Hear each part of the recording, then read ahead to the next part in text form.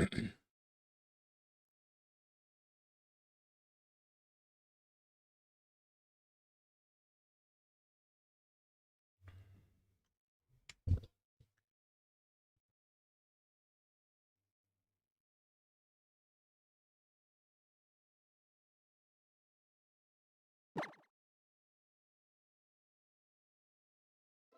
up, Wes?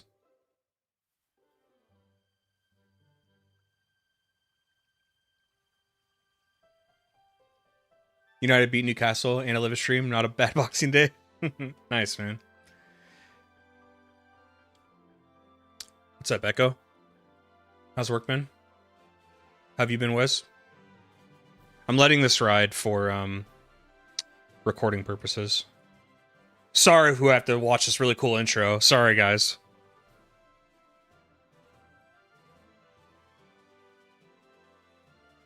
And I am playing on the 3DS, modded 3DS, so the footage isn't going to look as amazing as some of the setups for Citra, but it's okay. I want to have Kentama go, so it's what I sign up for.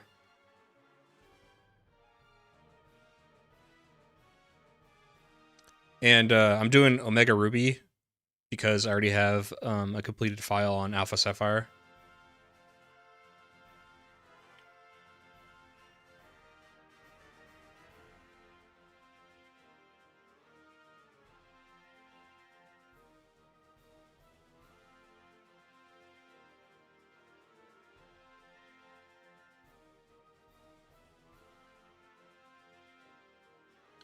I'm ready for some more Pokemon, man. We'll play this, and I was thinking of, I don't want to get too far ahead of myself, but I want to do the, I've been talking with Wes off stream about doing a, in-game trade only in Gen 2. It seems to be the only game where it's going to be like, I mean, you get to make up your own rules, but it seems like Gen 2 is the best way to do it because, like, Gen 3, Ruby, Sapphire, and Emerald, I think there's only like 3 in-game trades, which is like, I mean, you could do it, but it's like, meh. Gen 2 has, like, Pokemon in Johto and Kanto, and you get your first trade before the first badge, so it's pretty sweet. That's awesome, Wes. So you're pretty happy with it overall? Echo, how'd your Christmas go?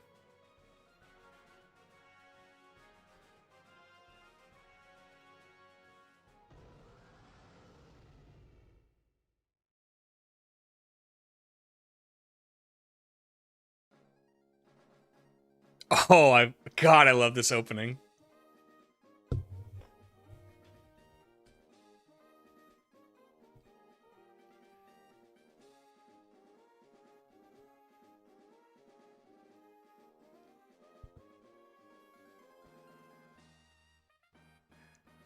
You know, I guess that is an in-game. Well, hold on. Shuckle is technically a gift.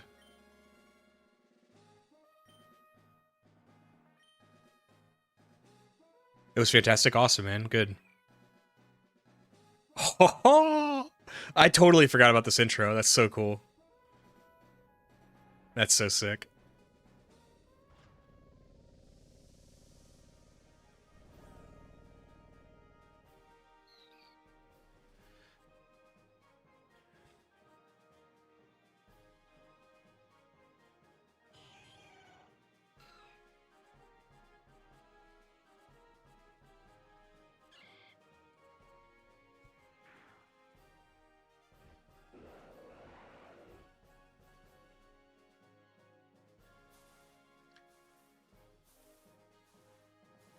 Good, Wes. Good for you. It started, so it was hailing. And I think it might be close to snowing, which is crazy. What's up? I'm just a 6-string guy. You're just a guitar guy? I think these are the last Pokemon games I really enjoyed and remember fondly. Seeing this for the first time brought a tear to my eye. Ho in this beautiful region. Yeah, so the first, when I like write scripts or something, sometimes I already have like a preconceived thing. And the thing I'm looking for is it as beautiful as Hoenn felt on GBA to me when I kind of really got into it for the first video? That's what I'm looking out for.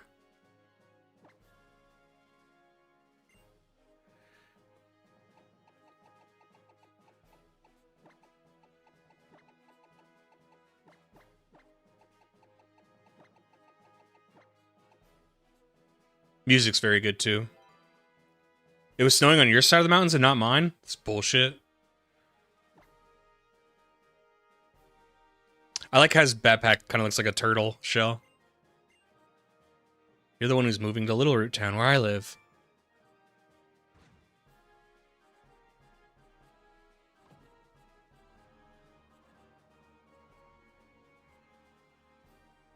Going back to what String Guy said, yeah, I think, you know, it's going to be tough because I'm never not going to say what I think in the videos, and it kind of, we're getting into territory where I feel like it's going to start declining pretty quick, you know? Like, I'm going to replay, you know, Sun and Moon and Ultra Sun and Moon to give me a better, more recent opinion. And I wonder if I stitch these videos all together one day, if it's going to be called the Decline and Fall, or the Rise and Fall of Pokemon or something. But I feel like,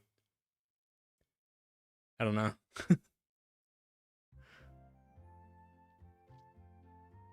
I don't want this to turn into a discussion of Gen 7 too soon, but there's a lot I like about that gen. I just hate playing those games.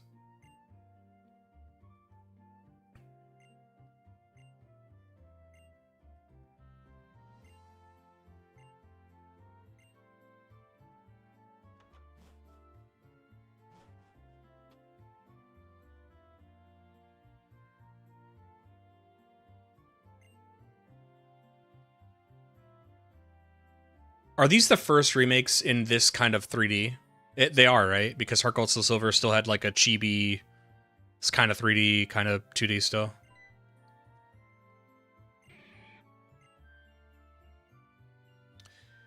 You know, Hoenn is weirdly nostalgic to me, despite not growing up playing it. Because for my channel, it's nostalgic. So this, I'm going to try to get this video done and out on the same day that the Ruby and Sapphire video came out, which is where I say I started doing YouTube full time, so that, you know, it'll be 1 year of doing YouTube full time. So it's like, I love playing those games. I loved making that video. That video like exploded as soon as I uploaded it too, which I was like super stoked about. Like right before I got on the plane, it was only uploaded for like an hour. And for my channel at the time, it already had like 5,000 views. I was like, what the hell? I couldn't believe it. So it's very exciting to me.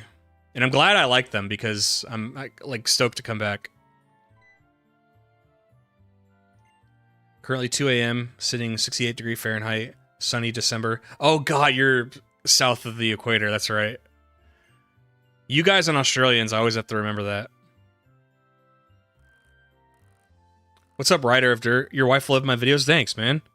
What about you, dude? Tell her thank you, man. You guys are part of the next one. Isn't that cool?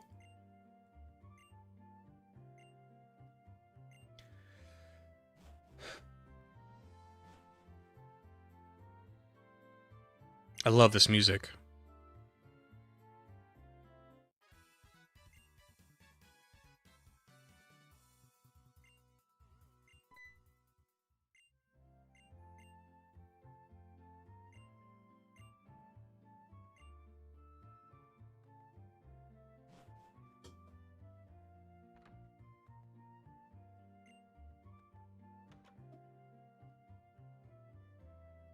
Both of us did. She played any games, but I found your videos as a way to explain to her the series she started, and her first game was ZA. Has she watched the ZA video? Well, thank you, man. You know, it kind of happened on accident like that, the way I made the first few videos. But so many people are like, I do this to show other people why I like Pokemon, and that means a lot to me. But now, even though it happened kind of on accident, that's how I want to do. Even if I haven't played the series myself before, that's how I want to do it for my other videos. So like Final Fantasy, it has a retrospective style, but it's hard to do retrospectives in my opinion, for me, if I don't have nostalgia for it. So the way I do it if I haven't played the series is I'll hold your hand, let's go through it together. Maybe you don't have time to play the Final Fantasies 1 through 16 like I do. We'll do it together. Like, I'll figure it out together. I'll explain concepts, you know, and hopefully people who know the game can stick around a little bit and be patient while I lay down the groundwork. You know, because I literally, like, go baby steps with Final Fantasy 1 and explain the concepts and themes about the games. But then once we establish that, it's almost like I want it to be so that if you watch the first, if you watch the Red and Blue video, I explain it from the ground up, and we don't have to do it again. But if you've never played the games before, you could watch the video, Because I do that all the time. There's games I have no intentions on playing, but I'm still very curious about them, and I'll put on, like, videos so that I can, like, experience it through a YouTuber. It's a good-ass region. It's very good. If you don't pick Torchic, I'm starting right. You know what? Luckily for you, I actually am picking Torchic. I think for the Ruby and Sapphire video, I chose, I don't know if anybody's watched it recently. I think I chose Mudkip. Or no, maybe I chose Trico. I think for Emerald, I chose Mudkip, so naturally it has to be Torchic now.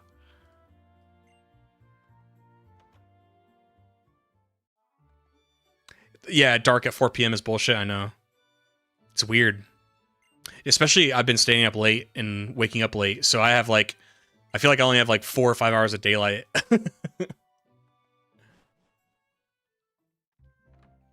Rider of Dirt, she can skip that one. I'm not ashamed of the video. I mean, it's my opinion, but I think I think people would respect my opinion if they do watch my other videos and they know I actually do like the series. Because a lot of people found me through that video or stumbled across, because the video did well algorithmically. But then if they've only seen that video, they think I'm like a typical, like I'm rage baiting, and which it's not fair to me. It's not fair to me, okay? It's not true.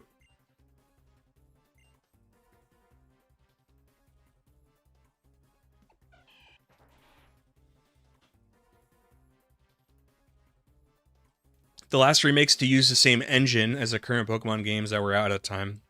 Kind of want a BDSP to look like Sword and Shield, but I grew to like the chibi Wes, I can't get into how BDSP looks, man. I'm still gonna play it for the channel, but I just can't. I don't know. I don't like it. I like the battle scenes, like when you're in the battles, how they look. I just wish it was like that the whole time. Sunrise is at 4 a.m., right? Sets at 8 p.m. for you? Dang. Jealous.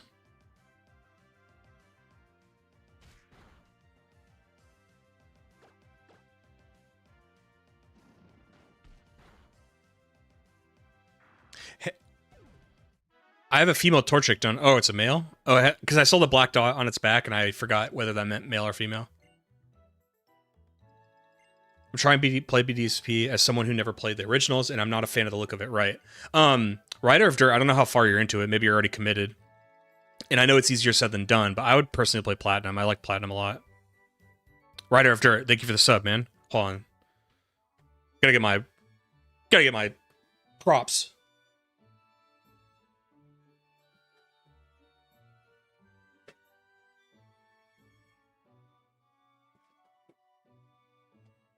It's been a while since I streamed, boys. Rider of Dirt, thank you for the sub. At least you're not fighting off mosquitoes. Yeah, so, dude, listen. So I'm from Washington State on the West Coast. Washington State, on the west side of Washington State, because I can't speak for the East, is the most perfect place for humans. We have mosquitoes, but it's, like, very rare. It's too cold and wet. There's, like, nothing that's trying to kill you, really. The grizzly bears are long gone.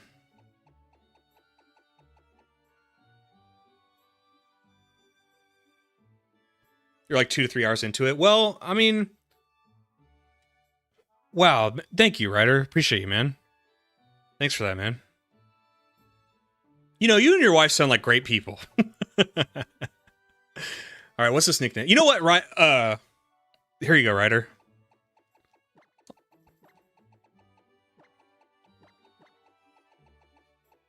Bam.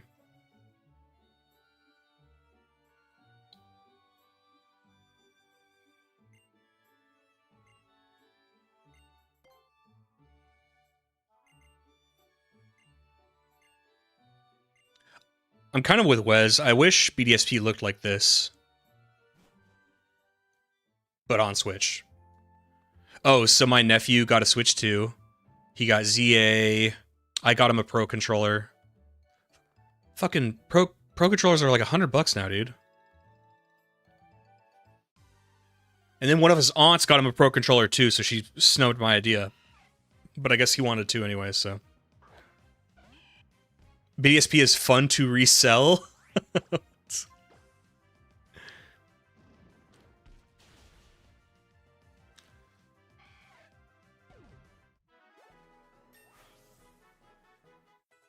I really like the presentation of this game.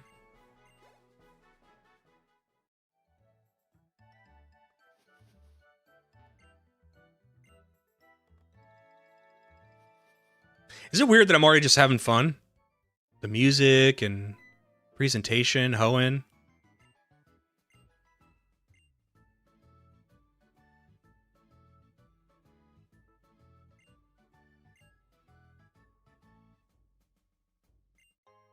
Have you never seen it like this, Echo?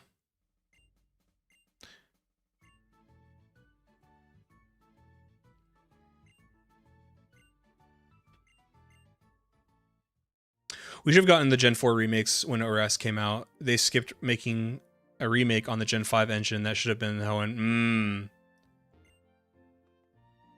Do you guys think they're ever going to do the Gen 5 remakes?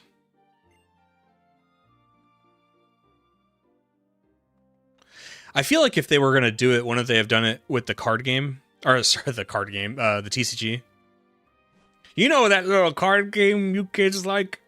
Speaking of cards, another family member got my nephew a booster box of the ZA set, which was a smart gift.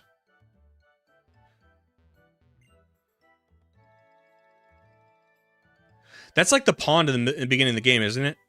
Like in the beginning movie.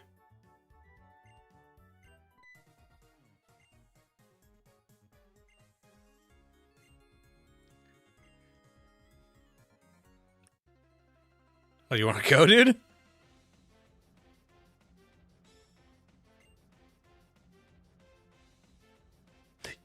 The music rips!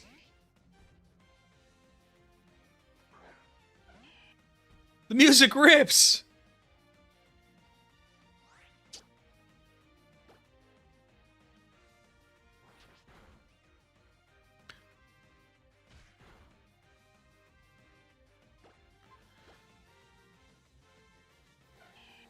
Actually, maybe I don't understand what they did with the BDSP games, but why don't they do a remake of Platinum for Emerald? Or Emerald? I think it's because they, marketing-wise, they probably want to sell two versions, first of all.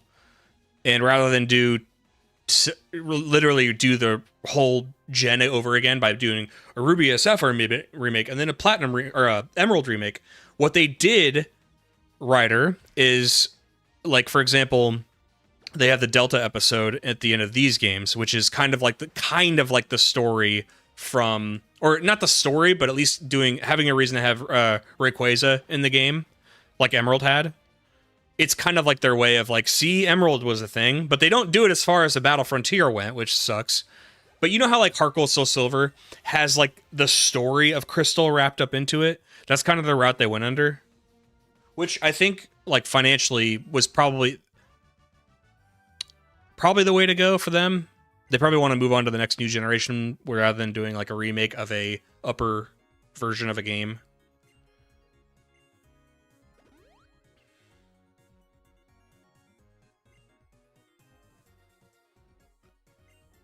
I like Pokemon cards. I choose not to raid the local Target in game stores for cards because I'm not a man-child. Well, not about Pokemon. My nephew asked my nephew's in 2nd grade, and he was asking what scalpers were, and me and his dad had to explain it to him, and he's like, so these are just adults that buy cards and they don't even like Pokemon? We're like, yes. And he's like, that doesn't sound nice. We're like, no, they're bad people. These are bad people, objectively. And I was, he is too young to understand, but I was trying to explain to him the economics of, like, scalpers are not making that much money. They think they are, but they're really not. And I was explaining to him, I was like, just get a job and something you like doing, and then put that money into stock. Like, I'm explaining to a 2nd grader, I'm like, you should be buying stock.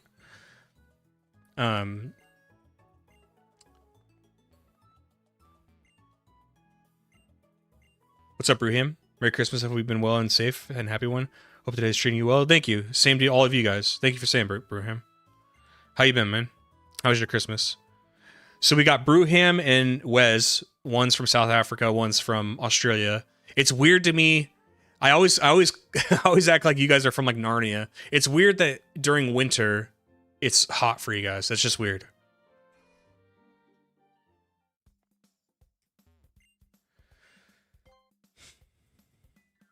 Oh, I can't buy Pokeballs yet? Is this something to do with Wally?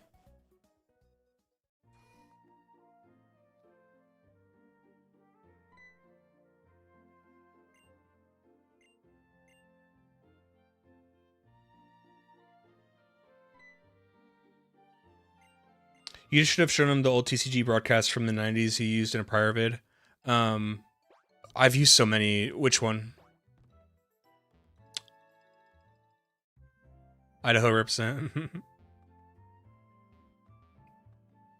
I guess I'm looking at them now. They moved at least to single title games like Arceus and ZA. Yeah, well, I mean, they did BDSP, so I guess it remains to be seen if they're gonna do dual version remakes again. And the reason why I'm worried about Gen 5 is because Gen 5 historically did not sell. I think Gen 5 might be the lowest selling generation of Pokemon, which is such a bummer because, like, I don't think sales are indicative of quality all the time. Sometimes they correlate, but other times they don't. You guys know, if you've watched my stuff, I love Gen 5. So I want those really bad, but at the same time, I also, in current climate, they've been shopping out the remakes for smaller studios to make, because I think BDSP was made by not Game Freak, right? I don't love that. I think those games deserve, like, a real... And then what are they going to do for Black and White 2? Is it, like, do they mix the story instead of a remake? Do they just go back to Unova? Do they go back at all,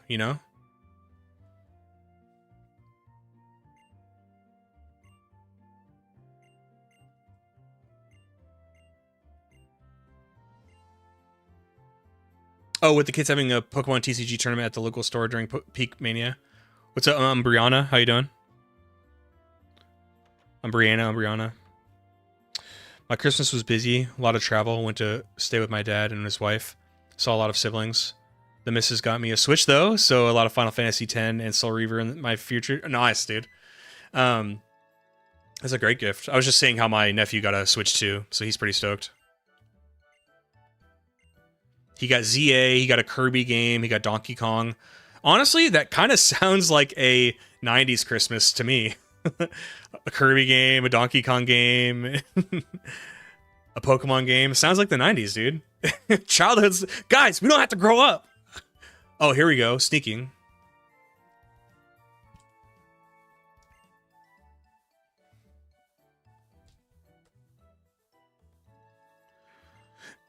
Do you guys think this is where, like, the idea for Arceus came from? Like, I know this came out years before Arceus, but, like, it's kind of the same idea, right? You just... There's an overworld thing and you sneak up to it,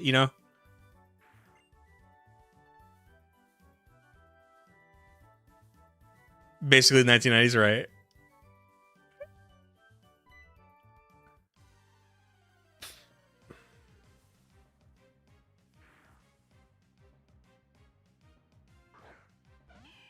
What'd you get for Christmas, Umbriana?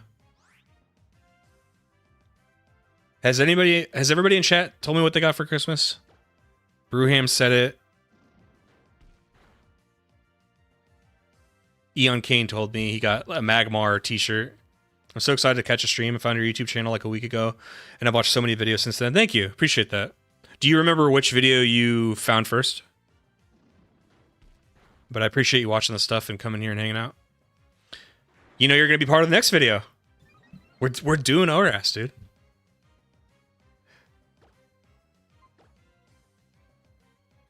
ZA, Final Fantasy X, Solar Reaver, Chocobo GP, and Takes Two.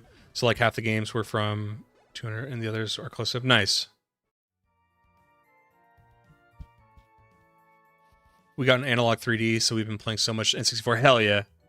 So I've got my Steam Deck, which is basically my emulating machine. But I also happen to have over 400 games in my Steam library, so it's cool. Also, for anyone with a partner, It Takes Two is an amazing game. I have a confession to make. Me and the girlfriend, me and Eugenia were playing that, and we did not finish, and we don't want to keep playing. It just wasn't... I can't tell you. Her and I both agree. We were like, we don't want to keep playing. But we did have a very meme-like experience. I'm sure you guys know about the memes where it's like the boyfriend is at the end of the obstacle waiting on the girlfriend. That's kind of what it was like. And I think she didn't like the pressure. And I was trying to slow down for her. You know? I was trying to be thoughtful.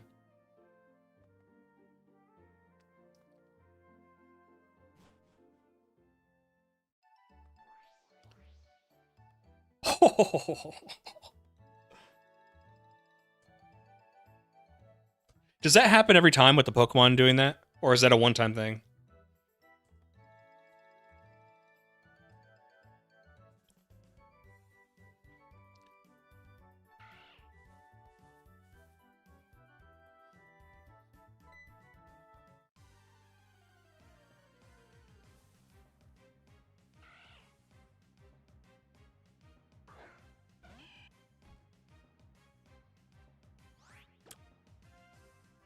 My wife said no thank you to that kind of stress, yeah.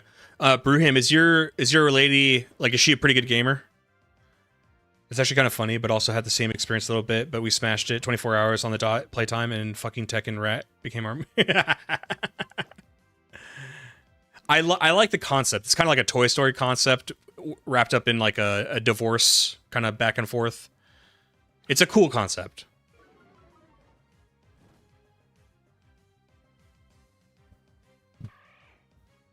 I'm not 100% sure, but I think the first video of yours I saw would have been Stadium or Coliseum. Nice. I had fun with those videos. I like the the nicknames. I like when I like my videos to have like little stories within stories, and for some reason that became like a thing, was like the funny names within that game. Hilarious.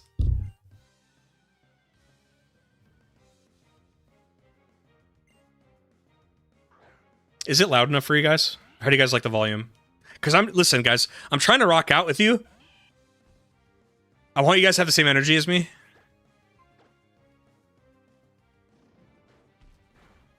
Beautifies too, not just Winkle. Okay. What I'm saying is, like, if I act like I can't test this myself. TNC bit louder. Okay. Let's go up a little bit. How's that? She plays a fair bit, not as full as me, but she plays a lot, pretty casually. But we wanted something we could both play, engage in together. That's what Eugenia wanted too. She wanted something we play together. I'm fine. Like, she likes Stardew. I'm fine going back and playing that more with her too. Okay, so I guess not the Wingle thing is not every time. Ooh, what's this?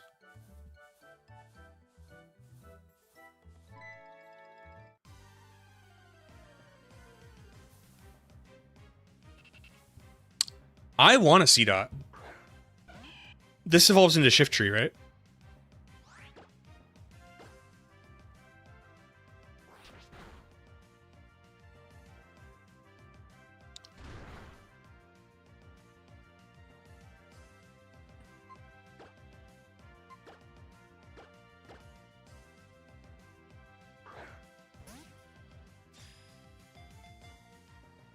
Really been liking Dinkum lately because I wanted something Stardewy, but I've been playing that a ton. So I got Eugenia a bunch of gifts, but unfortunately most of them are gonna miss.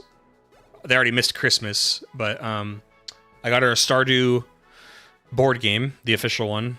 And a game I got her was Coral Island or something. Have you heard of that one?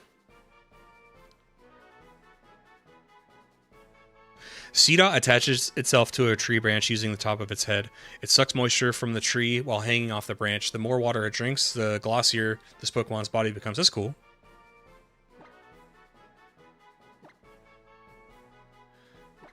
Okay, here's the name. I'm gonna do a little bit more chat love, and then I'll start naming things after, like Patreon or something. Patreon and YouTube channel members. I was gonna call this one Umbraham,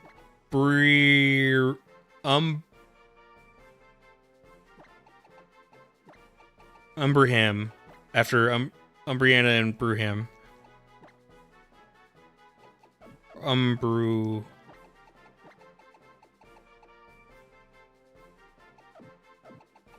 Umbrewham. You guys like it?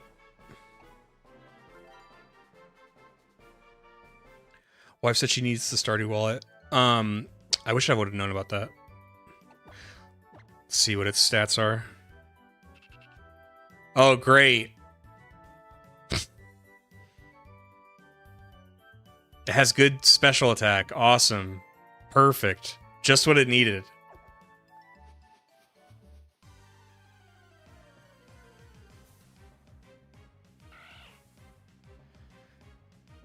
If I find another one, I'm going to catch another one, okay?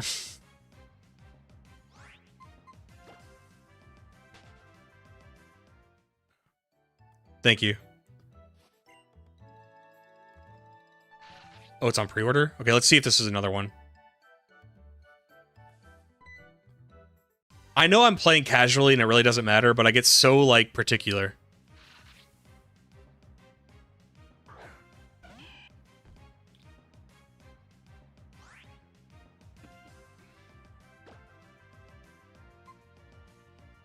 My world was shattered when I learned that was a hat. I know.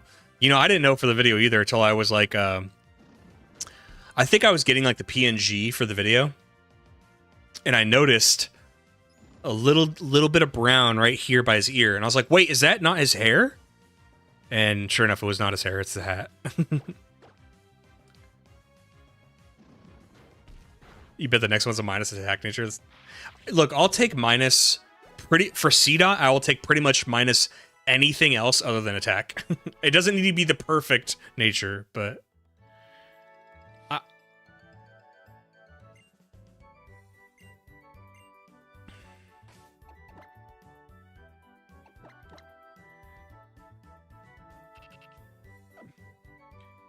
what's up, Tudens? I was so hyped for when ORAS released. I did like the game, but it also made me realize that Pokemon never needed to transition to 3D. The originals just have a lot of charm. Hold on, did I make that post on YouTube to come to this? What's up, Tudens?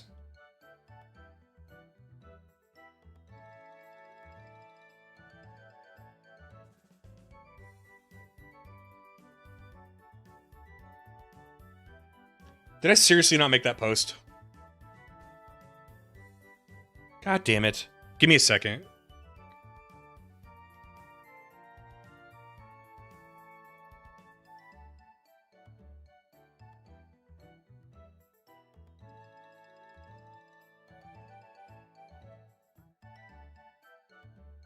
Here, I'm going to do it on this computer because I already have images lined up.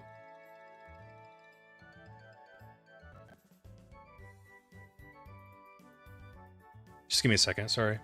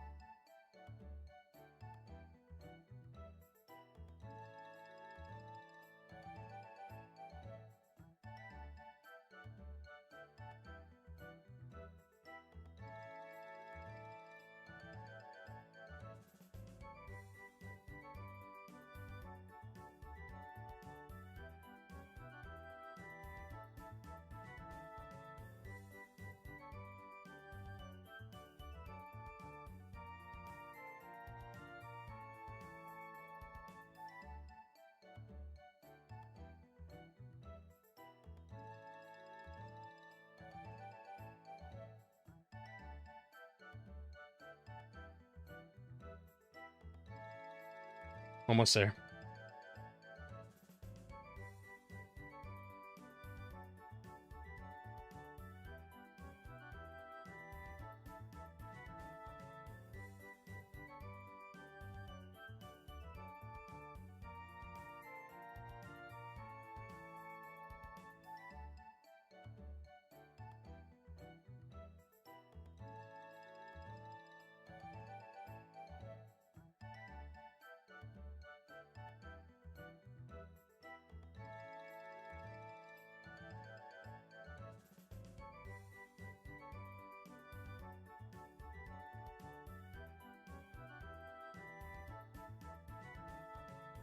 Okay, sorry.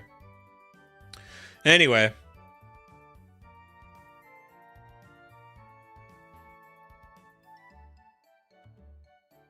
No, Two Dens, you're totally right. I'm being just like too. It's just a thing I've always had with natures for some reason. It's like I don't care about EV training. I don't even necessarily care if it's still a bad nature, but for some reason when it comes to attacking, I'm like, if their primary thing is using attack or special attack, and that's the subtraction on the nature, I get so mad.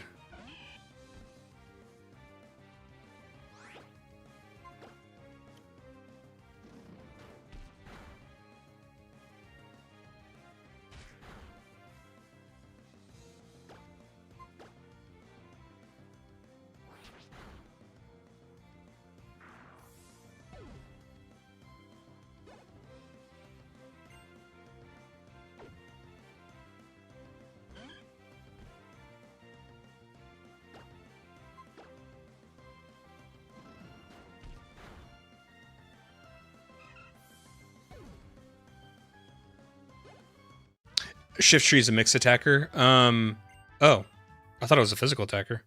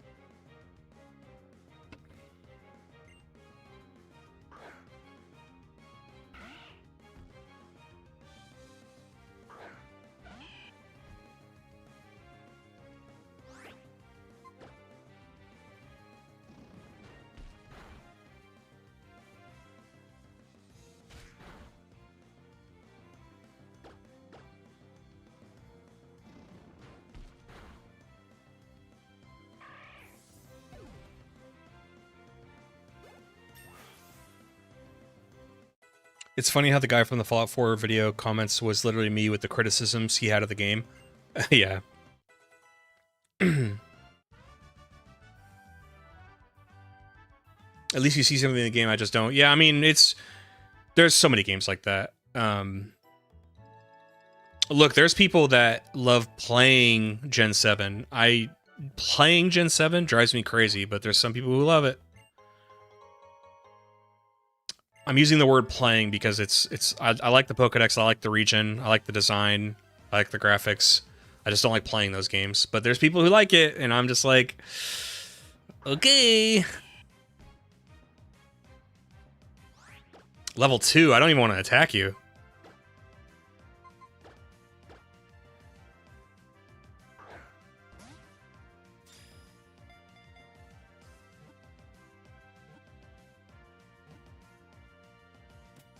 Come on, neutral nature. I'll take a neutral nature shift tree. Or C-Dot, rather.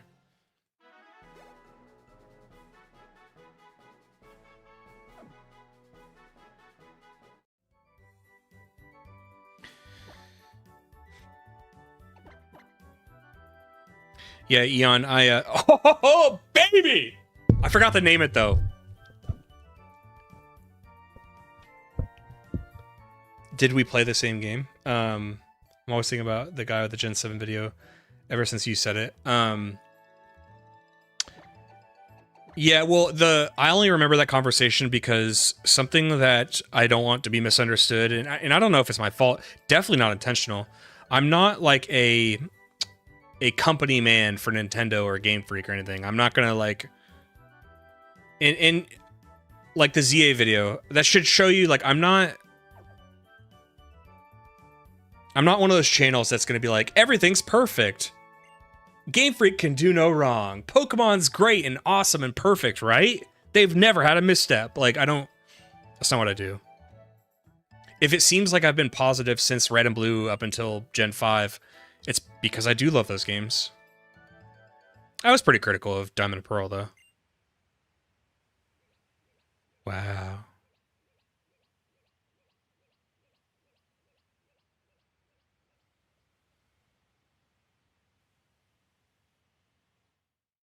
That's cool.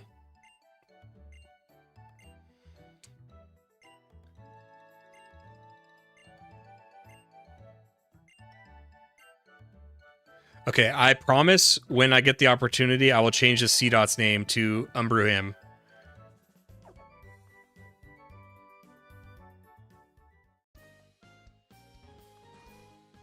That's also just an absurd statement to make.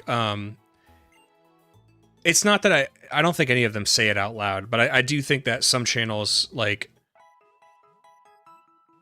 there's definitely something to be said on both sides of just always being positive about the product you're talking about, because it keeps everybody happy and there's no negative anything. Because there's certain people who don't want to hear that. They don't want to hear that the game they love has anything wrong with it.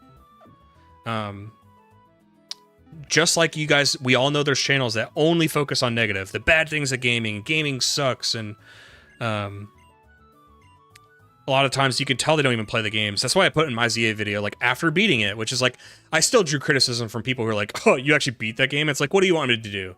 I don't even beat it, but I'm going to, like, talk about it, and then you're going to accuse me of not even giving it a fair chance. No matter what you do, like, you're wrong either way.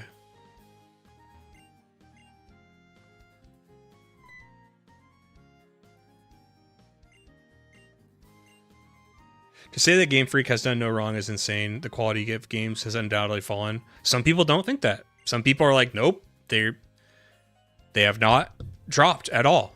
You're wrong.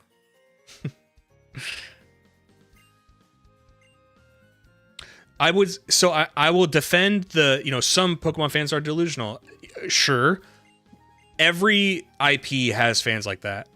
In fact, in my personal anecdotal experience, the most firebrand have been, you know what I'm going to say, Yon, has not been Pokemon fans. It's been Todd Howard defenders. So I think every franchise that's popular has fans that are just like, no, everything's, I don't know. I also have the opinion of, like, if you love something, like a video game, but you can't handle, like, yeah, it's kind of rough over here. They could have done that a little bit better. It's like, I think that's a healthy love of something. Like, even the video with Eugenia after she played Blue version, there was I got more than a few comments that were like, "Why did you tell her that those games are buggy? Why would you say that?" They're like, "You're just spreading misinformation." I'm like, "Okay, well, from a casual perspective, sure, she's not going to run into a lot of bugs. But in general, those games are buggy. And even when you're playing casually, things like focus energy don't work exactly right. Isn't it true that, like, paralysis doesn't actually help in aiding to catch a Pokemon, even though it was intended to? That's something she'll encounter. Maybe she's not going to realize it. Like, we didn't realize that when we were kids, but I'm the person who defends both, Red and Blue and Ocarina of Time. That, like, yeah, they have bugs, but casually, like, you'll never really encounter them. When I say something like that, it's more like a product of its time. I like to see it as a whole, but it's not hard to see many of the issues. People who refuse to see those aren't actually helping Pokemon. That's the biggest thing, too, is, like, people who... There's a weird... Like, you have to wonder, what do you think, like, uncritical, limitless praise does to products you like? Do you think it makes for better products? Or do you think the company realizes, well, we could just pump out anything and you're going to eat it?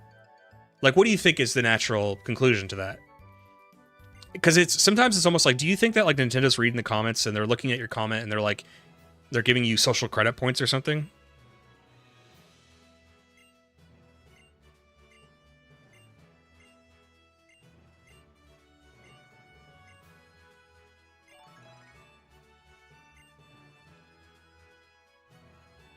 Nostalgia goggles are built different for Bethesda fans.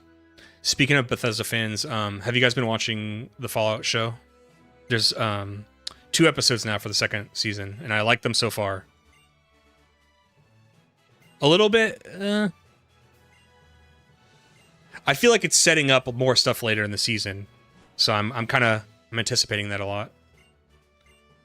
I haven't played Arceus or Scarlet yet, but so far it's my favorite right now, next to Sword. Maybe all their uncles work at Nintendo, so they have the glaze in all their games. I knew a kid when I lived at the apartments when I was like in first grade. He did the my uncle works at Nintendo thing before it was like, before memes were a thing. But yeah, he tried that. He used to tell us, he's like, you could see his name in the credits of Red. We're like, they're all Japanese names. What the hell you do? We're gonna see a white guy's last name in there if he's really there. No, dude. Sure, my name is Johnny Smith, but my uncle's name is Yatori Hanzo.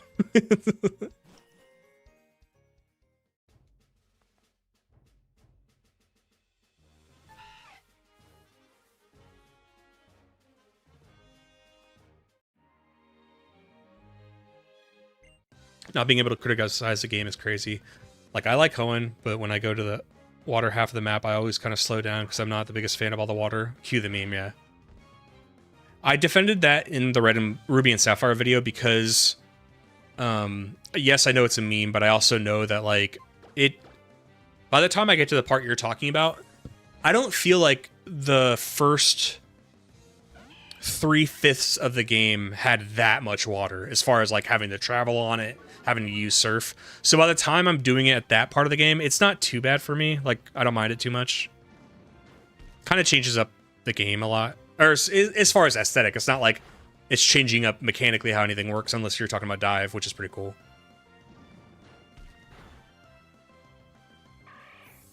The Great Khans being massacred, now it's a Fallout show. So if anybody doesn't want spoilers, let me know, but also go watch the show and come back.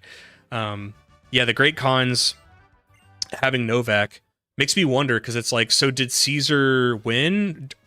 There's a theory going around that the writers decided to go with a status quo type of thing, where it was another first battle of Hoover Dam, where, yeah, they fought again, but it was another status quo. And the reason why I'm asking if Caesar won is because why would the Khans have Novak? Because the Khans, before you talk to them, already have like an agreement with Caesar to help him during the second battle. So it's like, yeah. So I'm wondering why. I think the problem with the surf is that it's very slow compared to walking, running, cycling. I gotcha.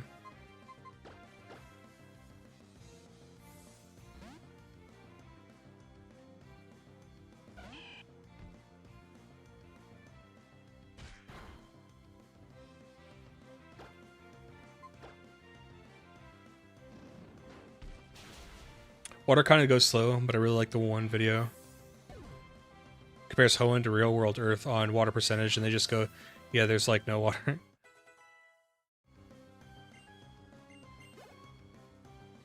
That's a good point. Isn't it like 70% of Earth or 60% of Earth is water? Just like our bodies. Isn't that weird? Maybe there's a connection there.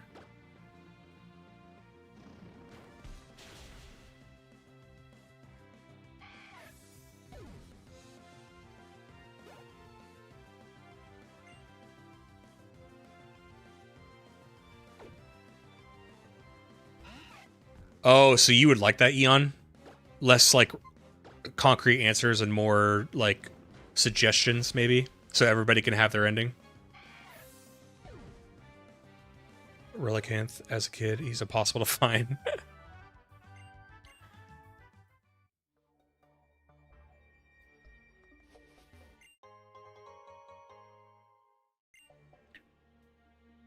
Wasn't there an XP share?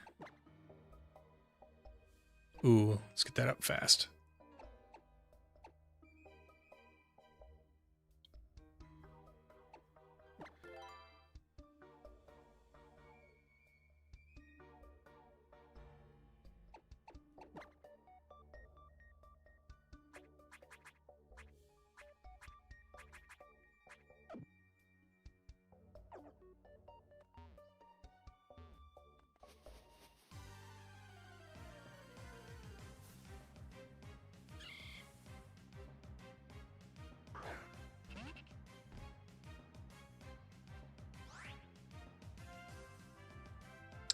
Well, Eon, how do you do it any differently? I mean, they really are over on the West Coast. It's like, when I think of the Fallout world, I almost think of it as like pre-modern, almost like medieval. If you look at the distance between like East Coast America and West Coast America, that's like from Spain to Russia. You know, that's a crazy distance. And so so the events over on the East Coast, I don't mind if they're kind of not brought up that much because you are very far away from it. However, if you've seen episode 2, it makes sense that the Brotherhood would show up though. Like they're the only faction I see from Fallout 3 or 4 that could be capable of going all the way back over to the West Coast. Damn it. They don't like Maximus's character. I'm just like, he's a literal dude who's trying to survive in the waste as a grunt. I'm kind of like that, to be honest. It's not his character, it's the acting. Like I've seen him in interviews and it's almost like he just doesn't need to act because he's always kind of got the same tone of voice and always kind of seems unsure of himself, and which is fine for the character, but there's scenes when like he's supposed to be like being really tough and cool, and he still seems like a little bit docile and timid. I'm making you want to play Fallout 76? Why would you do that to yourself? Play New Vegas.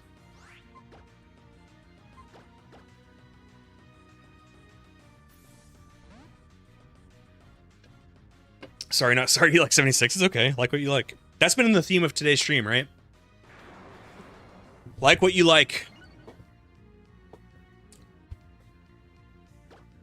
I don't think of you less of you. Only a little bit, actually.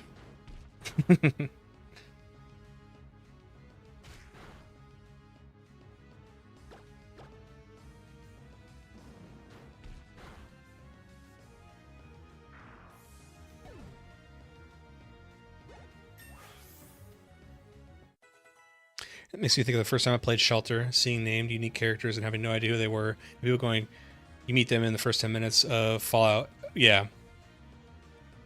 Ryder, how many profiles do you have? You've only played 4 in 76. Ooh, so did you see my video drop today? Huh? Did you see what video I posted today? Spoiler, I came away liking Fallout 4 upon replay. I know Eon doesn't agree with me, but that's okay. It's one of those things where I definitely see when people complain about it, they're not even wrong. It's just, we're all different, right? Certain things in games and movies affect us differently.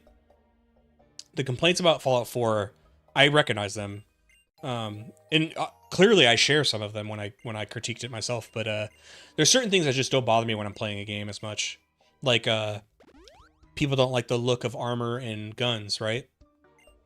I just disagreed. Like, I didn't mind them. So that thing doesn't bother me. Yeah, it's Fallout 4. I feel like Fallout 4 is the Skyrim of Fallout. A lot of people played it and got interested just to learn the majority of their franchise's fan base don't like them. Yeah, that's a great comparison. It's funny that it's the same company. Because I agree. But here's the thing. I'm one of these weird people where, like, I don't feel casual. But I do like Skyrim. But like Fallout 4, I have issues with Skyrim. I don't like that there's... My chief complaint about Skyrim. Next time... I'm probably going to ruin this for you guys. Next time you play Skyrim, try to find any location in that game that doesn't have some kind of path to it in the environment. Like, you know, cobblestone or dirt or a clearing in the grass that definitely looks different than the grass everywhere else. There's a path to everything in that game. And I started playing Elder Scrolls with Morrowind, and Morrowind doesn't give a shit. It doesn't care. It'll put a door half submerged into the water with a rock boulder covering half of it, and you would never find it unless you're being like, you look it up on the internet, or I found it authentically. Like, I love that game so much. I was just like, I wanted to uncover every rock, and I started swimming, and it was definitely not like player friendly. Like, they didn't want you going over there. But like, I found this rock, I swam around, I was in the ocean, kind of went around this rock, and I found that door, and it was like to an ancestral tomb. And I'm like, it felt so rewarding because the game did not spoon feed me to it. Whereas Skyrim, it's like, try to play that game with it not marked on your map and not a design path leading to it in the overworld. Like, this is how it feels to me. The archaeologists of like the 1800s that went to Egypt and they had to find the tombs and stuff. When they got there, was there signs and a clearing and like a path to the tombs of the kings, or did they had to like search for a long time?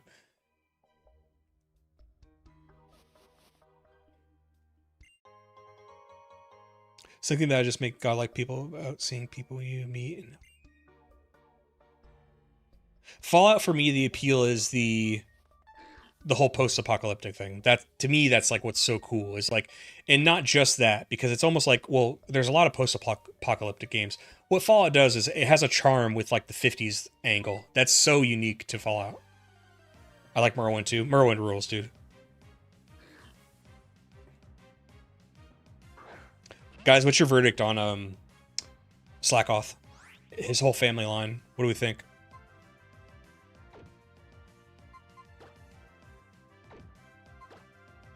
You know, C-Dot, you could learn something good soon, please.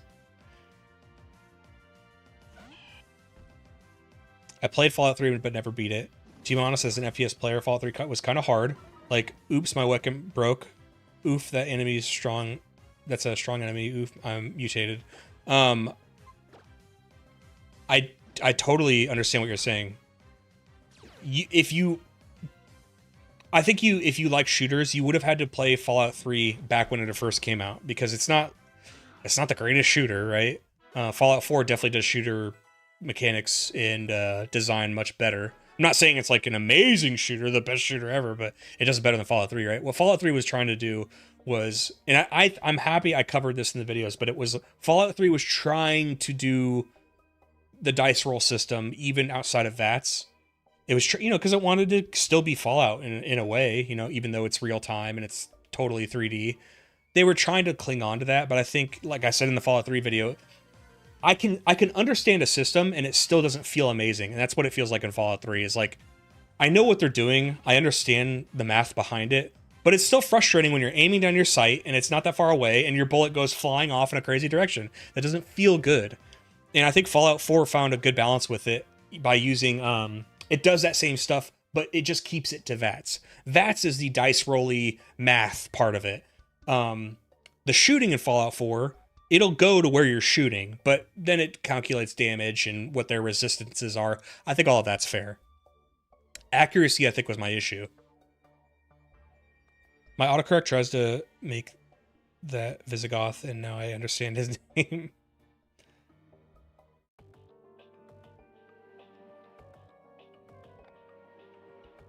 This is the Petalburg Recon team checking in.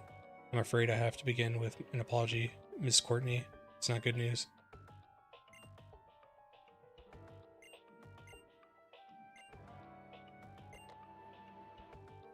Ah, this gal.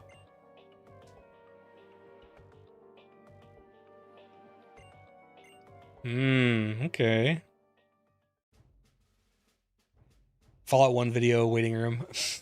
I would like to. Let's see how the Fallout 4 video does.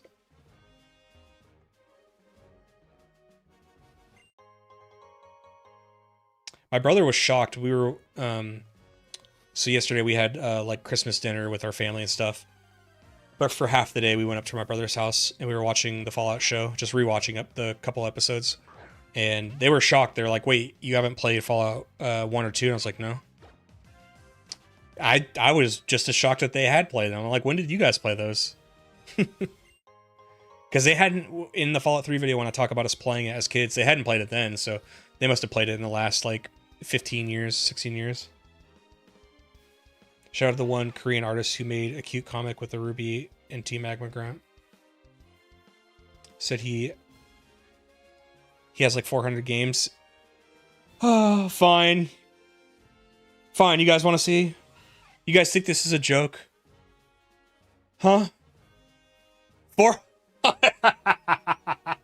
462 games. What, dude? The account is 20 years old, right? It's a lot of Steam sales if you think about it, okay? I'm not weird.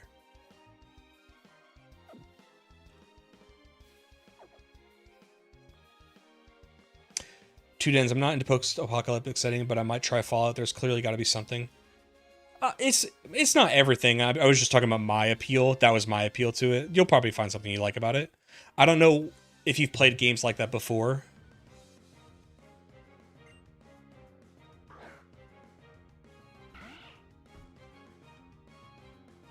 You had me beat. How many do you got?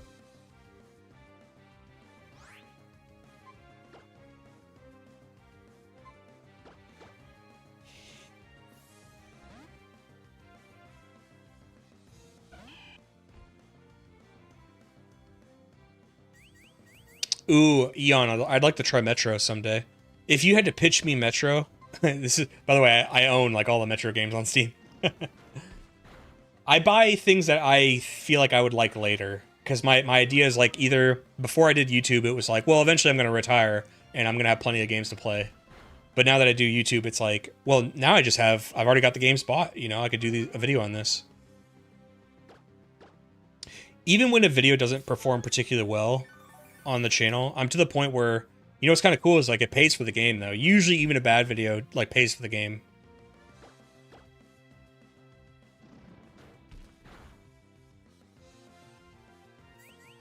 Skyrim. You know, there's a trope or a meme that's like, you know, Skyrim or Elder Scrolls is Fallout without guns, and Fallout is Elder Scrolls with.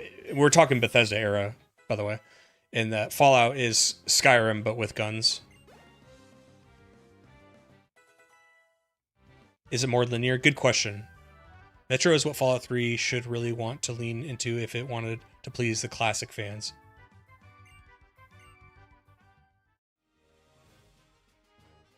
You have 3,500 games on Steam. What the hell?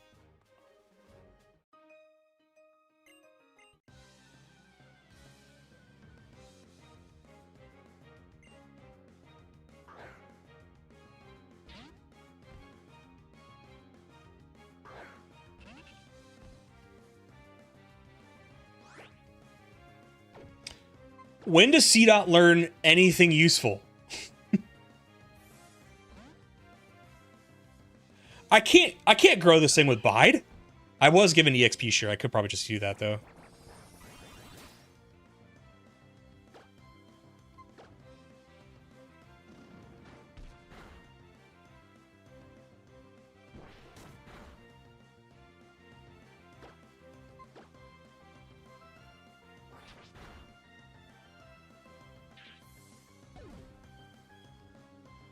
Kind of never.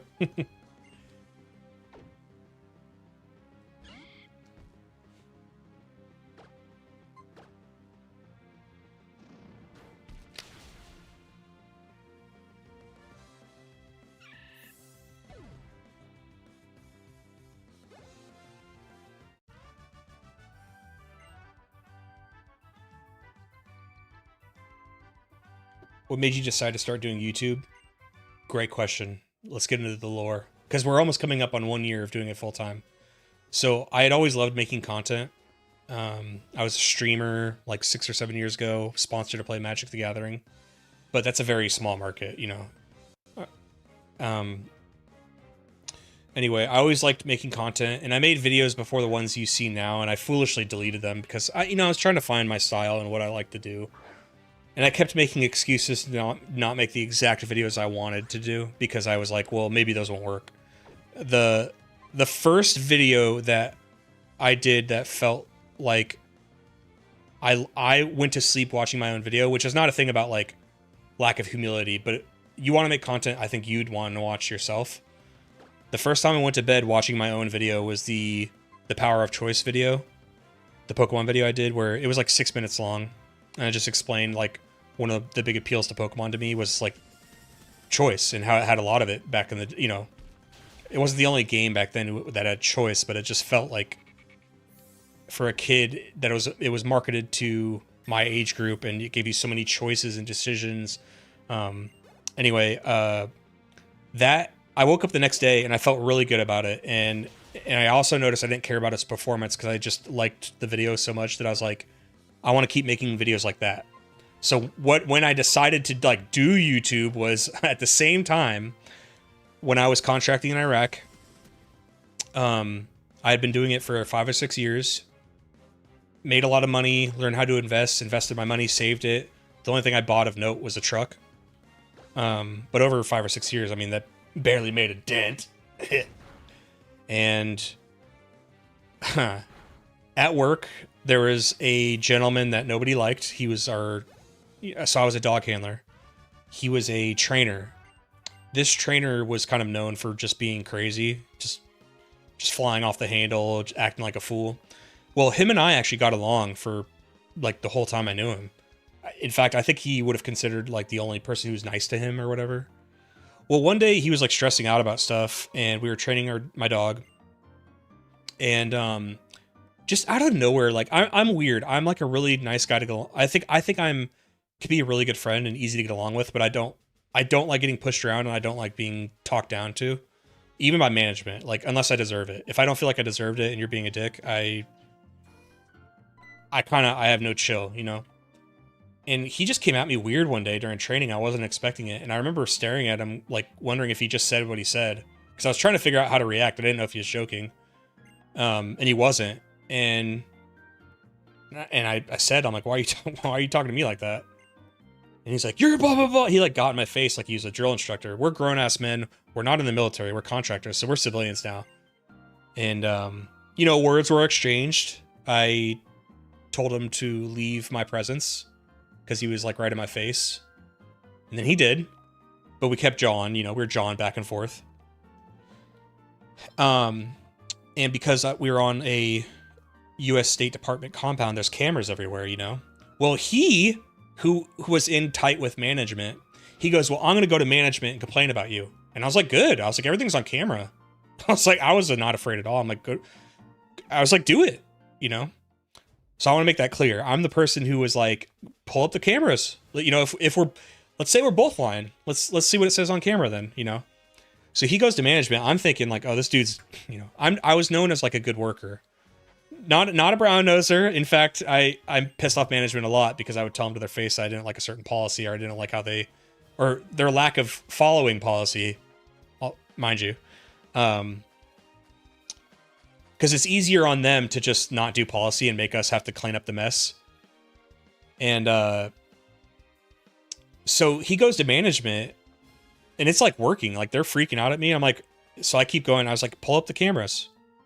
And then it got weird because they're like, well, no, we're not going to do that. I'm like, they have the power. We worked in security. They had the power to do it. They've done it before. They fired people intentionally. Like if they wanted to get rid of somebody, they'll find you doing something on camera and get rid of you. So I'm like, hold on, we do this all the time. I'm like, pull up the cameras. But the thing was, the person I had beef with was like the patsy of our highest ranking person.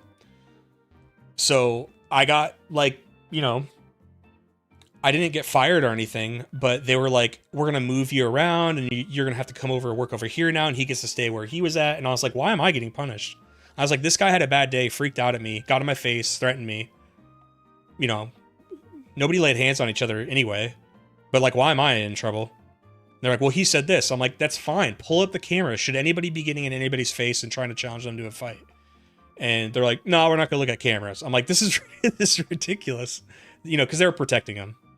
And so why did I say all that? What am I on about? I was so disgruntled by that because I'm really big on like doing the right thing. Like I don't always do the right thing, but I'm saying like at some point, you know, you have to atone for it, or you have to own up to, you know, you messed up, right?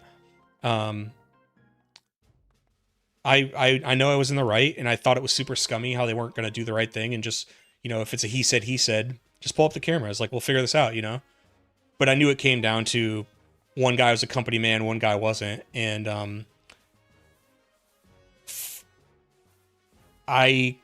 in that moment, I decided, okay, it happened very quickly, but in that moment, I decided I want to do YouTube. So I'm going to put in my resignation. I'm going to leave at the end of the year, which happened to be January 10th when the Ruby and Sapphire video dropped. That is the last day of work. I was in Iraq when I posted that video, and I flew home to America. And the plan was give myself 2 years to even break even. I just want to break even. Like, if I can't break even in 2 years. So basically my plan was to just eat into savings and stock over 2 years, even at a loss, to try to see if I could do this. And I know that was a long-winded answer to your question, but that's That's what happened.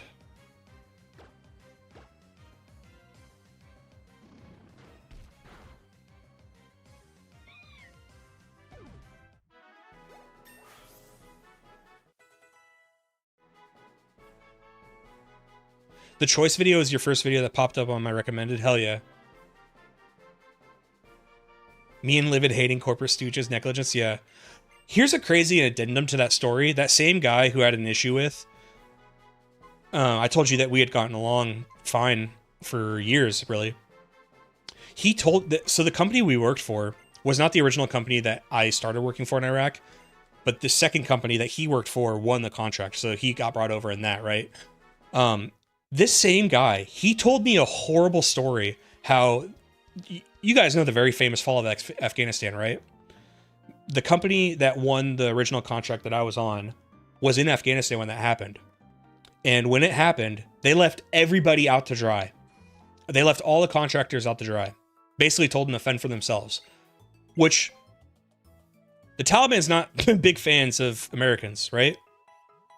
That company could have done things and did not do things to protect the employees. And they could have. But they didn't want to. They figured, we're going to lose all of our money anyway. Afghanistan's falling. We're going to cut our losses. The employees can figure it out themselves. They're dirty contractors, right? And he tells this crazy story about how, like, they got stranded there. They were taking care of all these dogs because the company didn't want to help with the dogs. So all these dogs would have probably honestly been killed. Because culturally they don't like dogs.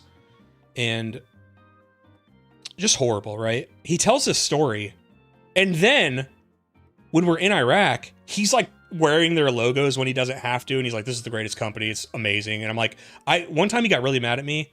It didn't ruin our relationship yet, but I remember we were in front of 3 people, and he's like gushing about the company. He loves the company, and all 3 of us that were there hate this company because they're just scummy. They were playing with our money. They were just scumbags, right? Just corporate bullshit, you know. It's worse in contracting than it is in like normal corporate America too. And I remember saying to him, I remember he was sitting on this like garbage truck thing because we were doing a canine training at this vehicle lot. He was sitting next to this garbage truck when he said it, and I said, "Isn't this the same company that left you stranded in Afghanistan and almost let our dogs die? And they could have done something about it, but then, you know, the State Department had to step in, and the King of Jordan had to get a flight out there. Didn't you tell me that story?" He's like, "Yeah." I'm like, "And this is the company that you love?" He's like, "Yeah." I'm like, "Okay." Crazy thing to me is that you made the choice video and uploaded it in Iraq. Yes. So if you go back into my library from wrong app.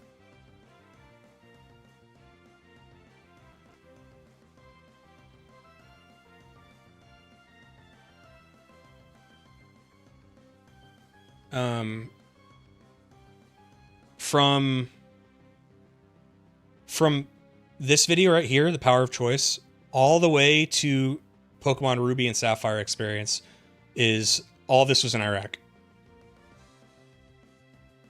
And this is what I count, you know, January 10th is what I consider my first year on YouTube, like full time. And that's why I'm trying to do this video now. And I want to release it on January 10th. How cool is that?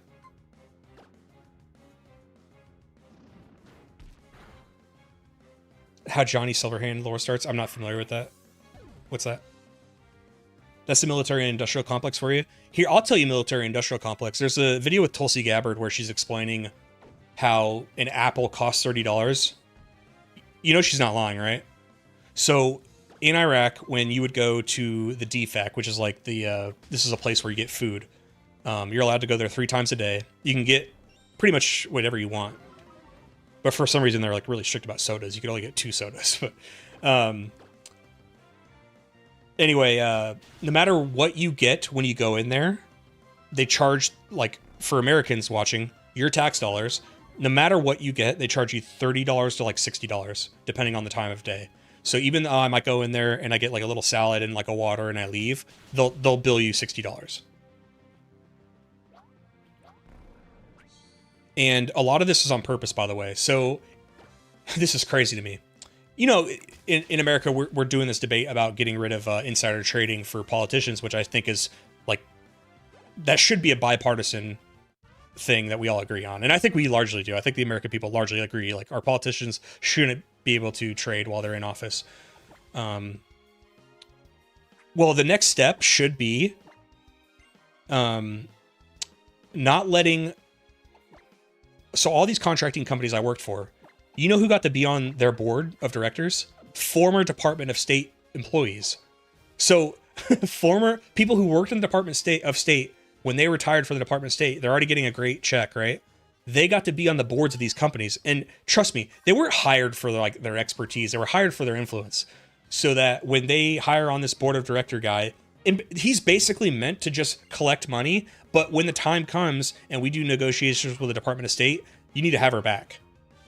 So that's how things happen, where like somehow they justify charging $30 for an apple because, of course, there's a guy who's talking to the Department of State like, come on, do me a favor. Come on. Eventually, you're going to be in my position. Eventually, when I retire from everything, they're going to need another guy on the board. You could be that guy. So come on, let's get this deal done. The Department of State suddenly is signing off on crazy concepts like that.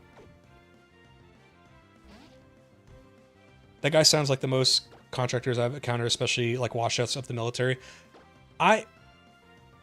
In my experience, the guy I'm talking about is not like a typical contractor. Like I met very few contractors who were super like rah for the company. Very few of them. There's a lot of people who are quieter than me. My issue my whole life has been I can't shut up. I cannot shut up. It's like impossible. So that's the beauty of YouTube. Like, everything was just so perfect for me to do YouTube in terms of like, I don't care how much money I make. I do want to make a livable wage, and I truly mean that. Like, if I made like $50,000 a year, I'd be happy. You know what I mean? If I got to do YouTube, come on. Because I'm not saying that's everybody's dream, but for me, it's like I get to play video games, and look at me. I get to talk forever. I can't stop talking. So in that moment, like the day that happened with that guy, I could have easily, he gets in my face. Maybe I say a couple lines of get out of my face. But honestly, they knew he was in the wrong. So if I would have just shut up, I'd still have my job. Again, I'm acting like I got fired. I didn't get fired, but I didn't want to work for that company anymore. We had already hated that company. Like, they were so scummy, and there's horrible things they did to people, like leaving us stranded in hotels. One of the people who did the logistics on America's side, he wanted me to drive in Virginia when the entire state was shut down due to snow, and they were literally telling you, we will pull you over before you get on the highways because it's too dangerous. And he was telling me, you better do it.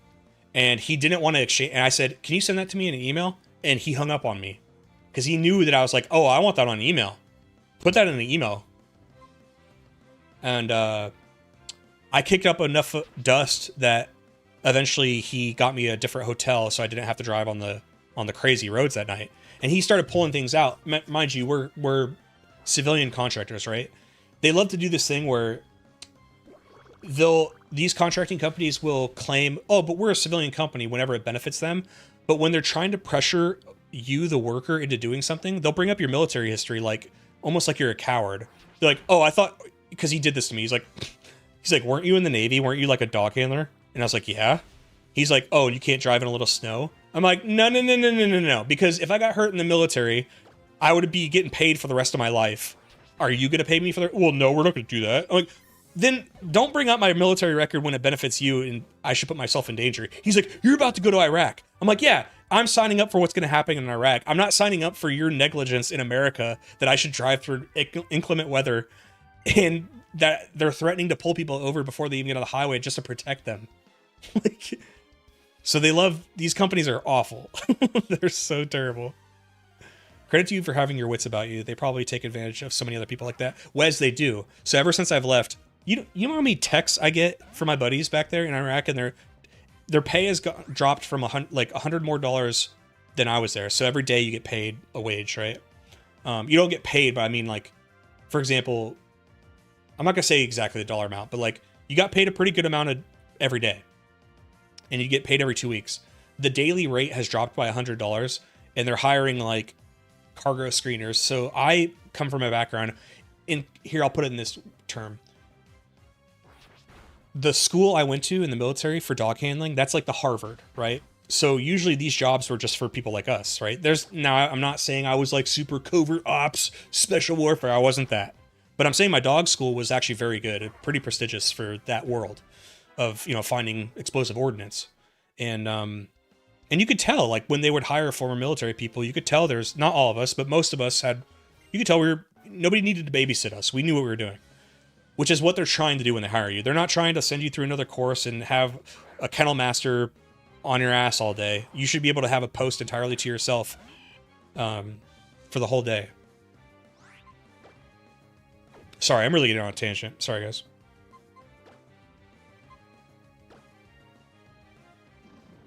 Throw it back on them that you were taught not to follow legal orders. Yeah. What's up, Marvel? How you doing? Oh, that's the best. Yeah. I mean, but even in the military, so you are legally like required not to follow unlawful orders in the military. But it's funny, like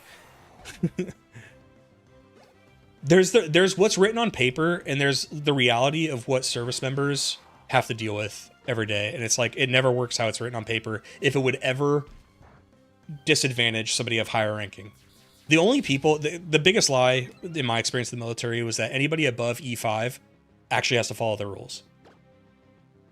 Maybe above E6. Maybe E6s are held accountable to some degree, but like in the Navy, I'm speaking from naval experience, which is a little bit unique in that everything E7 and above is part of the Chief's mess, which is its own culture, which I know there's E7s and above in other branches, but the Navy like treats it as like almost like a enlisted with special privileges rank rather than just enlisted. They almost treat them like officers.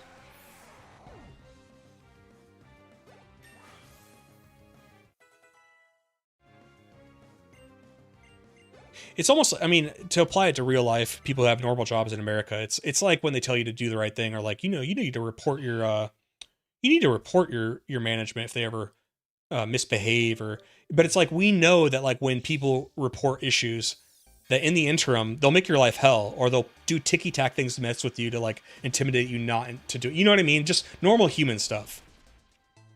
And I guess the way my brain always worked is like I try my best to follow the rules. I try to live by that, you know. I try to like, well, if you say this is how it's supposed to work on paper, I want it to be like that.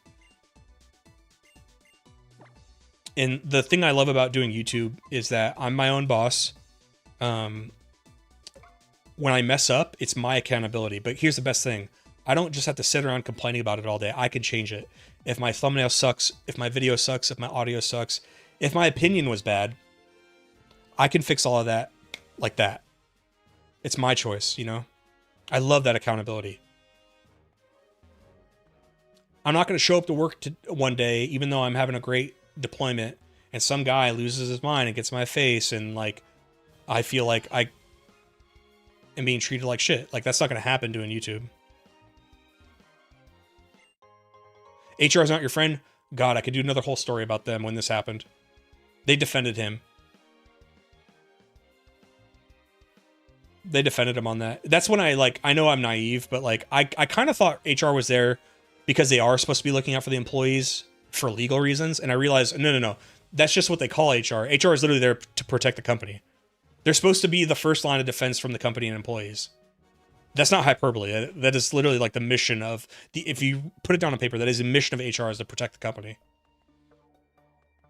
They'll do things to say, oh, we're looking out for employees. It's about a safe space and, you know, equal rights. No. They're there to protect the employees, or to protect the company.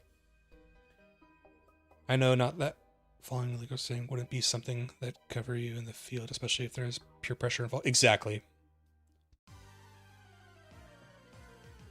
Bro, the Navy is wild with the chief shit. Chiefs are like upper class and everybody E6 and under. Exactly. So I don't know if you're I don't know if you're a veteran yourself or you're active duty to know that, but that's exactly what it is chiefs, the chief mess in the Navy is treated like special citizens.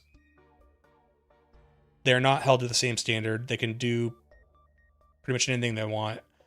It's a horrible story, but when I was like an E-nothing in Pensacola, the policy in the Navy when there's a domestic violence dispute is the service member has to go stay at the Navy Lodge, which is like an on-base hotel, and the spouse gets to stay in the house with the kids. I watched this woman who was beat to a pulp by her husband, who was a chief. And my chief was like friends with him, and they bullied her. She had to go stay in the hotel. and he got to stay at the house with the kids. And I just remember being like, I wanted to throw up. I'm not joking. Like, I genuinely felt sick to my stomach. I'm like, this is so disgusting. I mean, look at people like Snowden. Not to get off topic. I mean, dude, I'm way off topic. You can say whatever you want. But like going against the status quo up in upper echelons of leadership will get you burnt. Yeah, Snowden's, it's funny. I like it when people dig their own holes, like this one lead at my job who was sexting a forklift driver lady, except also the safety trainer guy was too. It was an impressive work of triple suicide. I'm a public school teacher, and even in a district HR isn't your friend. It's horrifying, yeah.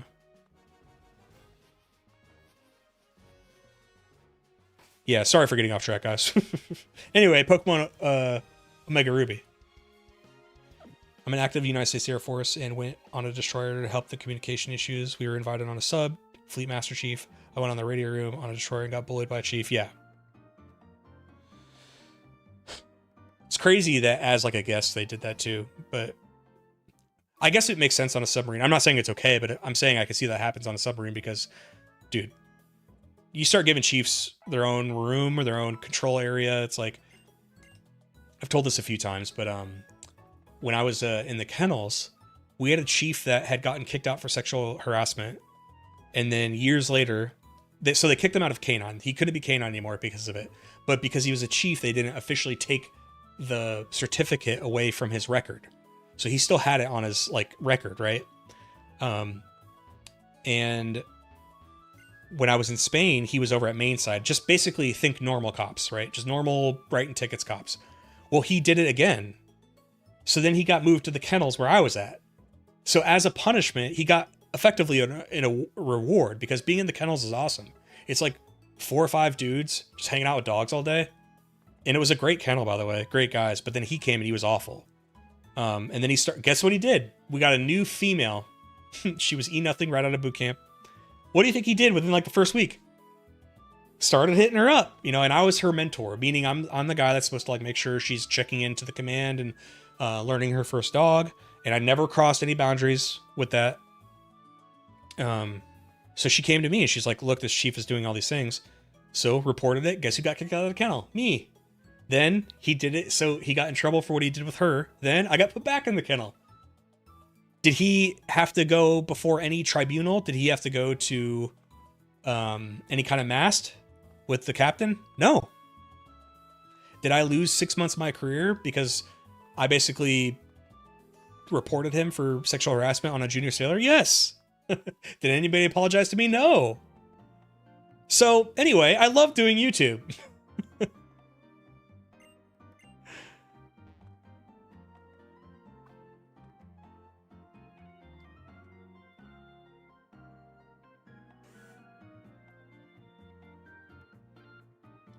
Professional, live it as professional.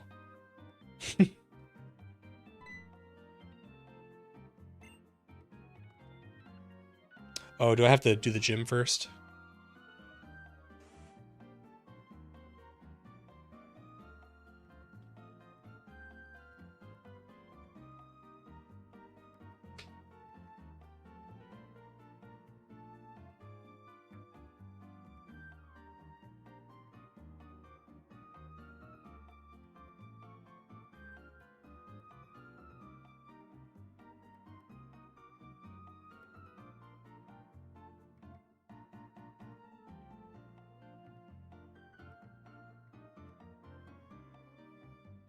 Are you on your way? Excellent question. I love these questions, by the way. Are you on your way to a livable wage at least? Yes. So, remember how I said I gave myself 2 years? So the first month I got back, I got monetized, which I didn't. It's crazy that I even gave myself this 2 year things. I didn't know how any of this worked. I was just like, I don't care. I love doing YouTube. I want to talk about video games. This is what I want to do. And I was like, everything else will fall into place. I just had this sick confidence that I look back on it now. I'm like, how the hell did you ever think that would work? But I gave myself 2 years. Within the first month I got monetized. I made $15 my first month because it was like, I got monetized in like the 3rd week, you know? So everything before it wasn't monetized. And over time, yes, I was making like half of my expenses, of needed expenses a month, which is already great, right? Because if your mindset is like, I'm going to lose money for 2 years, that's great. Now my expenses are cut in half. I'm still losing money, but hey, I'm getting there. Then, like 5 or 6 months ago, I broke even. So only a half a year in, now I'm breaking even. Now I'm not spending money to do this anymore, right? And as far as my future, I felt secure because I have a significant amount of money in stocks, and those have been doing great because I learned when I was contracting, I was doing YouTube. But over here, all these books over here, some of them are like gaming and World War II, but the top left one is investing and learning about stocks. I taught myself how to do that because whenever your dog is taking a break, you can take a break. You can't do anything without your dog. So when it's hot in the sun, there's 2 dogs on post. When my partner goes to start working, my dog, I give him water, let him rest for a bit, and I can do what I want. So I would bring books to post. I would learn how to invest. So the future I didn't really worry about. And then over more months, I started making money. Now I'm covering expenses and I'm making money. And it's like, oh my God. And what that also helped me do, if you look at my frequency of uploads back when I first started, I don't know how I was doing this, guys, but I was uploading like twice a week sometimes, which is mind-boggling. Like how, I don't even know how I did that. I think I was just like super motivated. I mean, I still am, but like at that time when I first started, I was like, I want this so bad, you know? I still do, but hear me here. I don't think it was healthy. So now what the rise has been led me to do is I can slow down. I've been enjoying the process the whole time, but I can really have fun playing the game. The Fallout video is an hour long, right? I played for 3.5 days worth of time, but it's because I was enjoying it. I was having fun. I was like really, you know, I wanted to get my best points down, and I wasn't like, hurry up with this mission because you want to upload a video next week. I wasn't doing that. So, which I think is important because I'm not big enough yet to work with anybody. These big gaming channels that do even retrospectives or like reviews, they're big enough they can work with and making nothing, right? You have to keep your expenses really low. So to this day, I still do everything. And that's a lot, man. That Fallout video for 1 hour, took me like over a week because, you know, you have to write the script, you have to get the footage. It's a lot. Your growth has been crazy fast. Thank you, man. It's people like you, dude. You got the monetization at the perfect time, dude, because they lowered the prerequisite requirements for monetization, but brought it up since then. 12-hour days, 6-7 days a week. Are you talking about me? That is my schedule, by the way. Probably more than 12 hours. If I'm not hanging out with my girlfriend, I'm working. Barbarossa, thank you for the follow. I didn't see that you followed. But here's the thing, guy. Of course, you know, I'm not in a coal mine, right? I'm not in a coal mine. Yes, I'm playing games, but it should be like that, right? If you're chasing the dream, if this is what you want to do, it should be like that. It should be fun. That's the point, right? If I wanted to make a ton of money, I would have just stayed at my last job.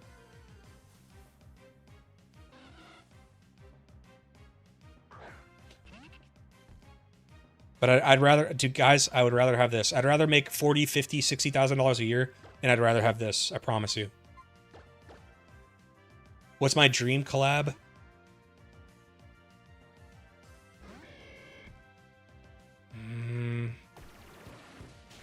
It's weird because I don't really watch a lot of channels like mine.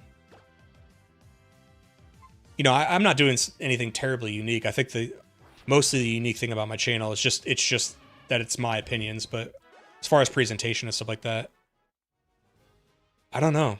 That's a good question. The video is an hour long, make it longer, demands the pitchfork people. So I will say something that weighs on me that I do want to get over. I want to become successful enough on YouTube to where, so the phase 1 was, I don't have to upload every week or every 2 weeks. I can, you know, maybe every 3 weeks is okay too. Because it gives me time to enjoy the process, right?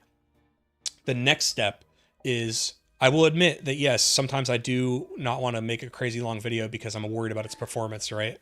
The Final Fantasy II video is 45 minutes long, longer than I thought it would have been. Took a long time, right? It got like 5,000 views.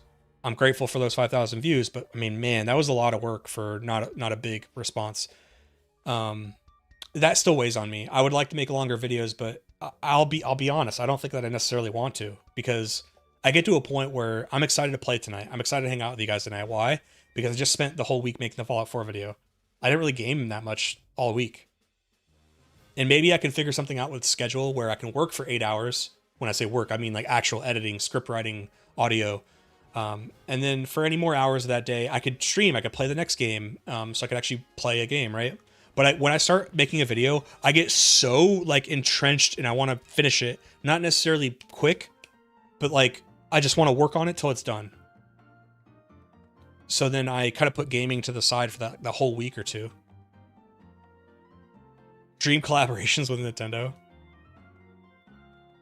Oh, I would do Red Letter Media. I don't think they like video games though.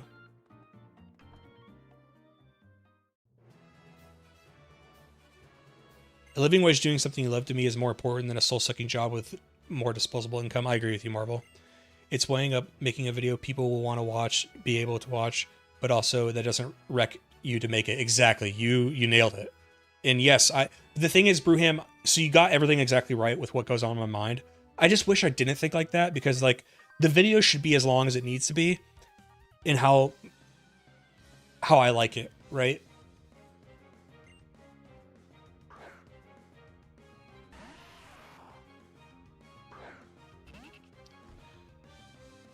It would have been really great if C-Dot had learned some kind of grass type move by now.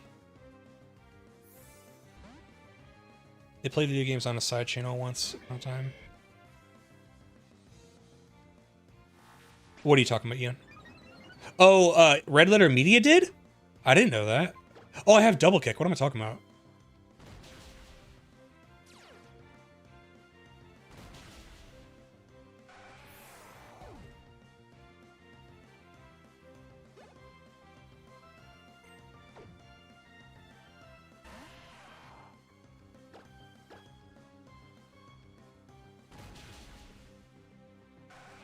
Anyway, thank you for asking those questions, Dens. I know I kind of go on tangents, but I like talking about that stuff. And I don't mind answering, because I know there's probably like 1 or 2 of you that like making content yourself, or you want to make content. It's not everybody just stream or anything like that, but I always wish there was somebody like super candid. Somebody, Mandalore Gaming, he had a video that came out like 5 years ago. He's like, so you want to make a YouTube analysis video or something like that? That's a great video. And I like how candid he was. And I like somebody of his status willing to be that open and honest about the process. I agree with everything he said. I know it's the corniest thing in the world, but like, if you see me make a video about something, even if I don't like the game, nobody told me to, and like I wanted to, you know what I mean?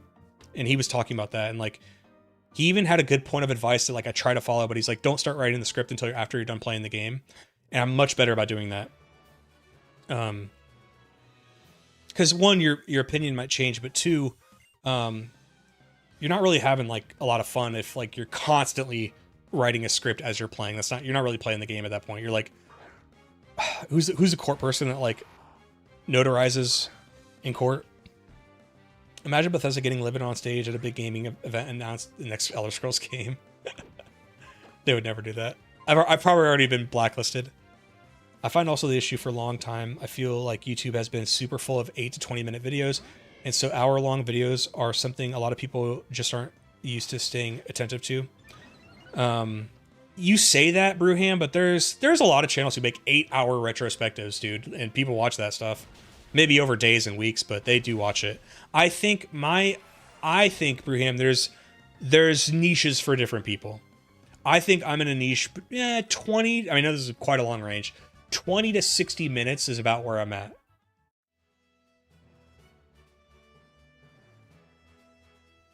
There's a lot of mystery around YouTube that you pretty much won't figure out until you do it yourself 100%. Like, I can commit 6 hours to Call of Duty Zombies lore, but also I can see where you would make that and think, shit, I doubt this will find anyone except an incredibly niche audience.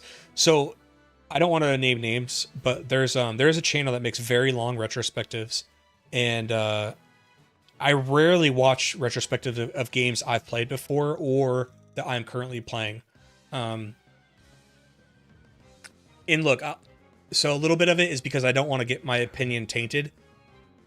I know this is gonna sound weird, but a lot of it has to do with I can't watch that content in peace because it makes me want to start working. So when I lay down for the night and I put on a video on YouTube, if it has anything to do with the game I'm playing, I start getting like guilty. I start getting motivated. I can't watch it for more than like 30 seconds before I'm like, I want to play it. I want to talk about it. I want to make my video on it, you know?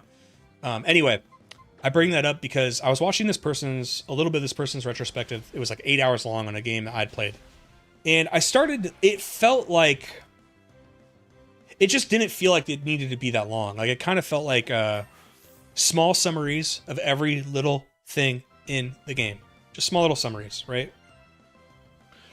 There's an audience for that. But for me, because that has to be important, like this whole YouTube thing, yes, I feel like I work hard, but it also is kind of easy because I wasn't shooting a free throw. I wasn't shooting a half court shot. I said, I'm going to shoot a full court shot, meaning I'm going to make YouTube content, which is already pretty cool. And I'm going to make it exactly how I want to make it. And I'm not going to like ease up on any of that because there should be no part of this process that I feel like I'm selling out for, or that, oh, but this helps in the algorithm or something like that, you know?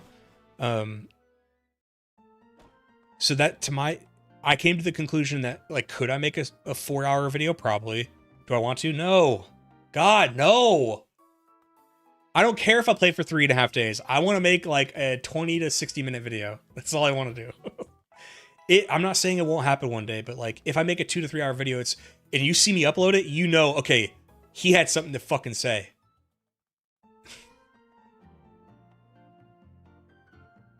I watched exactly those videos. How I spent over a week with a full playthrough that was 70 hours long on my TV. I'm the same livid. The only exception is Joseph Anderson. He's great.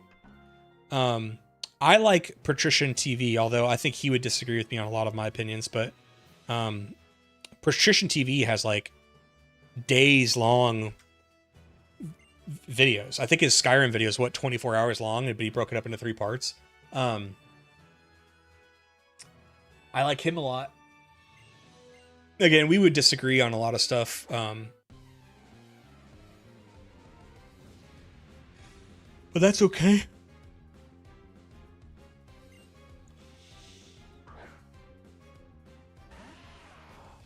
Dens, it is a ridiculous amount of work. At least it is for me. Maybe I'm not being efficient with my time, but look, man, I'll sit out for 12 or more hours a day working on a 1-hour video. A video that's like 4+ hours long would take me over a month to make, I think.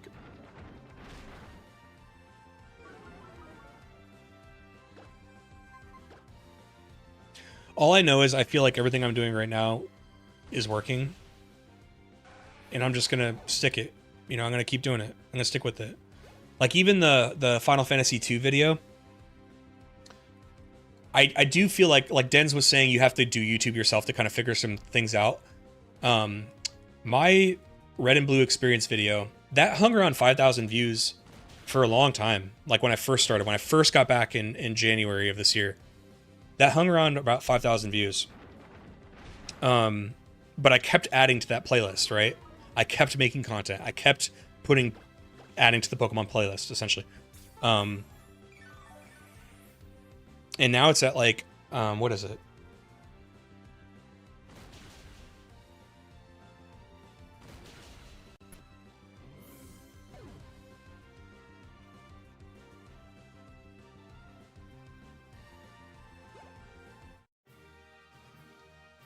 It's at 133,000 views. So a video that had been up for a couple weeks was at 5,000 views, right? And over a year, it has 125 or 128,000 more views, right? So the hope too is like when you make content like mine, the good thing is I am in a niche, but I'm in the evergreen niche, right?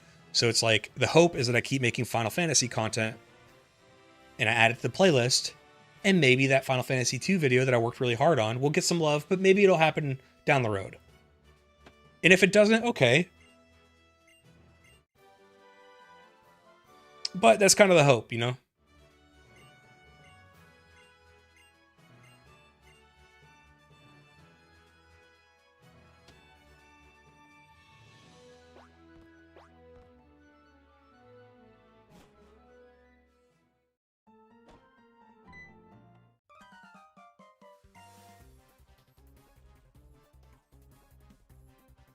That's the thing I didn't understand until somewhat recently. Building a series will raise your whole channel. You can eventually branch out, but then it's niche dependent too. So here's the thing. I agree with you. But you know how cool it is to, like, on a Fallout video, hey, I watch your Pokemon content, but, you know, I'm going to try out Fallout, or I've never played Fallout, but now I maybe will. I've been getting more and more of those comments, and it feels great. Or, like, sometimes on a Fallout video, somebody will say, I don't really like Pokemon, but I started watching your whatever, and I'm at least going to watch the videos. And I'm like, wow, that's so cool.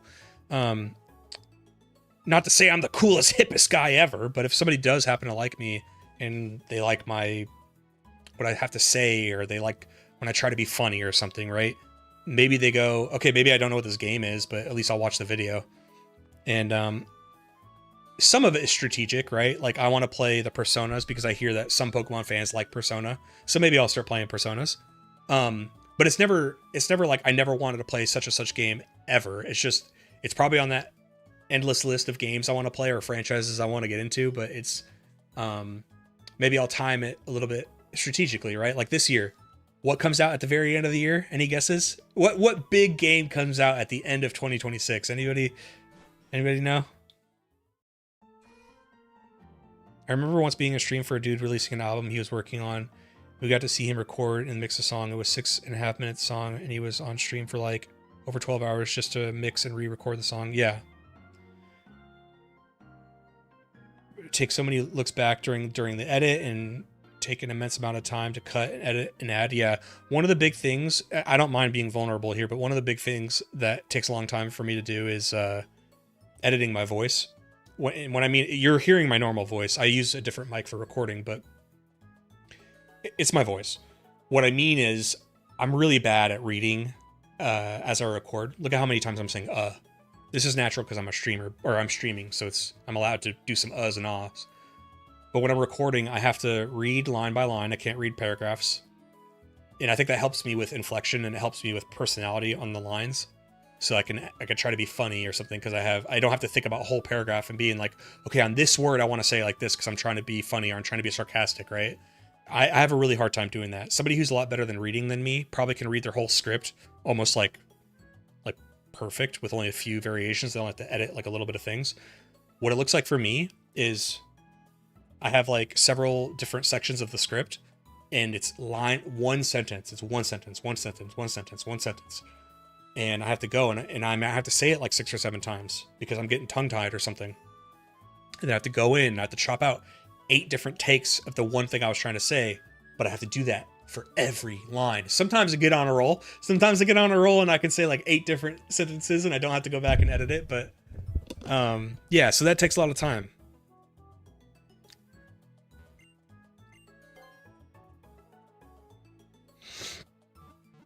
Wes got it. GTA.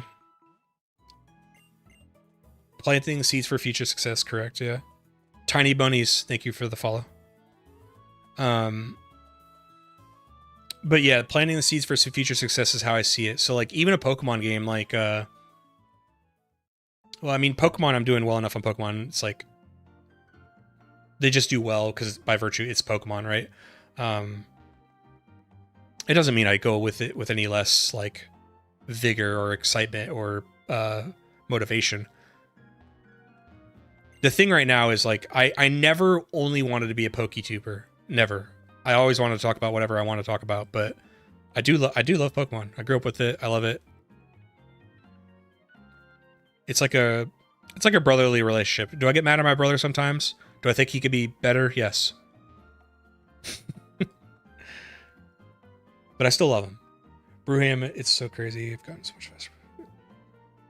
Yeah, audio is crazy amount of work, and I honestly have zero clue what releases at the end of it. Zero new shit. Yeah, so the answer is GTA 6 comes out. Well, I've been wanting to play the GTAs again because I was obsessed with them when I was a kid, so I kind of want to go back and play, GTA 3, Liberty City Stories, Vice City Stories, GTA 4, and then those DLCs, and then GTA 5 before the end of the year. PokeTuber? What? I'm not a PokeTuber, okay? I play whatever I want. There's a timing of things too, like if the Street Fighter, it would be kind of cover it. Yeah, so do I get strategic with some things? Yeah, but it's not like I never wanted to play whatever game I'm talking about anyway. It's like, it's probably in my mind I wanted to play a certain series, but maybe I hear that a TV show just got opted. Maybe I hear that the new game is coming out soon. I go, you know what? I've been wanting to play that series anyway. It'd probably just be a good time to play it now.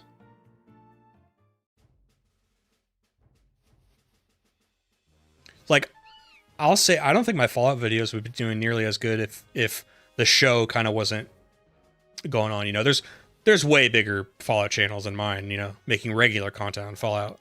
Like, I'm totally new to the space, so it's like, you know, I haven't gained trust with anybody. Nobody knows my name in Fallout. You've never heard of that at all? That is a, yeah, that's a thing. It's basically a channel that just makes Pokemon content.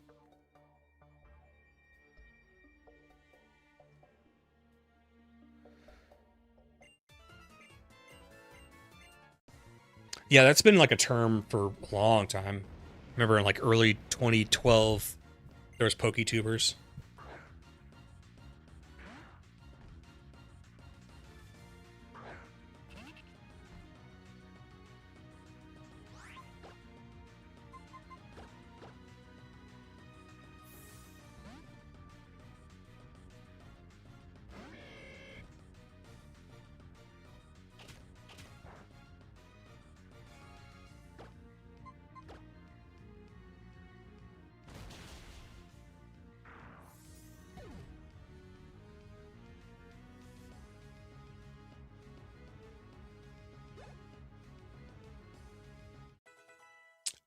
I'm never on YouTube, honestly, until I found your channel. Wow, well, thank you for saying that, man. I really appreciate it, Ryder. Nobody's ever accused me of it, but when I say I appreciate you, you have to know I mean it, and I don't mean to get emotional, but I'm just really grateful, like you guys in stream, how well YouTube has gone over the last year.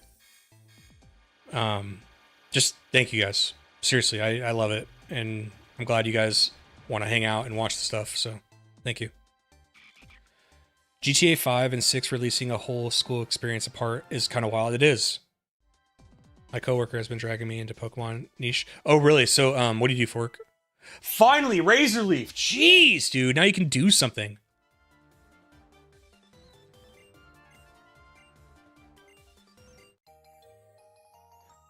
I brought it up before, but it's been a while since I streamed. I first started playing GTA. It was Vice City. My cousin had a PS2, and I had like a...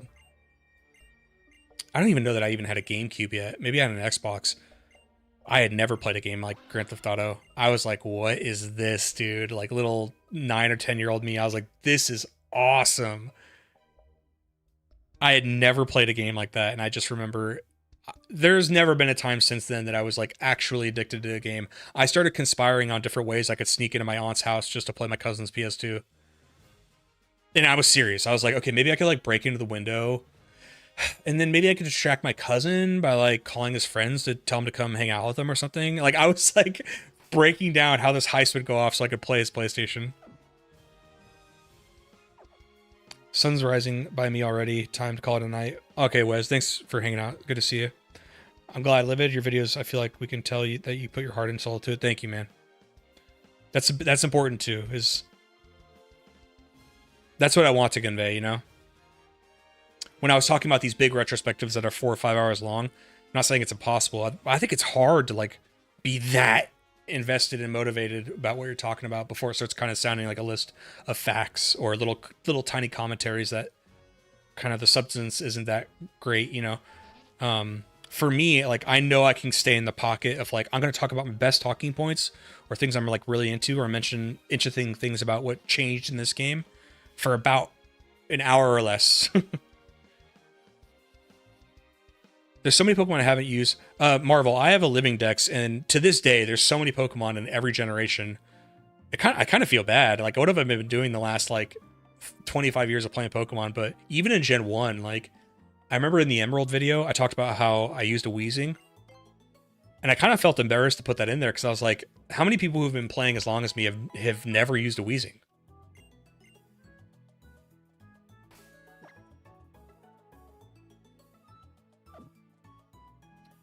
I'm Air Force and work on Reaper drones. My buddies are mechanics. Oh, so you guys fucking sit in your little control room gaming all day. I know how you guys do. Without getting into OPSEC,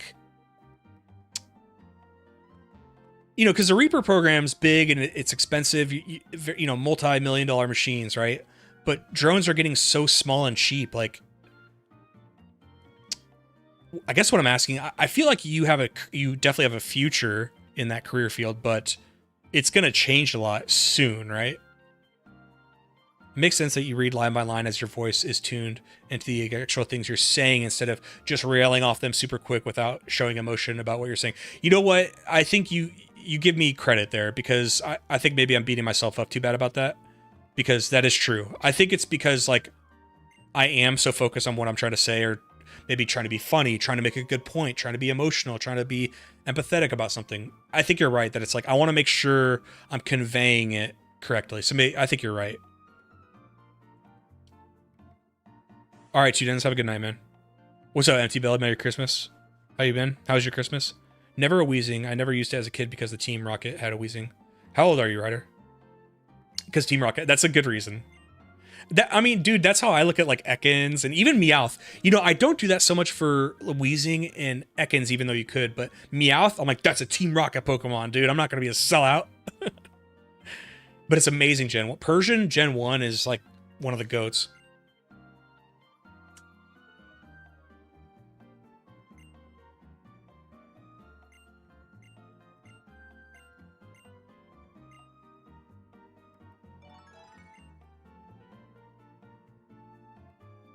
Thanks, Ryder. Appreciate it, man.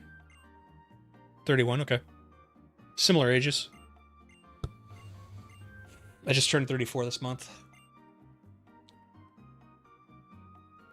What's up, Rata Manhattan TV? Persian with technician in game is GOAT. So Persian, like to this day, is pretty good, you're saying? I don't know, like the competitive side of today.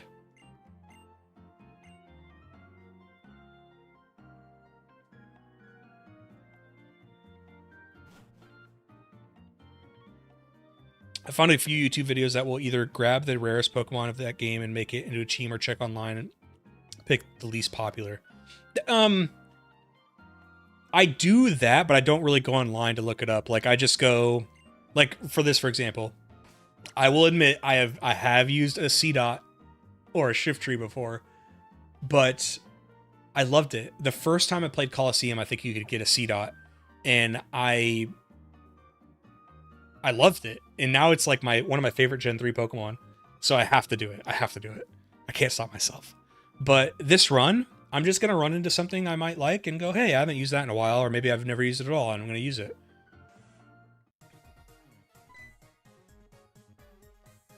I didn't used to be like that. I used to be very formulaic when I was a kid. Like these are my favorites and I use them and I just keep using them. And the only thing that would change is like the starter Pokemon. But these days, I'm like, every run, I want to do something different. I want to do something wacky.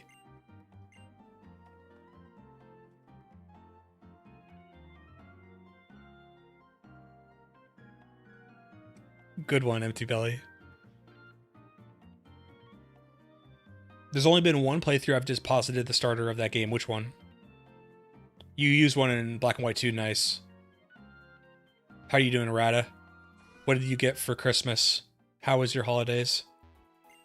Regarding drones, I think the Reapers will stay along as they are only similar to drones than namesakes since they're literally super high in the sky zooming in to get surveillance. Right, I'm sure Reapers can, as far as surveillance and maybe ordnance, very different than what I'm talking about in like Ukraine. But like maybe your community expands a bit. I don't know.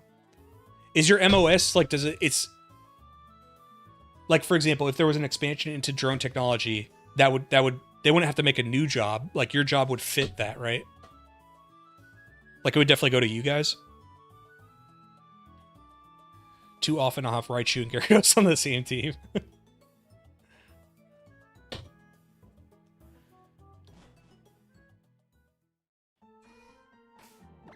One thing I do like about modern Pokemon is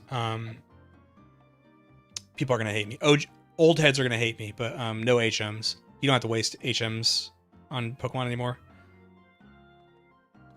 I mean, Surf is still great, but do I have it wrong, by the way? Isn't Strength really good for OG Pokemon? Like for a casual run? Strength is good, right? 80, I think it's like 80 base power, 100 accuracy. That's pretty good.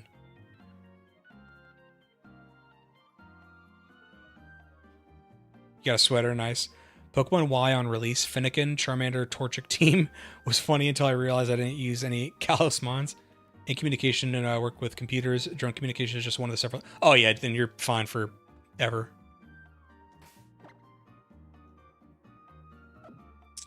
Where am I going? I think I'm going south. You know, there's one Pokemon I'd never use. Okay, Empty Belly wants us to look at the gift he got. Oh, wow. Brewham, this is yours? These are cool. There's Empty Belly. Oh, that's cool. Very, like... This is almost like a professional Christmas setup for the chair and the tree. Wow. Look at you. Gen 1 Strength is good enough to use. Genuinely one of Machamp's best moves. ZA confused me being able to swap moves just over and over. Like, wow, this is so easy. Yeah, I gotta say I don't hate that. I don't hate that.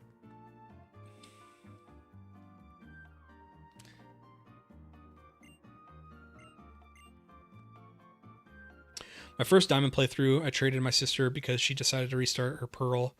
So my team was the 3 starters, Gyarados, Alakazam, and Dialga. Nice. I'm excited to play this right now, but I'm also excited to do the Gen 2 trade video too. If you guys weren't here in the beginning of the stream, I want to do a video where, specifically for Pokemon Crystal, I want to do I want to beat the game using only in-game trades. So my starter would be the Onyx named Rocky, right before the first gym. And then I would catch, at the earliest opportunity, I would catch every in-game trade Pokemon, and I have to beat the game with it. There is 7, so I can only use 6, obviously, and maybe I could rotate it out, but what I was thinking was there's going to be a Voltorb and a Magneton, which are 2 electric Pokemon, and it's like... And you don't get the Magneton until, like, the very end of Kanto. So I'm thinking of, like, I'll still trade for it for video's sake, but I'm probably not going to use it.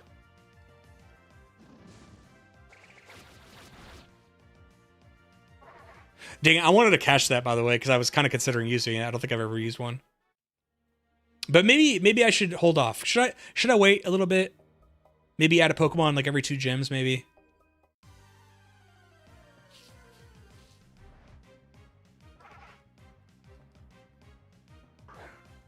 Garchomp is a boy. I didn't pay attention to Lucario until Smash, even if he did place me too. I've always liked Lucario, dude. He's cool.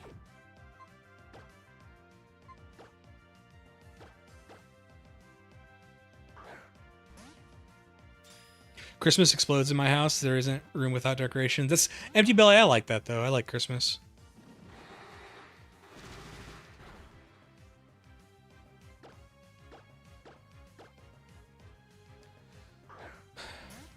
I feel like we're going to get a lot of Pokemon news this year, right? I think it's, what, the 30-year anniversary? A lot of people are kind of getting their hopes up. They're thinking that there's going to be, like, a Switch 2, you know, play all the old games bundle or something, or on Switch Online, you know. I want that to be true. I just don't think it will happen. And then we're probably going to get the announcements and release of probably the Gen... What are we up to, 11? 10? What are we up to?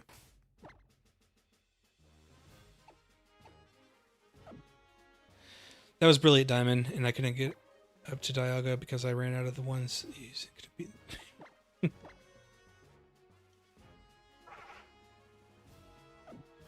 I remember the 20th anniversary, they announced the Virtual Console for 3DS. See? So, maybe. But I hope they... I mean, come on, they're not going to do it the way we want, right? Just day one, releasing all of it with Pokemon Home compatibility. They're not going to do how we want it, right? It's probably going to be like red, blue, yellow Virtual Console kind of thing for Switch 2. And then 6 months later, they'll do Gen 2. 6 months after that, they'll, and how are they going to do DS games if they ever do them? I mean, it's possible, right? They can figure it out. It's not like it's impossible. I would like another remaster. I want Gen 5. You guys know I love Gen 5. But I want, hold on, with the caveat that I want it done right.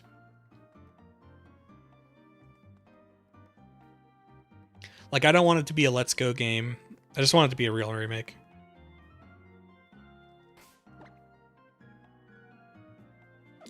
Same, Empty Belly.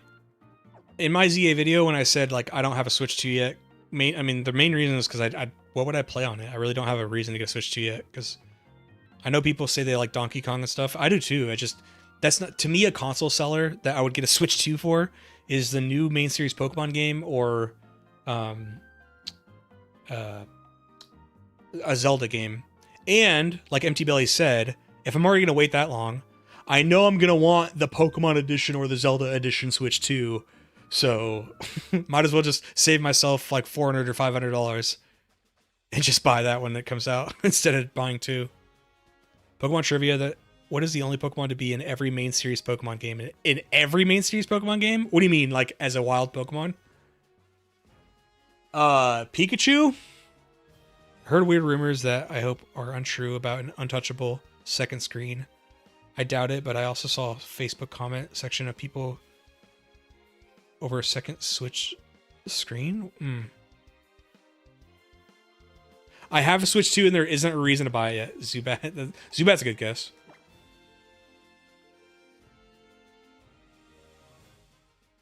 Also, I hope they skip Gen 5. Don't touch it. I know what you're saying, and I can't even say I disagree. Magikarp? Pikachu's ruled out because yellow. You're right. I got bamboozled. You're so right. Yeah, because Pikachu's a starter. It's not a wild Pokemon.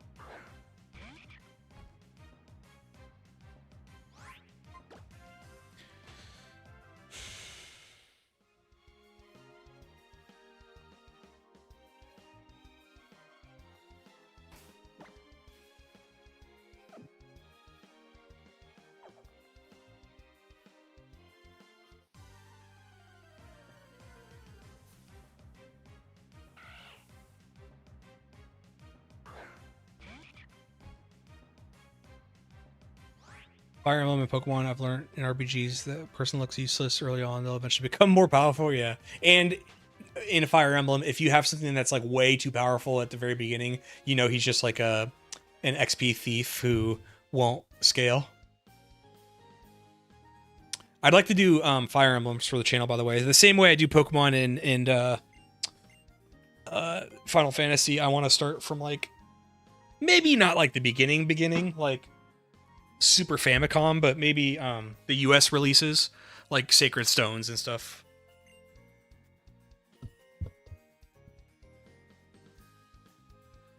Wait, is this guy gonna...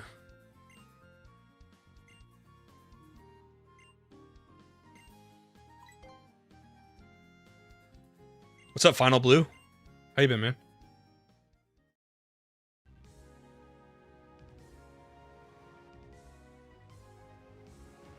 One move against a specific Pokemon that has changed types once and changed type effectiveness 3 times. Oh, I couldn't even begin to guess that. What is it, Braham?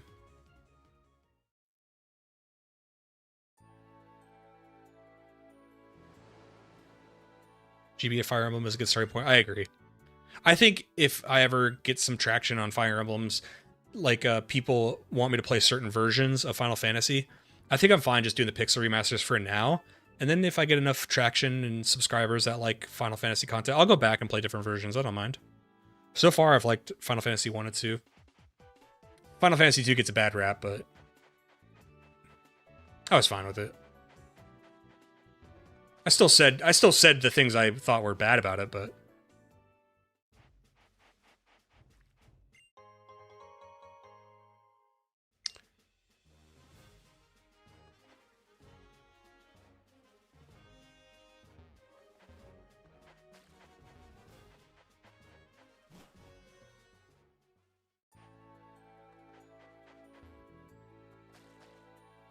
it makes them all quite enjoyable. Yeah, I agree.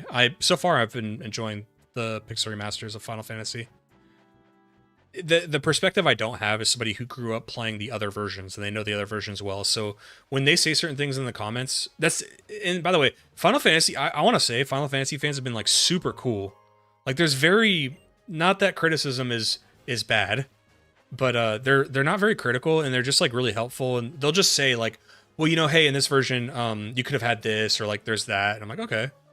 They're very Final Fantasy fans are very cool. Very understanding. Just happy to see somebody covering games they like. I'm curious to watch your videos and learn about them. Do it, man.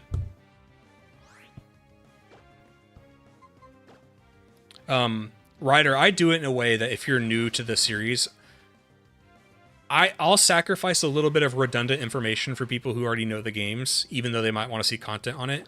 I'll sacrifice that if someone like you can watch the very first, because I'm going to do it in a playlist. We're going to start in Final Fantasy 1, and I'm going to work my way up, right? I would rather sacrifice some redundant information so that you understand what I'm talking about, or like understand a concept, and then like now as you watch the videos, like, oh, I don't even have to play it, or like, no, I get what he's trying to say. I'm fine with that, And I didn't get any complaints on the first video about like, oh, I already know half this stuff. I didn't get any comments like that, so.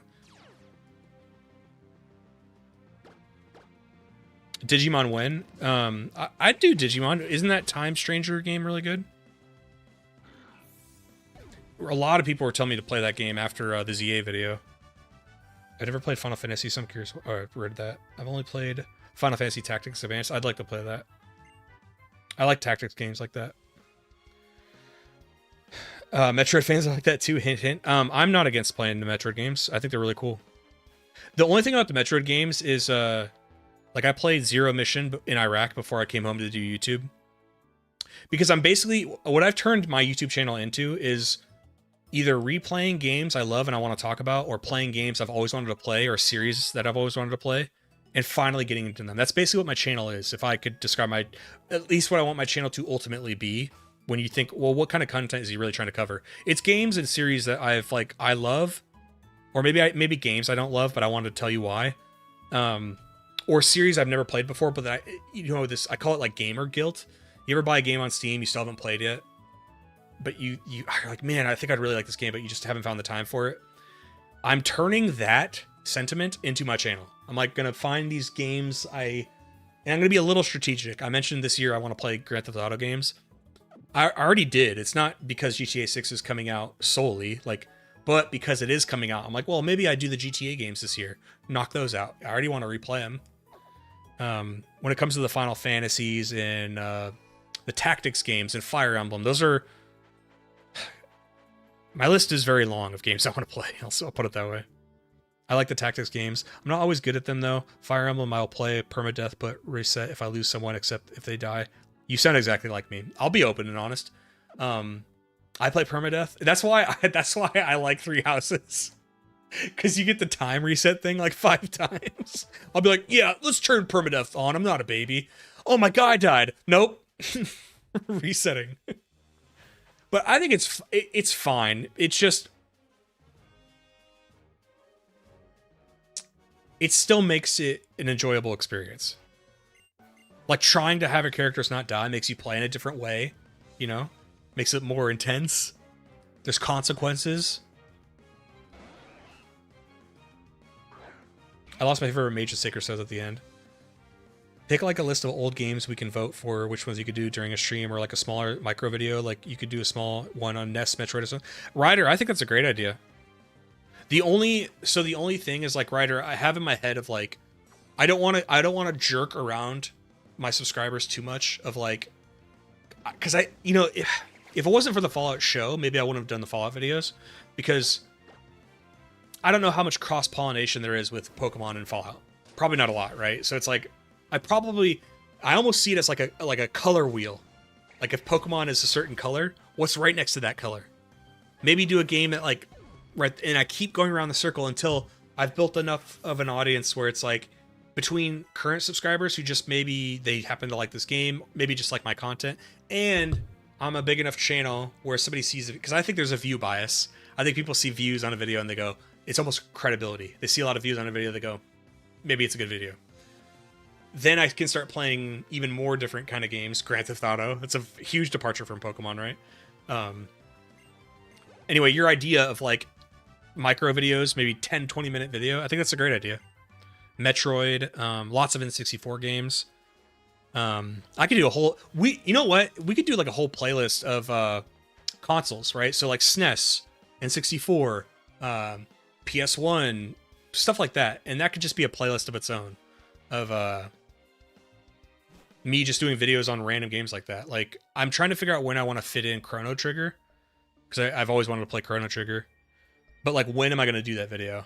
And Chrono Trigger isn't a huge series in terms of like games. There's only like 2 or 3, right? Maybe for a Twitch stream. So I hate to say it, but I can't put too much time into something that is only dedicated to streaming, because I don't have a lot of viewers that watch me on stream. I'm grateful for the people who are here and I'm having fun with you, but I'm saying the priority always needs to be YouTube. It always needs to be YouTube. That's what's paying the bills. That's where my energies should be focused, as far as like doing something for content. Like for example, you're watching this right now. This is going to be used for YouTube later. Over on the right that you can't see on my other monitor, I have recording, and I try to get the best clips for things I'm going to use in the video. I have my laptop to my left so I can type notes. I would need to be a much bigger streamer for me to be like, I'm going to do this just for the stream, just because I think it's fun. Like, I want to do that. Trust me. I really do. But right now I'm kind of like, it has to align with what's going on for YouTube. Stop playing.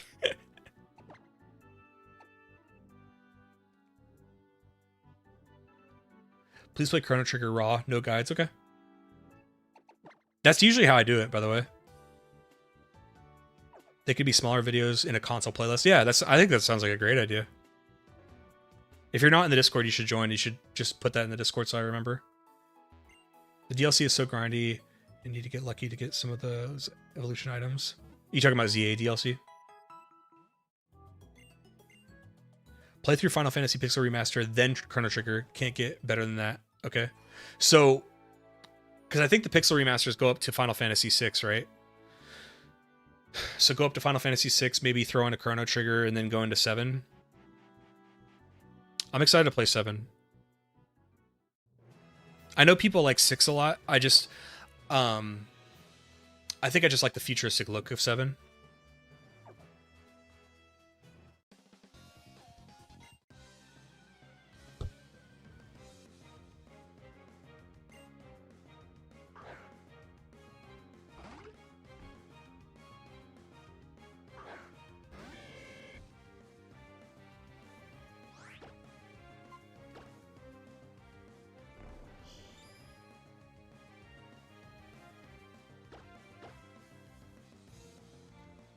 All right, Brahim. See you, man. Thanks for hanging out today, man. Have a good one. It's not your favorite Pokemon game? Yeah. I don't like ZA. I really don't see myself playing it again.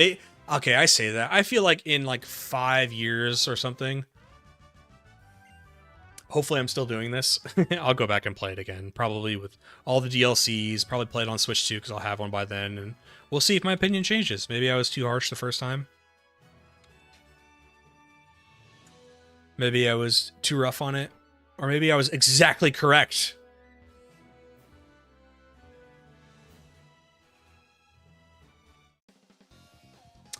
I like Final Fantasy X back in the early 2000s when every game had an obsession with beaches and water levels. You know, it's funny. I'm such a peripheral like fan of Final Fantasy in Kingdom Hearts, but beaches. I'm excited for Final Fantasy X too, and so is my brother, by the way. My brother is a huge Final Fantasy...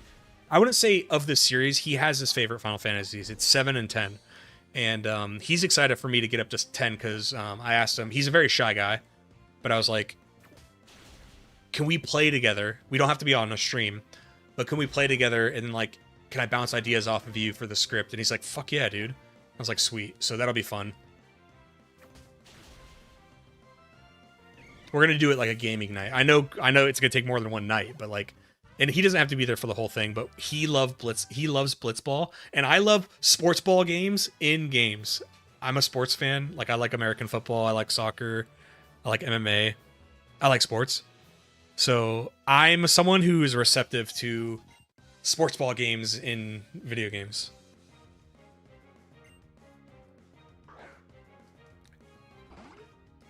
Thor High Heels made a video about that exact subject of early 2000s Peach games.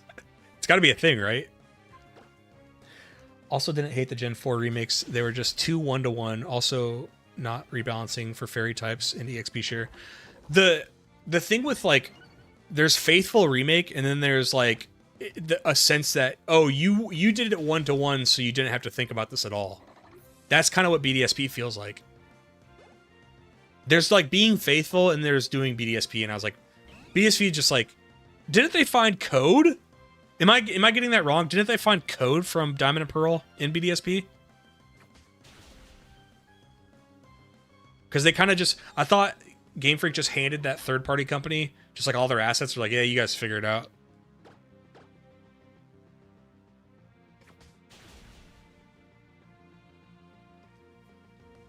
If they disrespect Gen 5 remakes with that kind of thing, I don't know that I can even make Pokemon content anymore. I might just, like, not play any more new Pokemon. I'll just turn into, like, a retro channel for Pokemon. We'll talk about anything from Gen 5 and below. I'll start playing ROM hacks.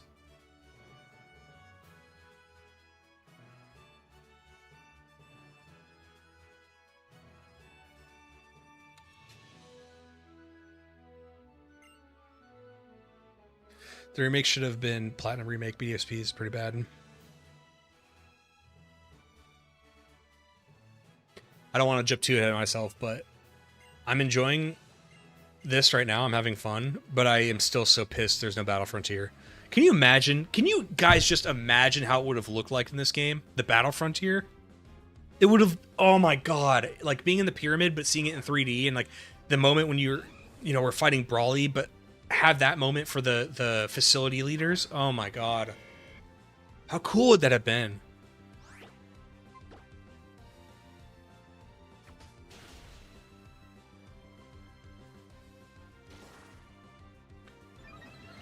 The only thing with that, Marvel, is I wonder if they see that as just like a dying breed of gamer, because, like, for example, if you guys have watched the Girlfriend Plays videos, she just played, you know, Pokemon Blue. I think I'm going to get her to try to play Heart Gold, Soul Silver, but she, you know, she kind of already told me she doesn't really like random encounters like that. And when I was explaining to her Arceus and, like, Sword and Shield and Violet and Scarlet, you know, I was trying to be not selfish and not give my opinion, but I was telling her, I was like, you know, in those games, the Pokemon, it's not random encounters, are like in the overworld, and, like, you can see them. She's like, you know, she's like, oh, I like that. And I was like, so maybe I'm just an old head, because her and I are similar ages, but she didn't grow up playing the games like I did. So I have, like, nostalgia, and I like old RPGs, you know? Even though I haven't played many. I know I say I like them, but I actually haven't played that many.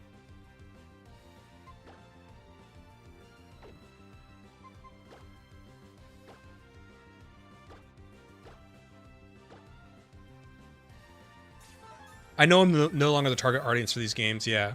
That's the hurtful thing, is, like, you make a great point, but they always dangle stuff clearly for for Gen 1ers and old heads to, like, you know, they're always dangling references to Red and Blue or the Gen 1 Pokemon, or it seems like Gen 1 Pokemon always get the alternate forms, you know? I know they're not the only ones, but predominantly it's them who get, like, alternate forms and retro takes on them. It doesn't always feel like it's Gen 1. And it's like, are you doing that because you know we still exist and, like, you're trying to throw us a bone a little bit? It's like, I don't know.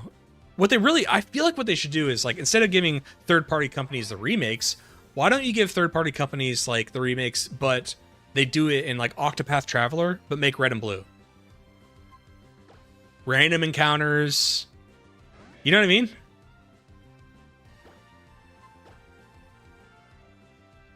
But if you give it to a third party, and they, by the way, they only do that because it's cheaper, right?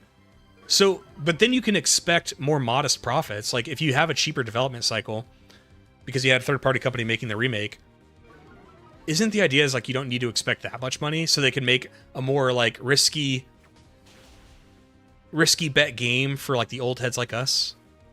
Most people remember Charizard, Pikachu, and nothing else, yeah.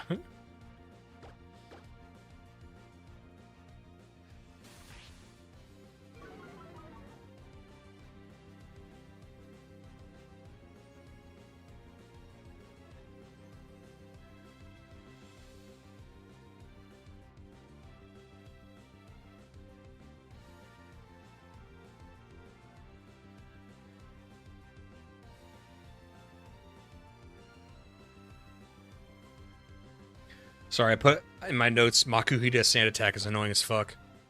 There we go. Just one. Got him.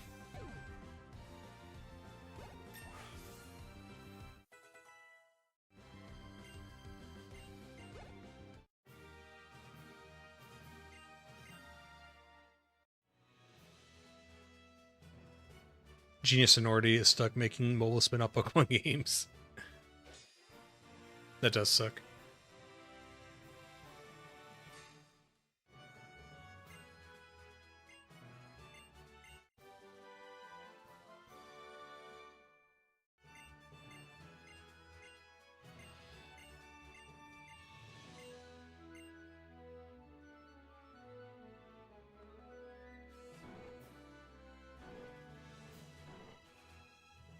I was jealous of the kids who... There was kids growing up who could do the Pokemon rap perfectly, like each different section of it. I could never do it.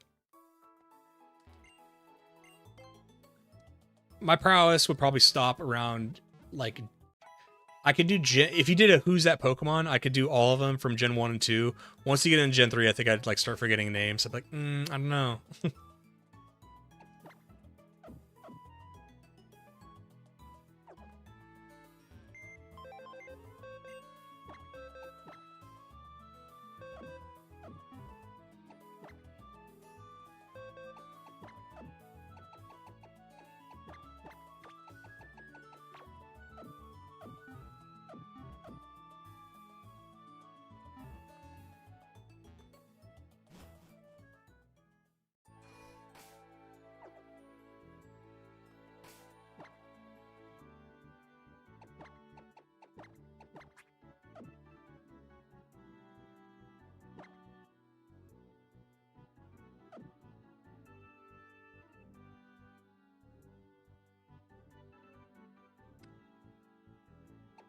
Did one of the composers collaborate with a YouTuber?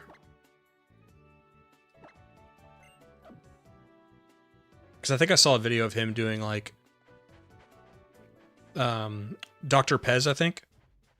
Who I already love Dr. Pez because he has such a sick...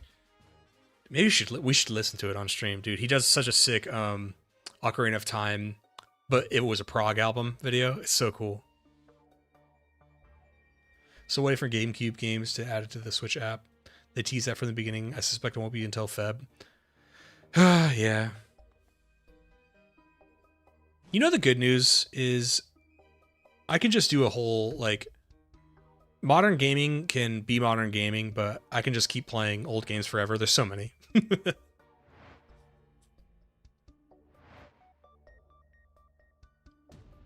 Thanks a lot, bunnies. Appreciate you, man. Thanks for hanging out tonight.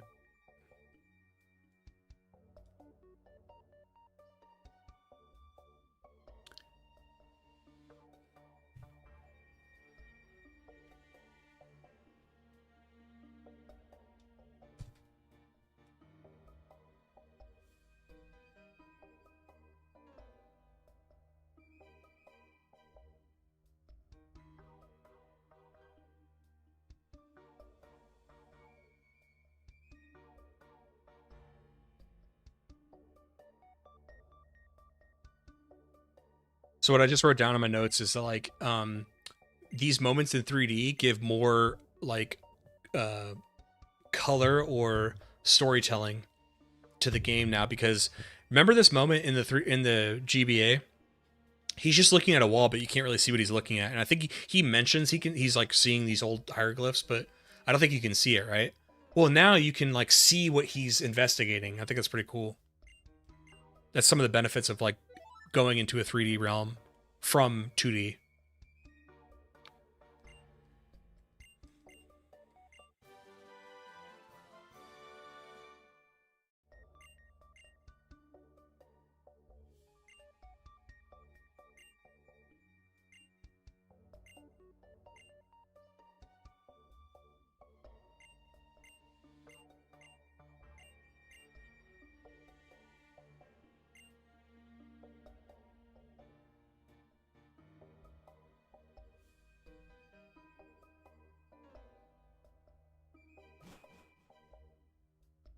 Also need to pay Nintendo Online soon. My brother used to do it as a Christmas gift for the family, but I'm the only one who really uses the feature, and not all the time. I think I still pay for it, and I barely use it. Too busy. Oh, so we've been talking about other series I can get into. Another one I want to get into is Star Wars. There's so many old Star Wars games I want to play. I want to play Star Wars Racer. I used to play that as a kid. I want to play the Knights of the Old Republic games over again. I want to play the first 2 Battlefronts for the channel. And there's more. There's Star Wars games I never played growing up that I really want to play. Dark Forces. I played the Jedi Academies, but I haven't played them in like, gosh, 20 plus years. Just double checked the composer on his YouTube channel. Reposts his remixes. In those videos, look if it says Dr. Pez in the title anywhere. Jedi Academy is my friend. Jedi Academy rules, dude.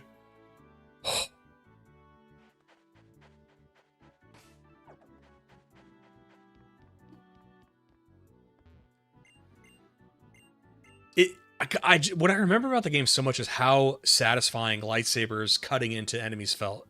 It felt so good, dude. Battlefront 2 PS2 was such a layup, and then they fuck it up with a remaster. I know people don't like it. I can't say much because I haven't played them myself. I'll just be honest. After The Force Awakens came out, I just wasn't interested in anything Star Wars Disney. I just wasn't. Like, I was like, okay, I gave it a shot. I just don't think I don't think it's for me anymore.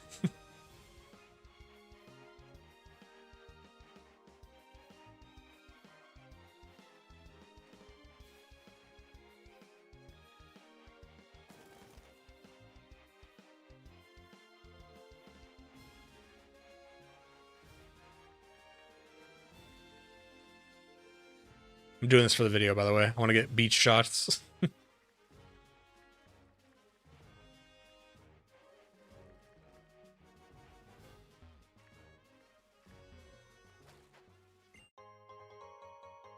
That's a good item. I still like the stuff Star Wars Disney has done, just not the sequel era. I found Dr. Pez in one of the videos on guitar. I found him through that Ocarina of Time, but it's a prog album video. So good. Oh, it's so good.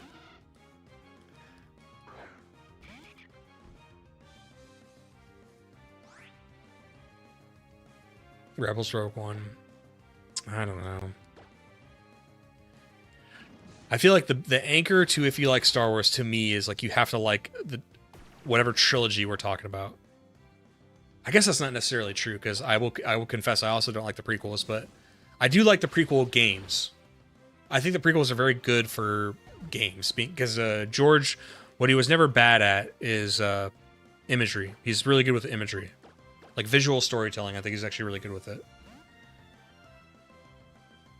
And there was so many things you could take from the prequels to make games out of.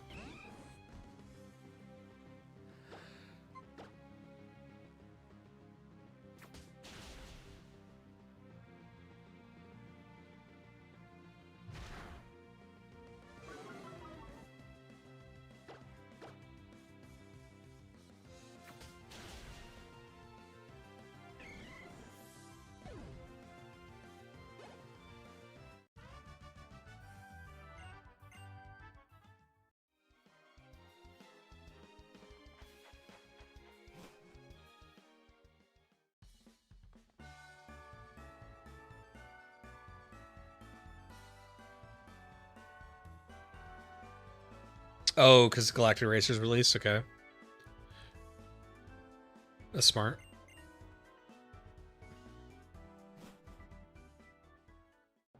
What's up, GV? How you doing?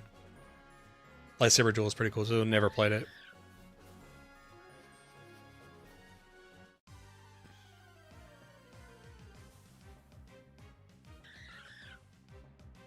Episode 1 Pod Racers made a better game than a movie.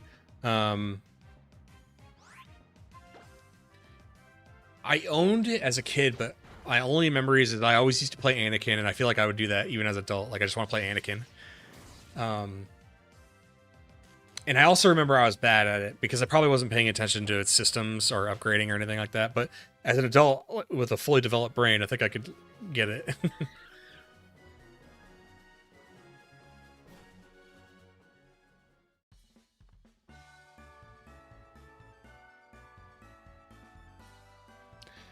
People were excited for the Knights of the Republic game for 3 seconds and they saw Casey Hudson. I don't know who that is. So I remember, is this the same? Are you talking about a few years ago when they were like, we're gonna redo Knights of the Old Republic, and everybody said no and they canceled it? Because I thought, because didn't it recently they announced it again or something?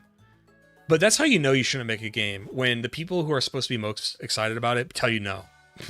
When they tell you, do not remake our game, please. That's a good sign not to remake that game.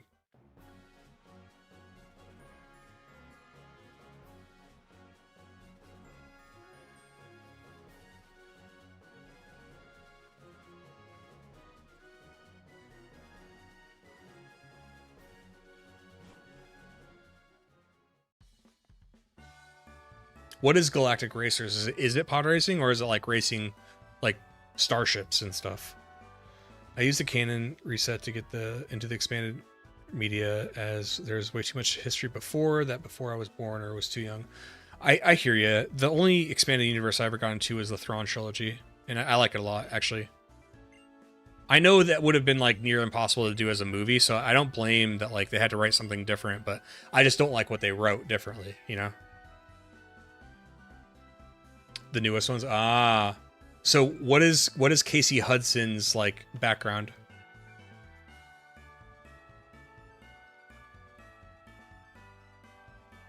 That is now vaporware, and now they announced a spiritual sequel with the director of Mass Effect. Okay. So I see what you're saying. So the thing I was talking about was years ago, right? Because I remember that. Like, they were like, oh, we're gonna do a Knights of the Republic. We're gonna redo it, and everyone's like, no, leave it alone. Which I agree with. Because, hold on, wasn't that was also under EA? Which is like, I don't want fucking EA touching anything from that era. Don't touch anything. Leave it alone.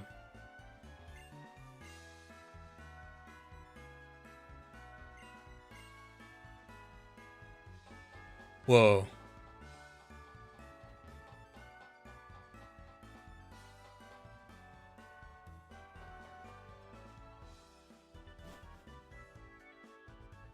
We're supposedly remaking Coder 2 was a... I'm sorry, remastering Battlefront 2 is so nothing inspires confidence.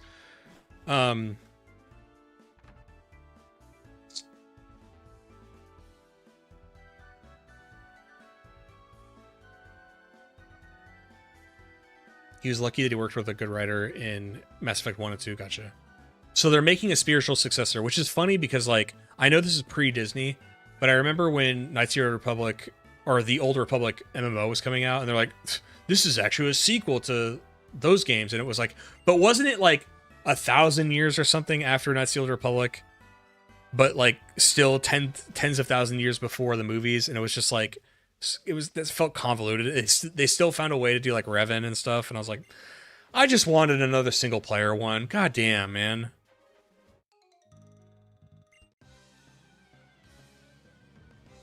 He's the old BioWare director. Gotcha.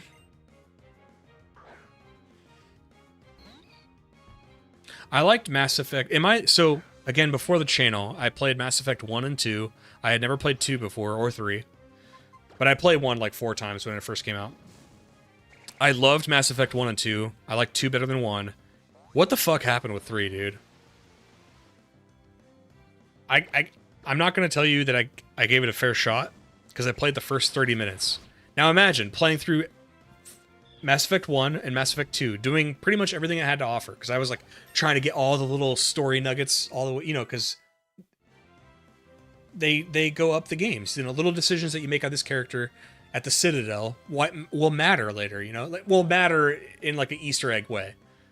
The bigger decisions are going to happen no matter what. But anyway, and then I get to 3. I played it for 30 minutes, and I was like, what happened?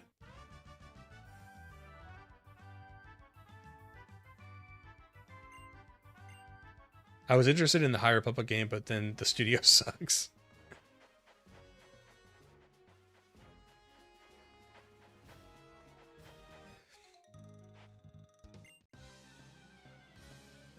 Oh, they had a short dev time for 3? Why would they rush that? Why would they rush Mass Effect 3? Because didn't 2, sales-wise, do incredible? So, like, but, like, why would you rush it? Some of these studios, I know people try to break it down like, oh, it's a money issue, these studios are just greedy.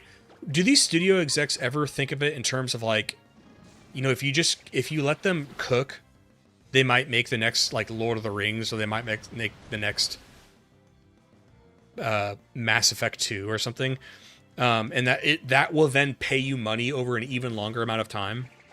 Why don't they ever think like that? Because if you look at the budget for Lord of the Rings and the risk they took by letting Peter Jackson do it, it's crazy. I don't even know how it got approved, but look at the dividends that that trilogy, because it was done so well. Look at the dividends it is continuing to pay to this day. These streaming services pay like I think Netflix has, it's got to be in the billions at this point. Over the last 25 years, 26 years, it's got to be in the billions that streaming services and different companies have paid to have the rights to Lord of the Rings. Well after the box office cleared it financially, it's still making money today. And I gotta wonder, these studios, like, why don't, with these amazing properties you have, Star Wars, Mass Effect, why don't you just let these people make a really, really good game instead of, like, urgency and quickness just to sell the title of the, you know, and then it just dilutes the brand further and further and further.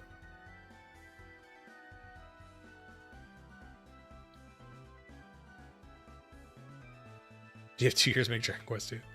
I didn't hate Andromeda, and I think overall the companions were better, but I can't recall any of them, and I'm never interested in playing again. You know, that's funny. That's my criticism of the sequels is, I may not like the prequels, but what they were really good is, like, I can remember the planets, I can remember their names, I can remember the characters' names. I just don't like the things they were saying or like what happened on the planets. But when it came to the sequels, I can't tell you a damn thing. I don't know these characters' names. I don't know the locations they went to unless they've been in previous movies. I can't tell you much about the sequels, and I wonder what the difference is there.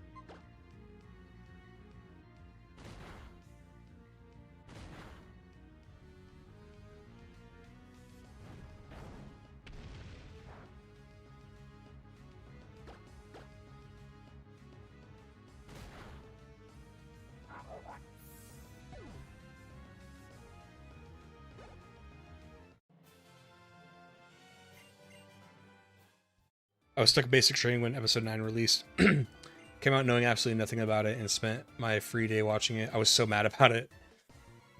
Starkiller Base was so over the top, it ruined my suspension of disbelief. Guys, it happened before the movie even came out for me because... And I want to... Let me... I want my argument to have credibility, okay? So give me a second. I was very excited. I was hopeful for Disney. I kind of believed in them. Now, why? You guys might... Like, why would you ever do that, you dummy? This was pre, like, the sequels coming out, and they had just done, like, Avengers, I think, right? So I was actually like, hold on. Disney has all the money in the world. They have access to the best writers. I think Toy Story 3 had just come out, too.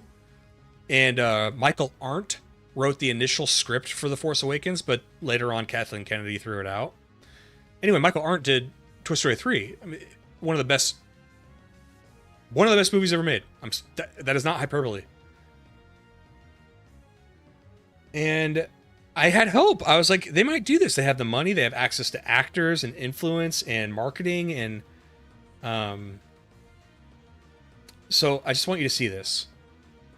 I don't know when I bought these, but this is that era. Look, I bought Lords of the Sith. I bought Lost Stars, Bloodline. Why? Because I was still a big Star Wars fan, and I was told that if you bought these books, it would explain the dumb shit that they couldn't explain in the later movies. Now these are good old universe books. Ignore this because these are good, you know. Then I got a lot of history stuff. Lots of World War II, Vikings, Napoleon. We're getting besides the point. This. See, so I was a fan, okay? And they said if you bought these books, it would explain the things that were never explained in The Force Awakens. Livid, did they? Fuck no, they didn't. They didn't explain anything. They explained nothing. They made, like, redundant characters that nobody cared about to distract you for several pages. My wife is so mad right now, yelling about how Kathleen Kennedy is shit. Sorry. Are you guys at home right now? She's enraged. She should be. Was she a Star Wars fan before all that?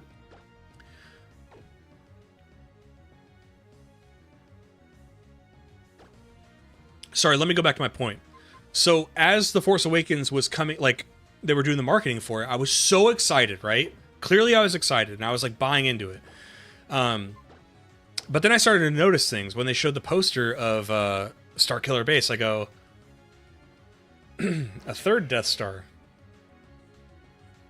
3? Who's building that? Oh, the First Order with stormtroopers and TIE fighters? So the Empire? And then they showed the teaser trailer, the one with Jakku, and you can hear, like, Snoke talking. And I go, you know, that looks a lot like Tatooine. Then you see Rey, and it's like, oh, a main character from a desert planet who gets the secret plans to a planet-sized death weapon from a robot from a resistance movement. Then they get on the Millennium Falcon with Harrison Ford and Chewie, and then they go. Then there's a character that is beloved that dies on that death weapon, and then there's a trench fight on that death weapon, and it was just the shamelessness of the carbon copy. Like, you feel like Star Wars has to be, it's better than that, right? You have to feel like it's better than that. Like, this is what you came up with, and it's crazy because going back to Kathleen Kennedy. So they had Michael Arndt write the script, and apparently Michael Arndt took portions of George's original script, but then Michael kind of went off in a different direction. And from every rumor, the script was apparently awesome, and it had a lot of, like, planting it was a good movie by itself, but it planted the seeds for a greater trilogy. I think that the main character instead of Rey was called Kira.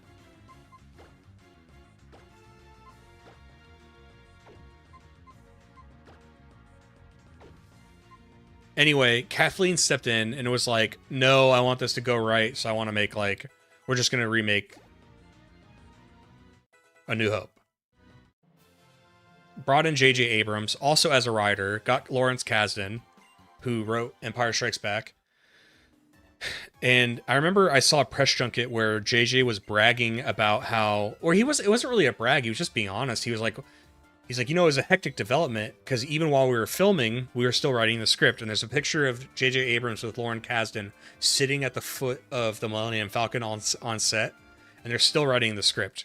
Now, people who are fanatics of the brand, they don't even care who owns it or who developed it. People who are fanatics of the brand, who will defend anything, they act like the sequel trilogy is amazing movies. They're like perfect. They're so well written. And it's like, that's not what the even...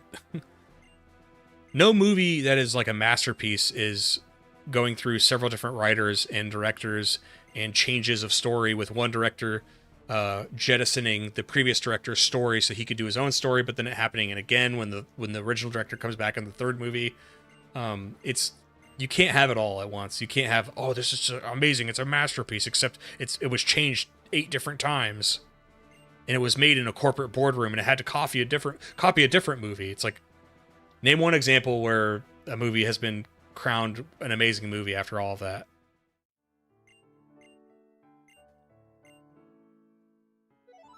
Mark Hamill tried to warn us about how bad the sequels were going to be. Yep.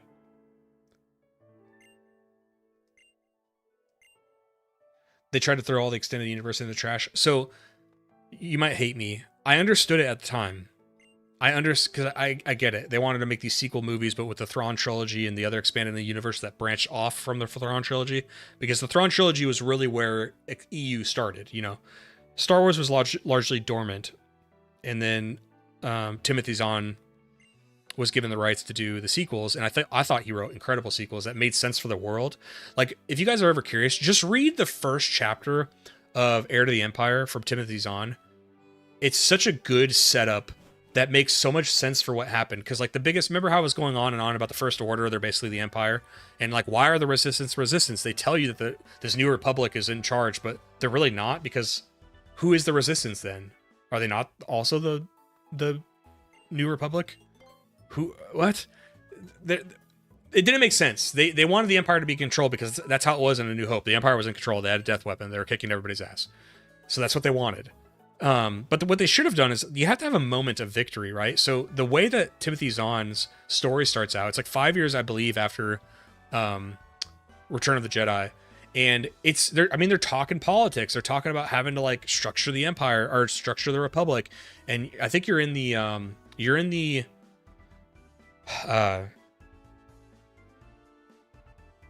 not a throne room on a Star Destroyer. You're in like the command center of a Star Destroyer, and there's like this I think it was Captain Pelion. He's talking about how the Empire has turned into little remnants. There's all these little moths that had their few different Star Destroyers, and they're almost like guerrilla fighters. You know, the Japanese holdouts of World War II? That's basically what the Empire has become, which makes sense. Like, the whole Empire has been destroyed. So it's only like little pockets of resistance trying to struggle for little influence and power in their little corners of the galaxy, right? And this Captain Pelion guy is talking about that. And he's talking about how the officers on the bridge of that Star Destroyer are like young, and they're naive, and they're kind of mouthy because the whole Empire has just been destroyed. There is no standard anymore, right? They've had to like bring up and give people promotions just because of lack of people. And they are struggling, right? But then they introduce Thrawn, who is like this warfare genius. Only somebody like him could turn this like fledgling group of a few Star Destroyers into something serious. And he uses stealth and intrigue. It's not like he just suddenly has an army of Star Destroyers like in the 9th movie. Like, just somehow Palpatine returned. Somehow he also has more Star Destroyers ever. It's like, no, that's not what happened in the setup of the Thrawn trilogy. It's like, it acknowledges that there's a period of victory for the New Republic. There's a period of the Empire is like basically turned to nothing, and it's just a small band. That all makes sense to the source material. Zahn did write books for the Disney stuff. His introduction to the Empire was mostly the same as it was in the previous one, though I don't think he liked the version of the Thrawn Rebels showed. They got the Coruscant name from Zahn. There's no Empty Belly. There's a few things from the Zahn. There's a few things from Zahn that George took inspiration of. I don't remember the list right now, but there's a list of things that George took from the Zahn books that he put in the prequels.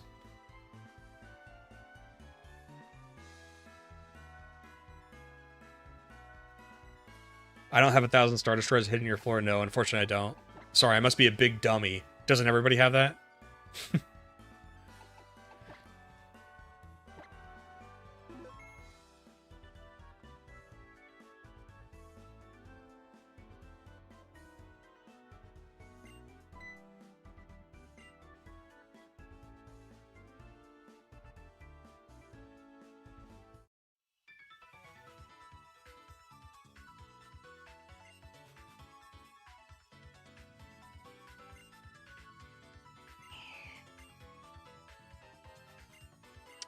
Is this a new character?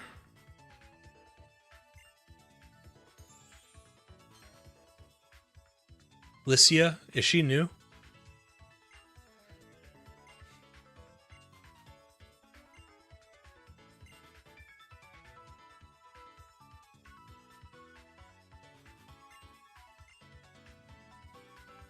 Marvel, you just said it yourself. I don't think you can ever defend a movie based on you didn't read the book, because people used to do that in the prequel era. I remember when people would complain about not knowing where the clones came from, and they only mentioned a character that was off screen. And you would have people defending Star Wars who'd be like, well, you didn't read these 3 books. I don't think you can ever defend what happens in the movie based on a book. That's not a well-written movie, if that's the case. She's new. Thank you, Predator. Because I wasn't sure if she was like somebody redesigned from the Battle Frontier or something.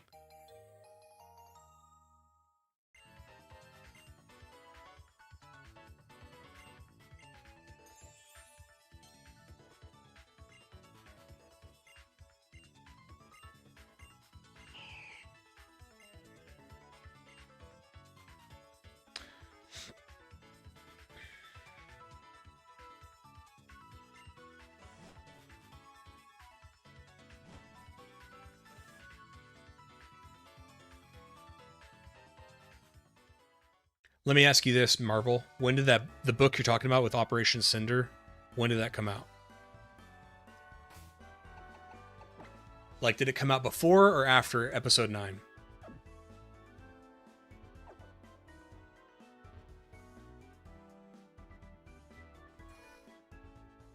It's funny, I didn't need to read a book to watch 4, 5, and 6. Yeah, I am sorry. I understand that you may like Disney's like expanded universe, but I did this with the prequels too. When people, I remember in the early 2000s, mid 2000s, when we'd all be like nerding out with each other. I'd have buddies who are like, well, that's your fault. You didn't read this book. And it's like, you shouldn't have to read a book to like a movie or understand a plot point in the movie. I'm in America. Ain't no one reading books. Hey, I read books.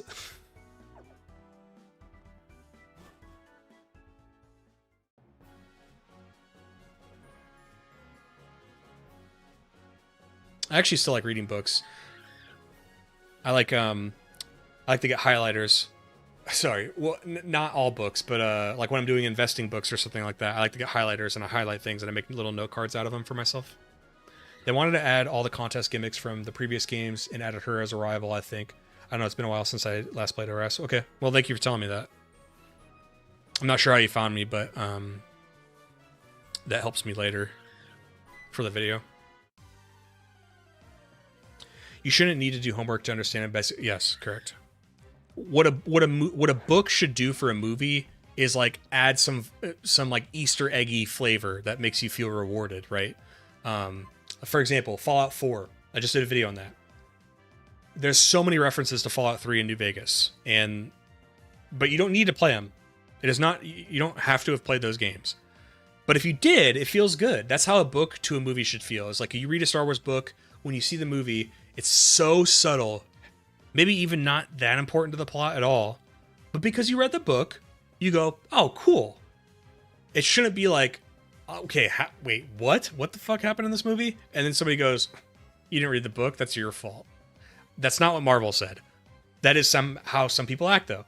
because I've been in those conversations where they blame you, they blame the audience. Oh, you didn't read all 6 of these books? Guess you're a dummies. How dare you mark in a book, dude?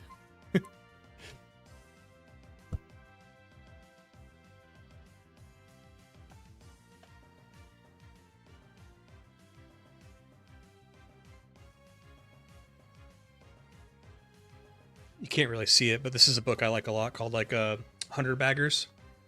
And I'll go in and I highlight certain lines I like, and I make little flashcards for myself. There's some stuff you can read, and I'm color oriented too. So like orange, I think means there's like levels of orange. I think is right like a flashcard. Green is just good to know, I think.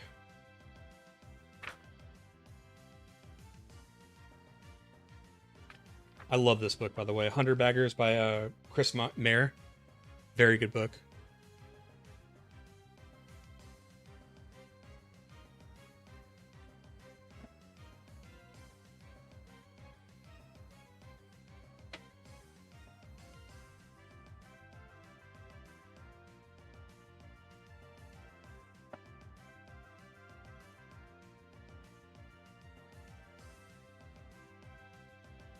Not living in a damn book.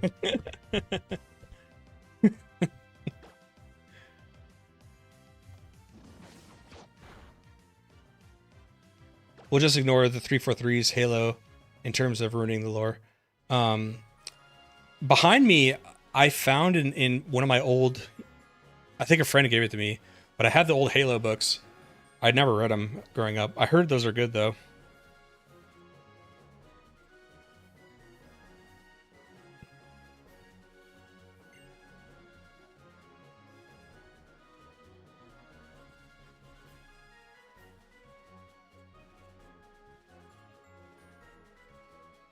Yes, Ryder, it is. I think it's if I could recommend a few books to somebody who's a layman with investing, because you got to watch out. There's books that people recommend to you that, like, I swear they didn't read them themselves because they're not good for a beginning investor. The 2 books I would recommend to you, Peter Lynch's One Up on Wall Street. It was written in the 80s. The only thing you have to change about that book is when Peter talks about a mutual fund, change that for index fund.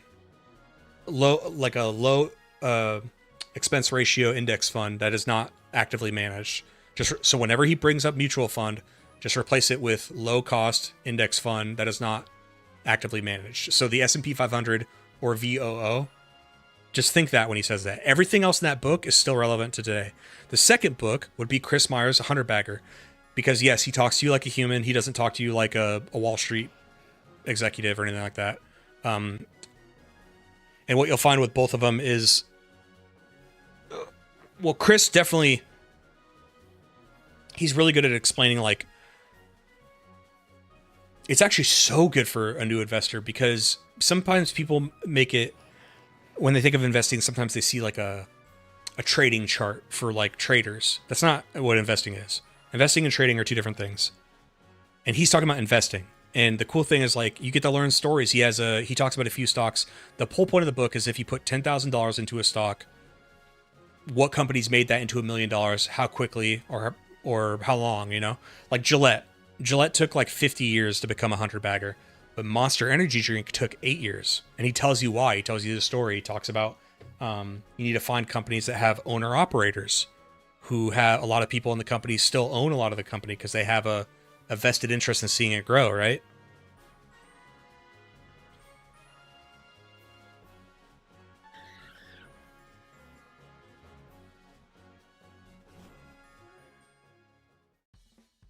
Do it, right? Or especially in the military, dude. All your expenses are paid for. Throw a couple $100 into stock. Make a second retirement, because I don't know if you're grandfathered in for the old military retirement. I think they changed it, right? I don't know when you joined, but didn't they change retirement? Like, sucks now. But if you still have the retirement where you get 50% of your wage after 20 years, dude, and then you combine that with investing over the next, I don't know how long you've been in or how long you're going to stay in, combine that with 15 or 20 years more of investing, you'd be comfortable, man. trying to remember where to go. I will say with media, I don't really hate on the whole of it. Admittedly, I didn't even hate the Dragon Ball Evolution or Last Airbender. Acknowledge they are terrible media.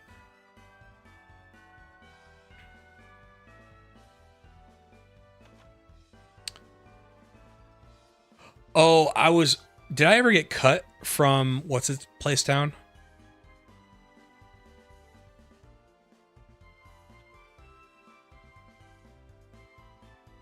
OG retirement? Perfect, dude. You're set. What rank are you?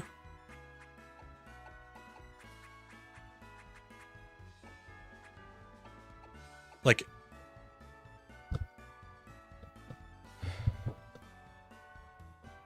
have I gone to the museum? Yes, I battled. I need to go back and get cut, by the way. I dump max money into TSP currently, but I could invest more. This is not financial advice. If I were you, I would entirely ignore TSP. It will massively disappoint you. And I think that not you, me. Again, not financial advice. I'm talking about me. If it were me, I think TSP would massively disappoint me over a long period of time. For example, when I got my TSP, when I got to the military, it was awful. Like whatever they were investing in it on a safe, just nothing, right? I think I would have done much better had I opened up a brokerage account, maybe did a Roth IRA, maybe just put it into VOO and never worry about anything. And I would place my bets on the market and I wouldn't have to research anything. That's a big thing about stocks. You don't need Ryder, if you just want to do something passively, you don't even need to buy the books. Just buy market index funds like VOO. You're betting on, betting's a bad word because again, I don't think investing is gambling unless you're being a degenerate, buying meme coin and Dogecoin and GameStop and stuff like that. But if you don't want to ever research anything, you don't want to think about it, and you want to buy it whenever there's no good or bad time to buy, VOO.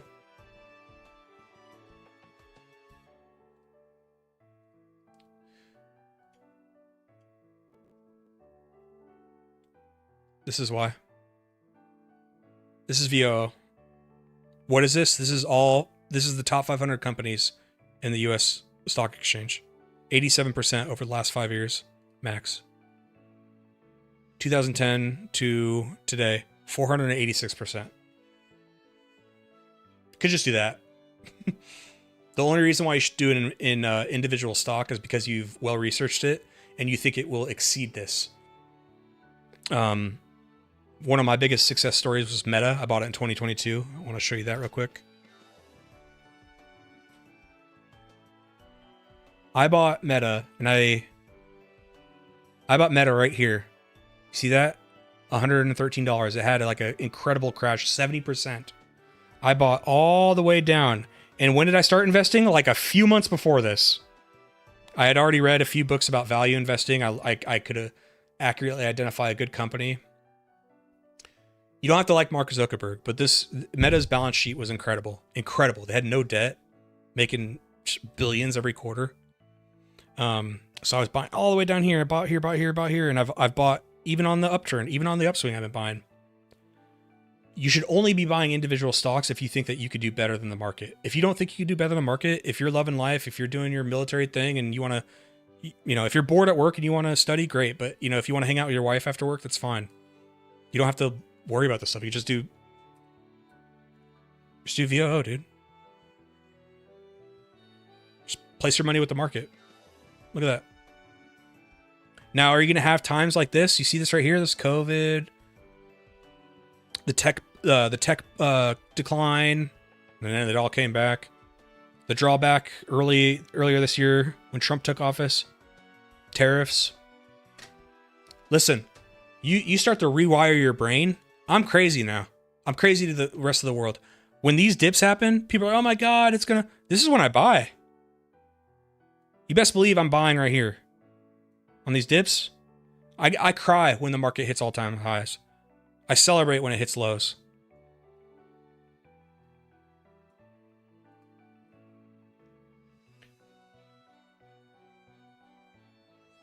Totally can't do better than the market.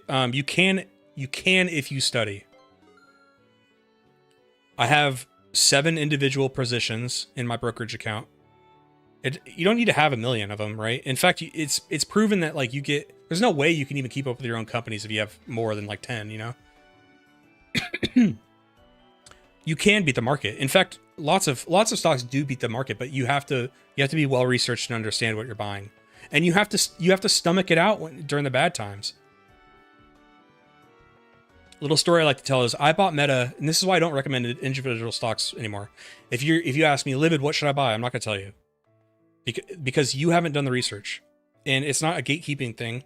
I want people to buy the stock I buy. It's that you didn't do the research I did. I go to sleep at night not worrying about a damn thing, even when they've had a 30, 60, 70% drop. Those are discount tags to me. I buy more if I have the money on me. But because you didn't do that research, you're not gonna do that when you go to bed. You're gonna be panicking. You're gonna be freaking the fuck out. What's gonna happen to my money? Is it ever gonna come back? I'm not worried about that. I don't know what this guy asked me. I was just clicking stuff. What if I just said no?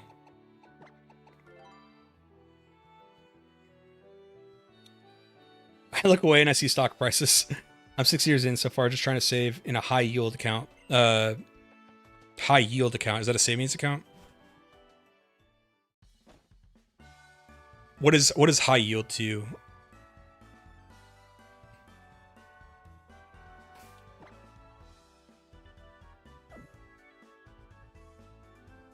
The issue I have with savings account is many of them, the good thing is that you have a fixed agreement on what you're going to get over a period of time, right? There's nothing that can change that. The thing I don't like is that a lot of the times inflation beats your percentage gain anyway. You have to subtract inflation to every dollar that you're making. And over a long period of time, the market, so let's just pretend we're just doing the market will average anywhere between 9 and 11% over a long period of time. And then you compare that to inflation, and then you compare that to a savings account, whatever the yield is.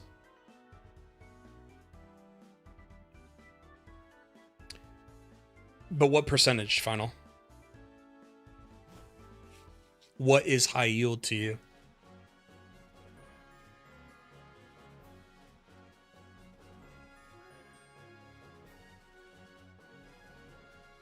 Okay, let's get back on track. Where the hell am I going? So I've gone to the museum. I helped the I gotta go get cut. Let's just go get cut while we.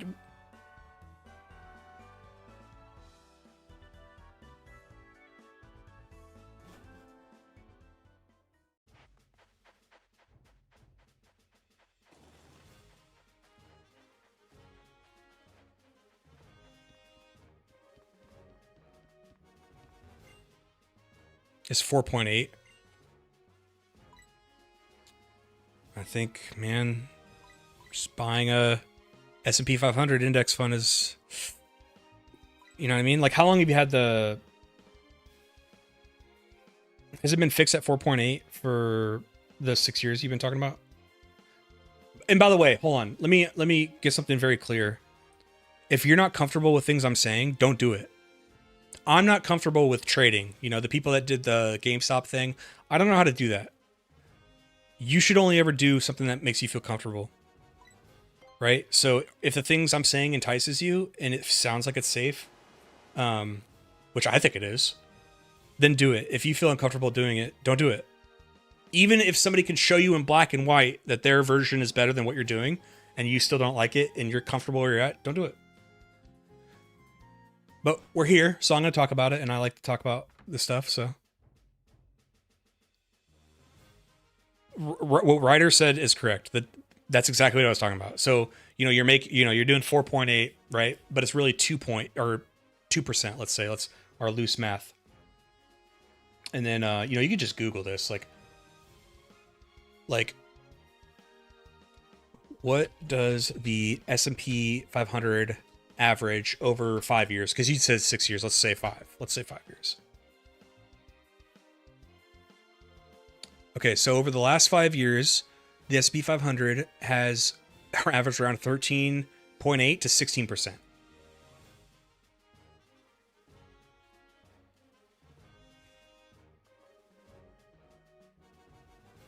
And by the way, when it says averages, that's per year. So on average, over those 5 years, it has been averaging anywhere from 13 to 16% per year.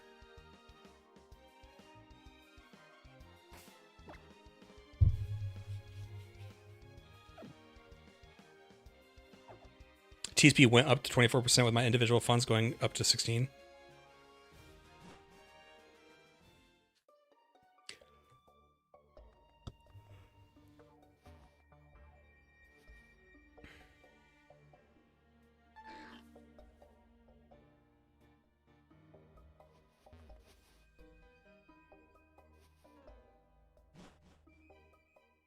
You don't have the fortitude to trade stocks.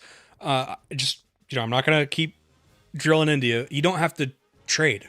I don't consider myself a trader, bro. I buy and hold. Most everything I've bought is I just had to buy once, and I just continue to add to it if I like the price. But the thing with S&P is you don't have to time it. It sounds like a cheat code. It sounds like a scam. It's not. Like with the S&P 500, you don't have to time it. You just keep adding to it. You don't have to research anything because it's just the weight of the top 500 companies in the exchange, right? So those are, dude, you're talking about Apple. When you buy one share of YOO, you're buying Apple, Microsoft, Tesla, Google, Ford. You're buying okay, Ford wasn't a great example.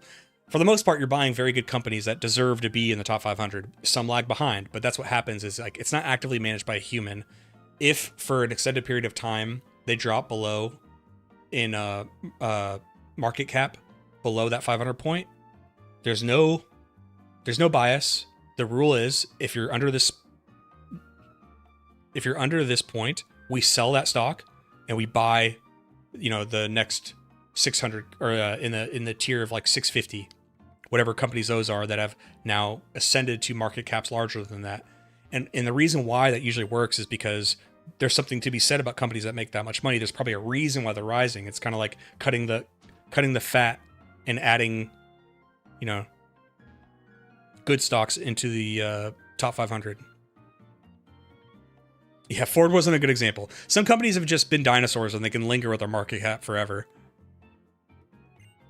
I said Ford as like trying to think of iconic names. But no, Ford is not a great stock to own.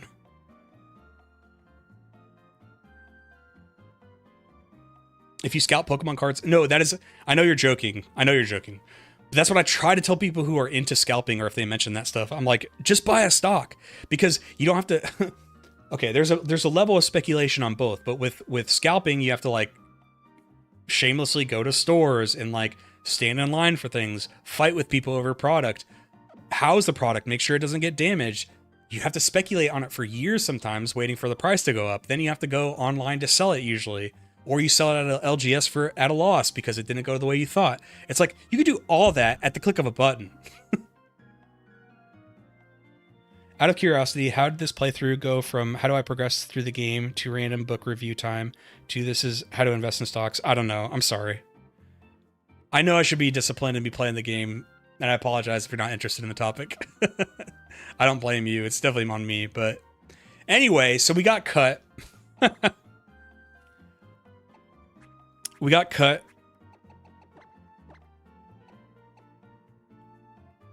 It sucks.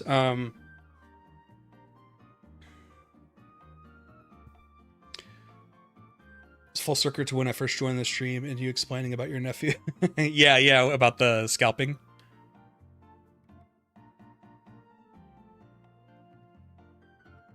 Yeah.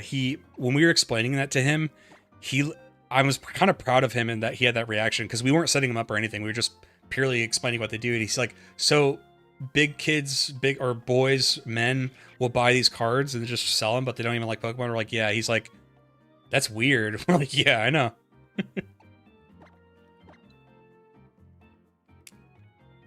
Red Predator, it's because I'm a heavy tangent guy.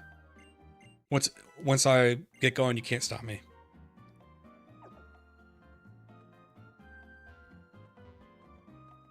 The reason why I only have 2 Pokemon is because I don't like adding a lot of Pokemon quickly because I want to have my options open later in game when I discover something else that I might want to have for the team.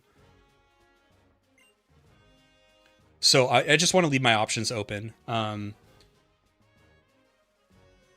Maybe around like, I feel like I'll have a full party around like the 6th or 7th gym. Yeah, string. I'm apologizing, but I'm not changing, if that makes sense.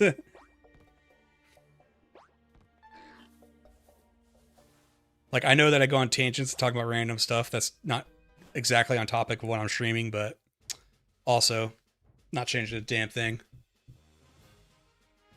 If we need to distract you, then we just send you on a tangent. Yeah, well, so Eon Kane's in chat. Eon Kane knows how to push my buttons. And I got wise to it, so I know when people are trying to make me go on a tangent. Are you running on 6 only the entire game? What do you mean? Like, I would say for the way I've always played Pokemon, and just for like brain management, I would never go beyond a 6.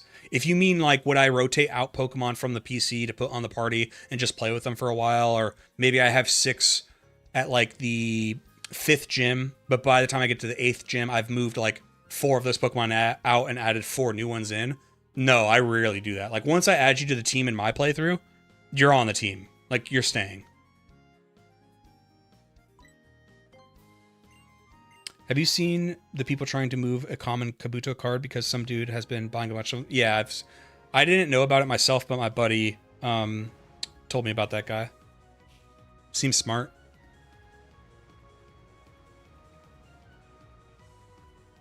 What's exciting is YouTube is doing well enough for me that not this year, but next year, you know, because I gave myself a war chest in my checking account that I have access to over this supposed 2 years that I was going to do YouTube or test it out.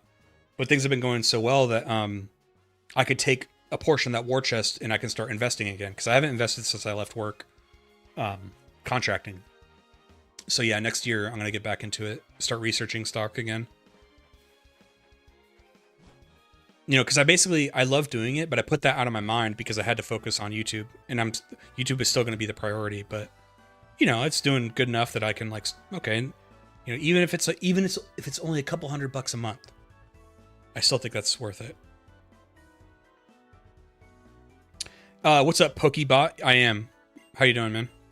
How's your Christmas? Pokebot, we start with Torchic, we have a Nuzleaf. But what if it gets hard or you need a new type for a gym? So, hard, that might make me get a different type of Pokemon. If I need a certain type for a gym, usually the way I build a team anyway, it's going to cover most things. Like, I want a Pokemon that's going to be able to learn at least 2 to 3 different types of moves that'll cover it, right? So like for example, we beat Brawly earlier. He's a fighting type gym leader, right? You might think, oh, I don't have like a flying Pokemon. I don't have a psychic Pokemon. How am I going to beat Brawly, right? Well, Combuskin learned Peck, which is a flying type move. So the way I build my teams is I try to have enough of these kinds of Pokemon where, like, look, I have 4 different types for each gen, or for different scenarios, right? Normal is just whatever, pure damage. It's not super effective against anything. Peck, great against grass, great against bug, great against fighting. Flame Charge, Steel, Grass type, Double Kick, Steel type, Ground type, or Rock type. I might have those mixed up. I always get Ground and Rock mixed up. But I basically just try to make it so see, one Pokemon covers at least 3 types of things that are super effective against another thing, right? And I try to have 6 Pokemon that do that same thing. So I have answers to everything. It doesn't always end up like that. Sometimes you feel like you have enough coverage just for 4 Pokemon so that the other 2 Pokemon can just be like whatever the hell you want, you know? Thank you, Predator.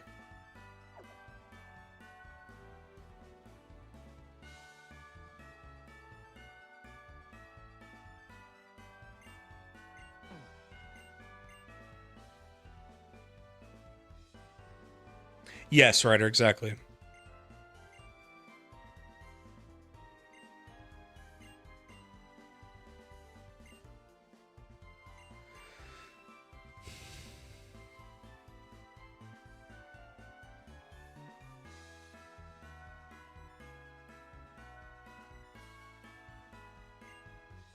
Have you seen YouTube harpists that collect all the bee hole? I don't know. What's up, Crit? Move pool versatility is key, yeah. I wonder what it was like for people who got these games that hadn't played since Gen 3 to suddenly have Fairy, assuming they weren't aware of them for the internet. Probably pretty shocking.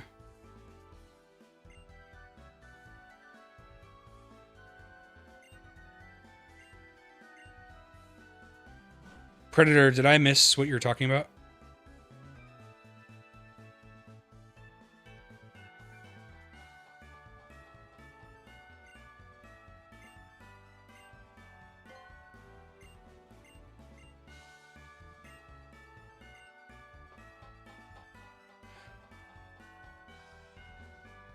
That's funny.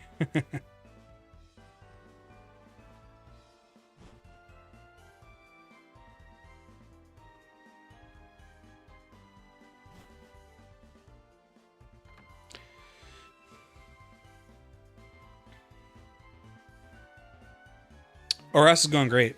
I'm already having fun. Chat's making it funner. I love the music of ORAS. I think the 3D, like for example, Steven Stone, when you see him in the cave and he sees the mural of the ancient Pokemon on the wall, I think that's a good way to add new things to a 3D environment, because in the original games he's just like looking at a blank wall, and it's Game Boy Advance. I'm not criticizing it, but it's harder to convey. He's claiming, he's like, oh, I'm researching these ancient origin Pokemon, right? But you don't really see it in the Game Boy Advance. In this, you see it. You can see the mural he's talking about. So I think they're being faithful to the original games, but they're adding things that like heighten the presentation and the story, and I think that's really good.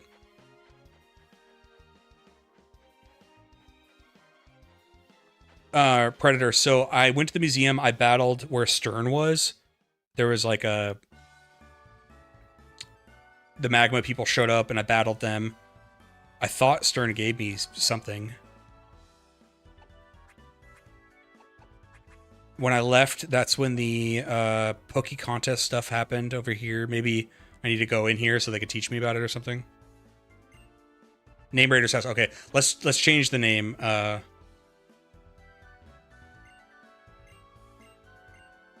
This name is already determined.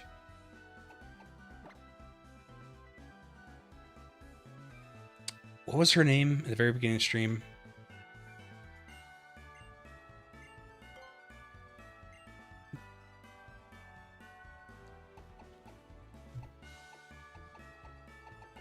Ryder already has one named after him. We'll do...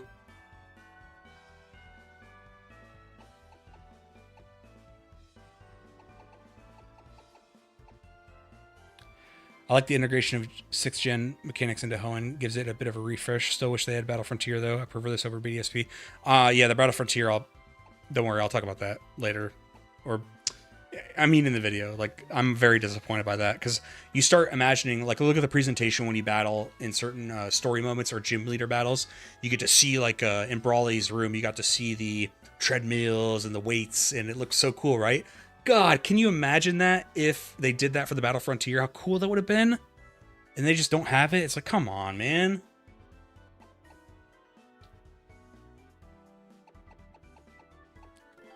I can't think of a name right now for Nuzleaf. Try to do that stuff at the contest, then talk to the scientists you missed in the shipyard. Okay.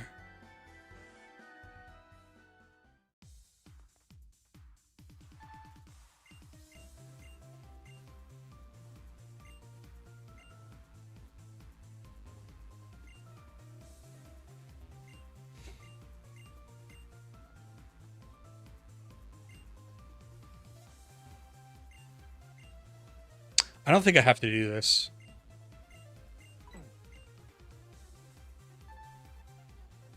It could have been an update, but no. I mean, it should have just been in the base game, man. And if anybody's argument is like, well, it's a remake of Ruby and Sapphire and they didn't have it. It's like, yeah, but Heart Gold and Soul Silver also didn't have the Suicune story element thing, but they added Suicune to the story just like Crystal did. It's like, they could have added it. Come on. They could have added it. I don't want to...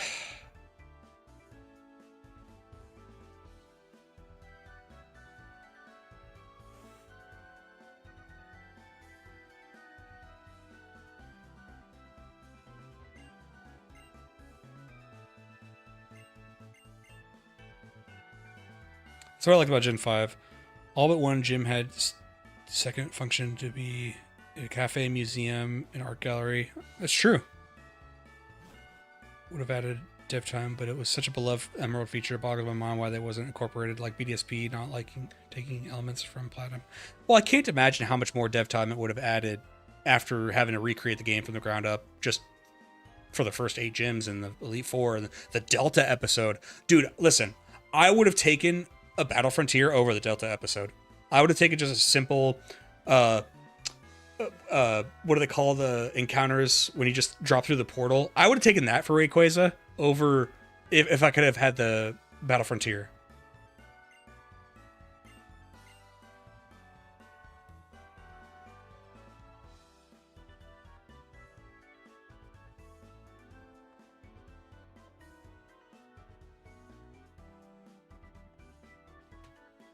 I might have to look up where to go next.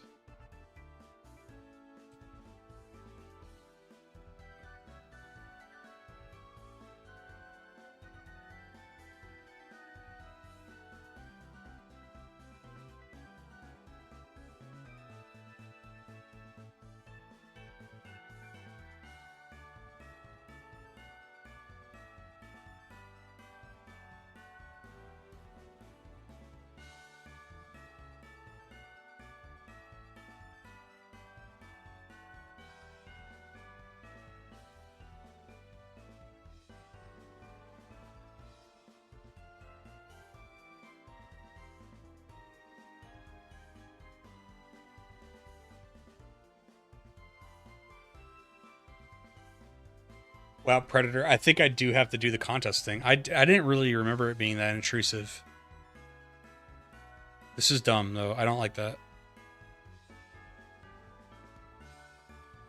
In the orange building, that shipyard.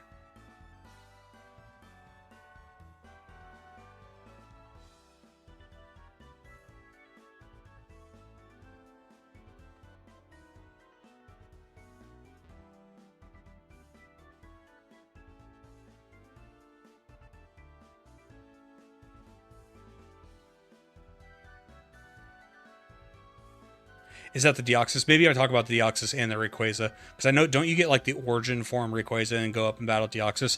I'd rather them both be like very boring little like drop-in battles if that dev time could have been used on the Battle Frontier.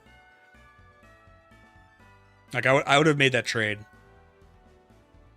The Delta episode is like, it kind of mixes like a story with Rayquaza into this game. It's like a post-game story involving Deoxys and Rayquaza. That's basically it.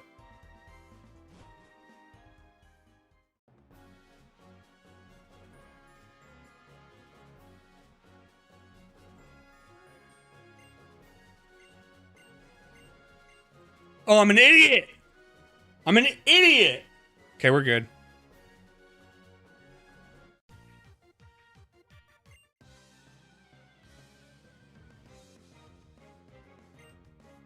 Mega Rayquaza is one of the most hilarious, unbalanced Pokemon I've ever created. Yeah.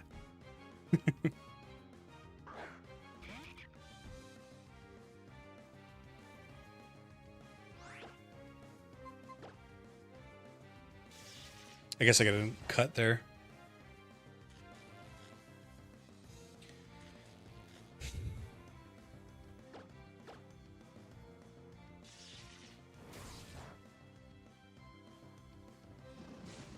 You guys ever rather go all the way back to a Pokemon Center rather than just use a Paralyzed Heal in battle or just after battle?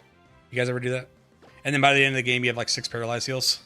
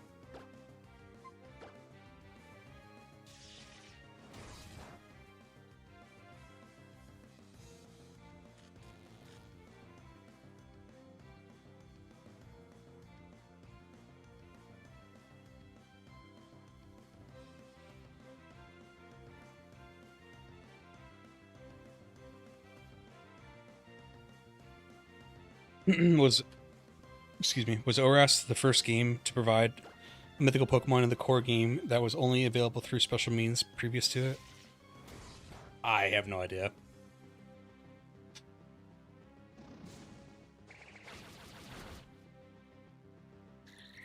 Predator, I want to explain myself.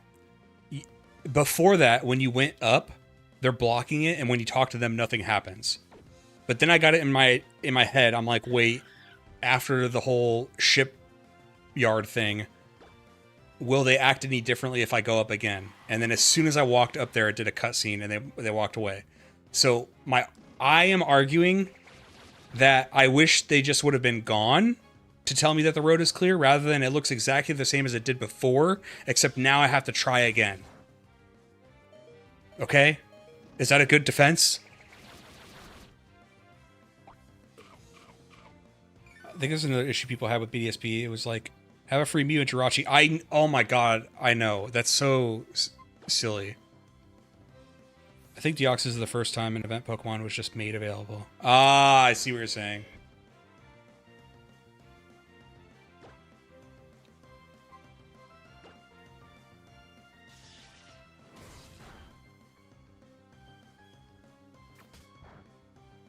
Dang. I knew it wasn't going to be effective, but I was like, it'll get there.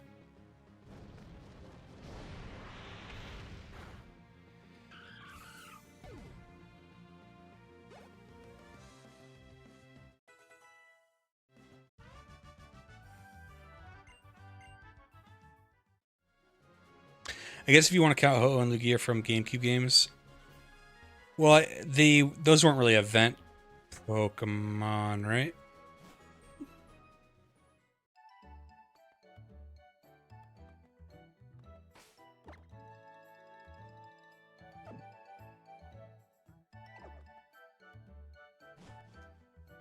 Like, I thought the question was Pokemon that were initially event-only Pokemon being made available in the game.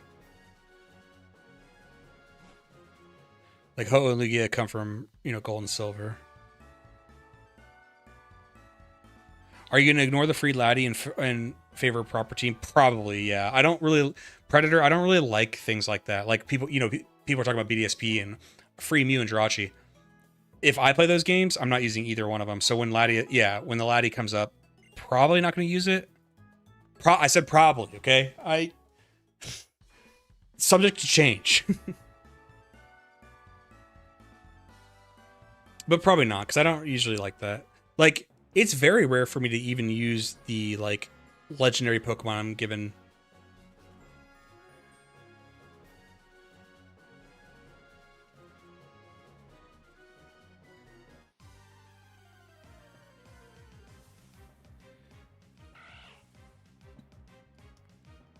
I do remember the May fight. Isn't this like the bane of a lot of speedrunners' existence, this fight?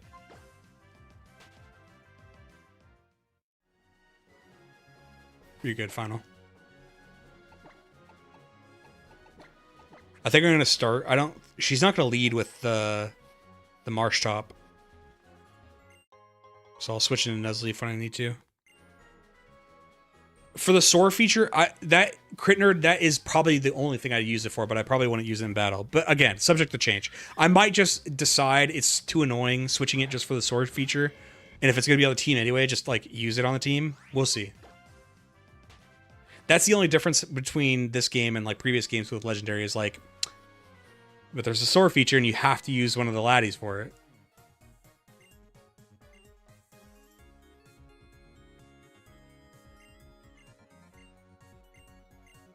Even in Gen 1, I didn't use a Master Ball Mewtwo. I did it on Articuno. Gotcha. You set yourself up for a challenge, though, because I think Mewtwo is the hardest catch rate in Gen 1. Perfect. Perfect.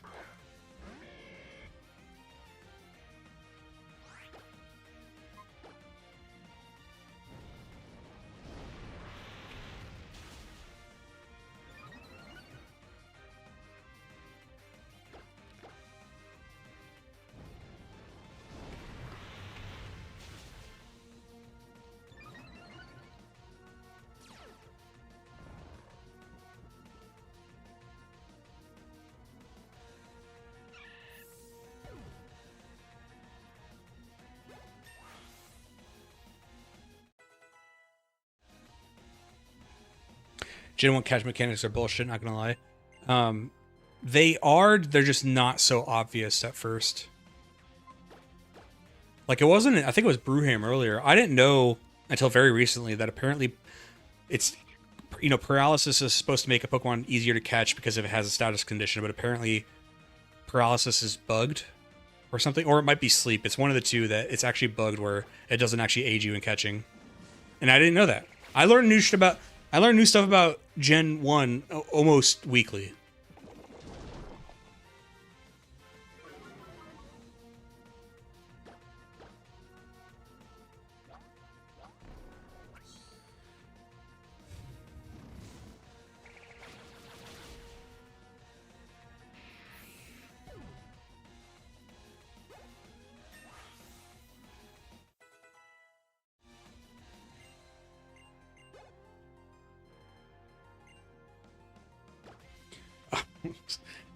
People really love Slugma balls. They love saying that.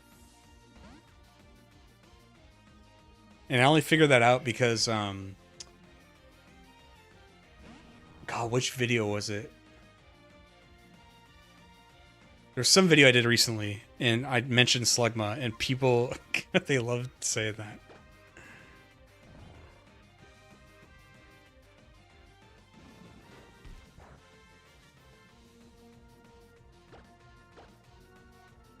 There's an entire laundry list of Gen 1 bugs. Well, it's funny you say that, because earlier in the stream I mentioned how there was a lot of people getting upset with the video that you and, or me and Eugenia did. You know, my girlfriend plays Pokemon for the first time.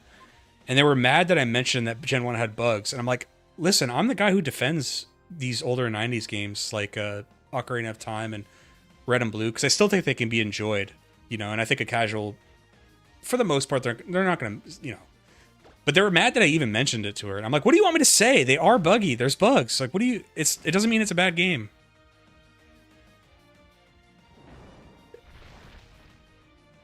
Then waiting for the Tauros. There were a bit of time. Some of the grass for mostly... Whoa, okay, Marvel. I think that the Great Balls in Gen 1 was better than the Ultra Ball. Don't quote me on that, but I think that was a coding problem. It was either a coding problem or it's just an efficiency problem, because I thought the argument for the whole Great Ball thing and the Ultra Ball thing was not that they're coded wrong. I thought it was the percentage gain that you get from an Ultra Ball isn't worth the money. You could just buy more Great Balls at that price at 600, I think, and that you're still going to catch. It's going to be cheaper even using Great Balls because it's not like it doubles from, because I think an Ultra Ball is 1,200 yen or Poke Bucks.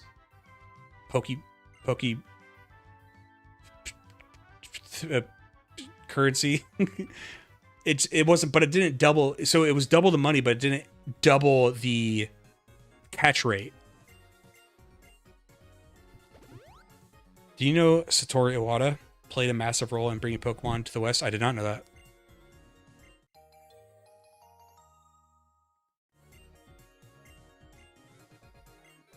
I do find it cool that Gen 1 bugs have created a cool retro format for competitive play. Yeah, and for speedrunning. Bugs in older games just aren't the same today, yeah. Poké Dollars. Is that the lore-friendly... Is it Poké Dollars? Electric.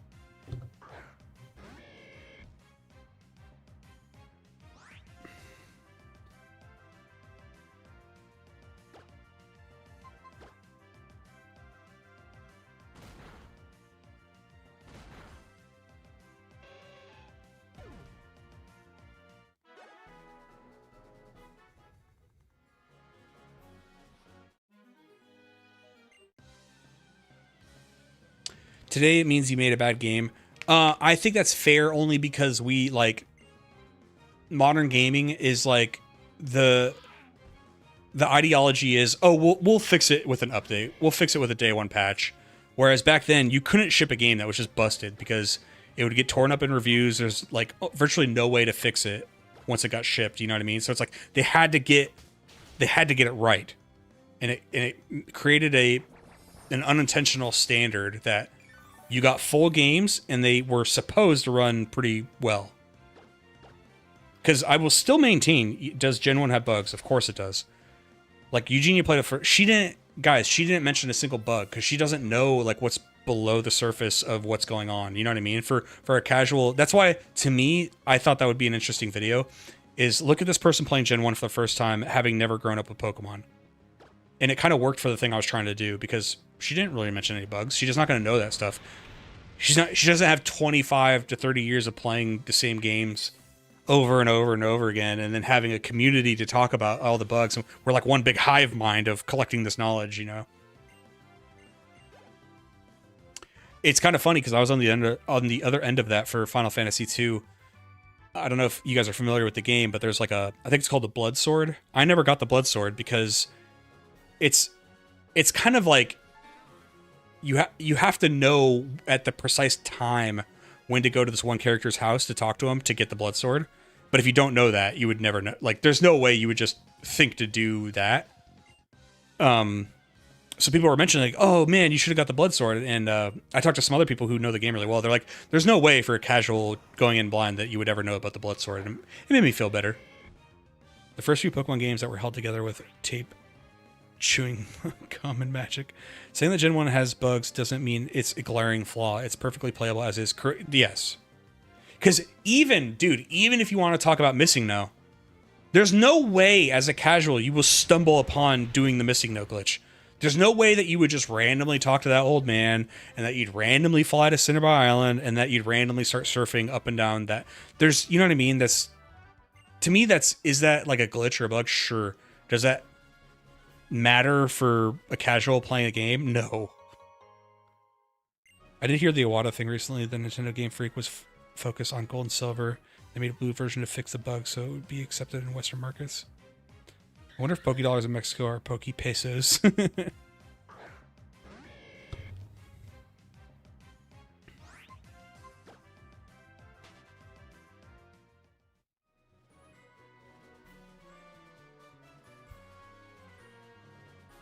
You know, every time Twitch says they're getting rid of bots, why do they all come to my stream?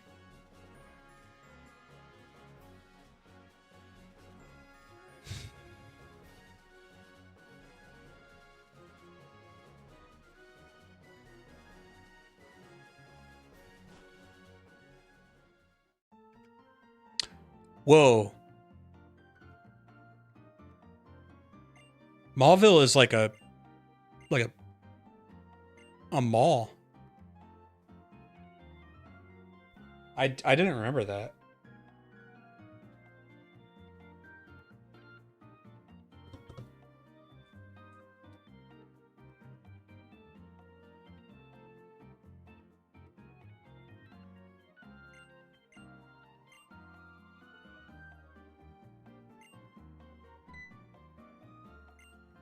I wonder if they had always intended for Mallville to be like that, but they just didn't do it for the GBA or something.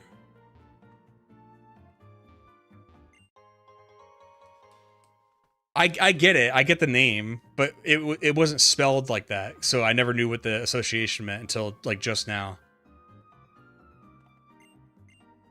Because wasn't it spelled like M-A-U-L or something? Like mall?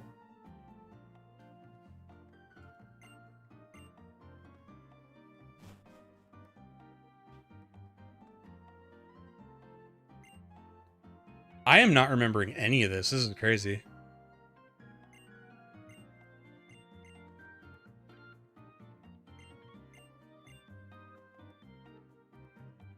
That's so cool. Look at that.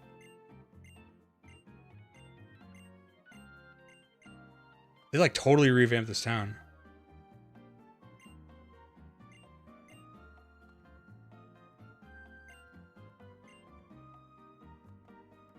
I do remember that, although it doesn't kind of kill the flow of the Great Path, the verdant turf, to the short east of Malville for hatching it. Yeah, good point.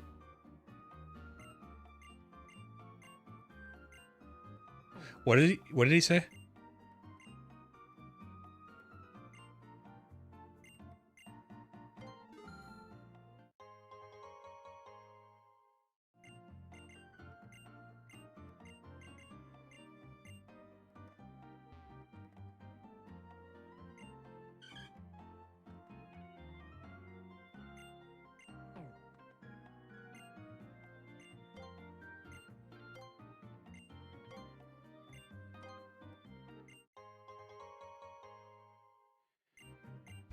Are these like contest items, like the metronome pokey toy?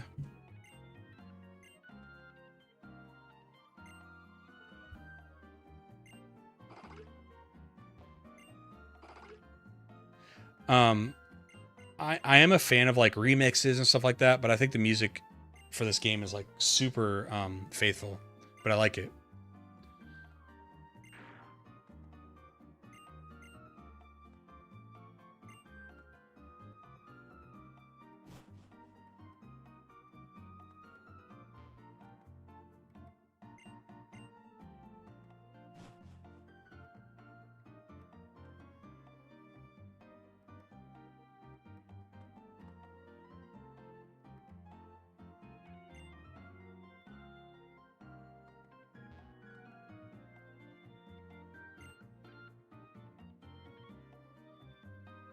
Hold on, so is Maulville like the replacement for the Battle Frontier with all these like little different battle styles and stuff?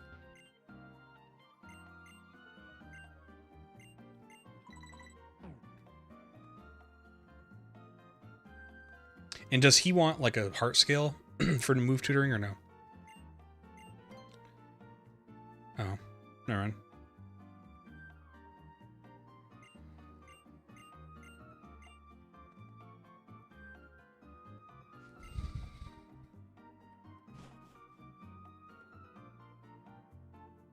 Metronome is a battle item. Oh, I didn't know that. That's how little I know about like battling. The only items I ever put on my Pokemon are like some berries and like leftovers.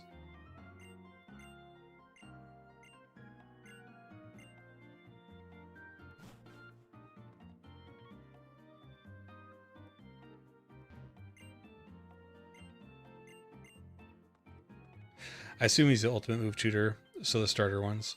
I thought the move tutor guy was in Falabar Town. Okay. But these other little battle station areas, like the test your metal and stuff like that, is this like what replaced the Battle Frontier as far as like non-EXP gaining areas for battles? I don't know what you call those battles. Hey, isn't that the thing from Lumios? It's a square. It's the square tower. Yeah, hey, I got that right.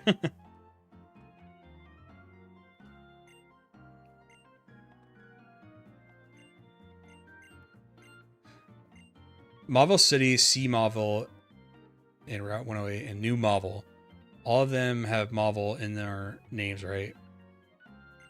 That's because some corporate group held all the legal rights on every one of them, but the group went under, and everything except the name Mauville disappeared into thin air. Okay. It's kind of cool lore. Alright, Predator. Awesome, man. Thanks for hanging out. I'll see you later. 4 in the morning. You must be like Europe.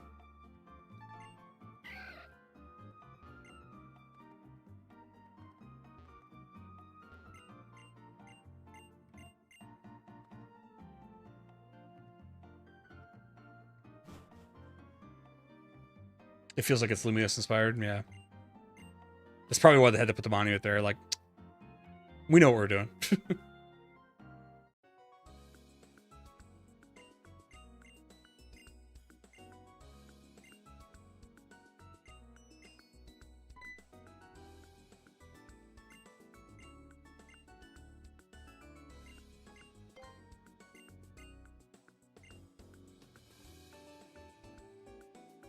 Scotland, nice.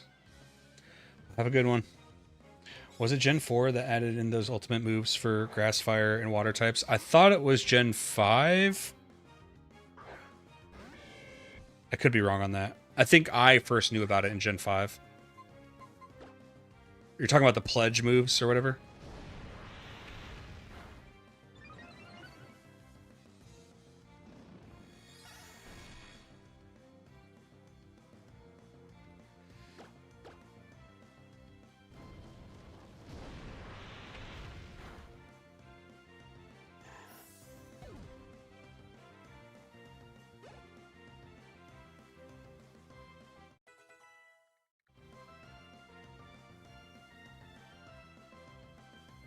Just found your channel recently, and I've watched the Pokemon retrospective so much. My favorite are Gen 5 videos. My favorite Gen. Well, thank you, Frost. Appreciate you, man. I'm glad you like them. You're watching the next one right now. This is the beginning of the ORAS experience videos. Or video. But, thank you for saying that. And I'm glad you like the Gen 5 ones. I love Gen 5, and I hope I conveyed that in those videos. I'm having fun playing this, though. I thought X and Y was okay. You know.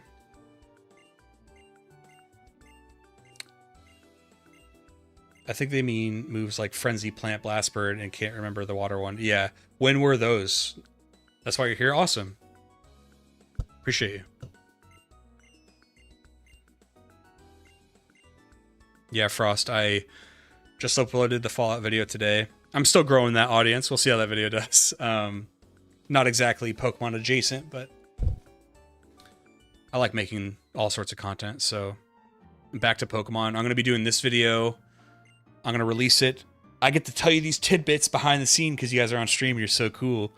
But I'm going to release this on the same day of my Ruby and Sapphire video, which is also the same day I started doing this full time. And then after this video, I want to do a challenge I've been thinking about. It's not the hardest thing in the world, but who cares? I'm going to do beat Pokemon Crystal using all in-game trade Pokemon. I'm pretty excited about that one. I think it'll be funny.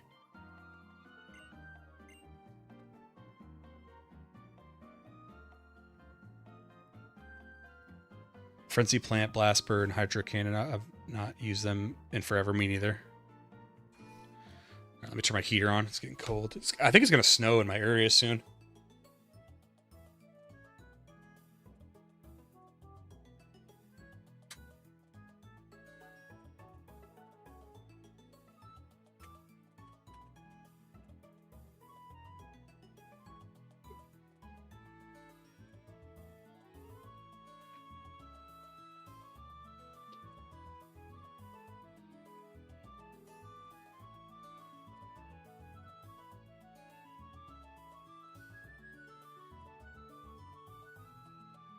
Trying to find my water.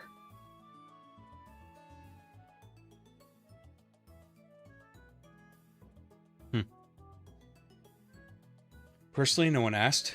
In order of awesomeness, Gen 5, then 1, 2, 4, 6, 3, 7, 8, 9.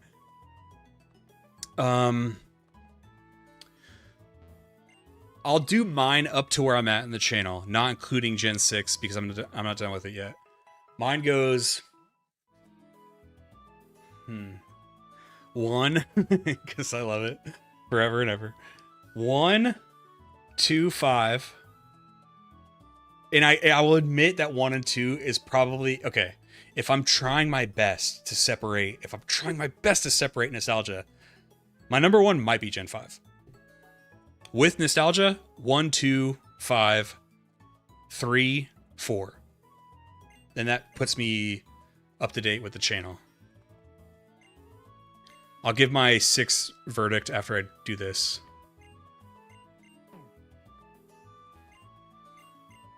You ever thought of making like a final video, maybe covering tips and tricks you've encountered across the Pokemon games, like the pokers? I haven't thought about that.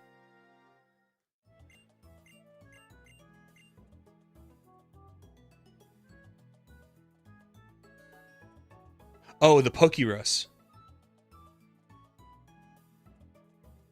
Let me get my bias out of the Gen 5 all day, yeah.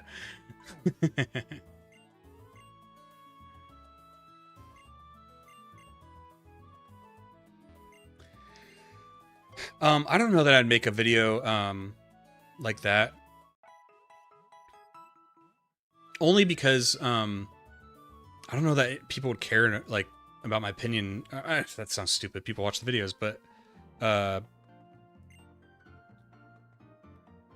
I have been thinking about, I mean, maybe a video that encompasses...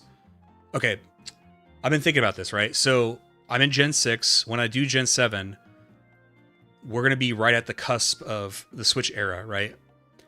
And I was wondering how I'm going to tackle that. Like, I could make a video where I stitch all the videos together to make it like one big video, and I could call it the Pokemon experience from Game Boy to 3DS or something, right?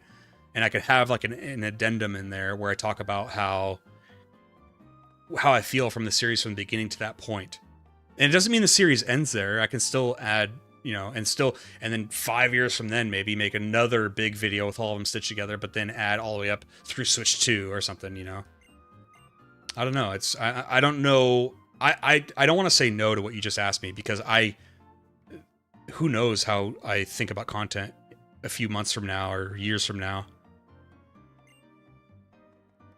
Because right now I'm really, my one-track mind is really focused on like, Pokemon is like 60% of content I'm making. And then from the experience videos, I can make like challenge videos or fun side ones, like maybe a ROM hack or something.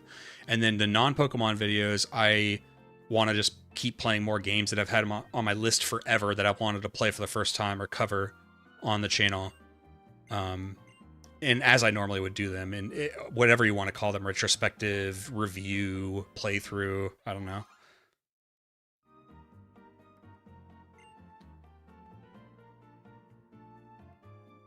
The virus you had in Emerald. I had never heard about that before your video. That would be cool. But just something like that, combining as a summary of the things you've made into a master cut.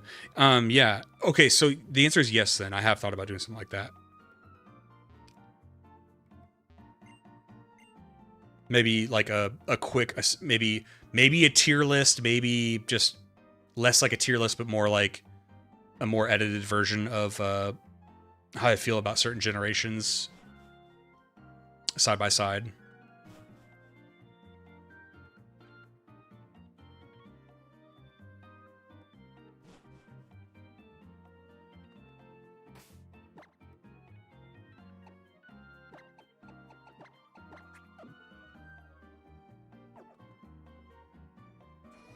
Ultra Sun and Moon are probably the lowest rated game on my list, even though they are better than the Sun and Moon.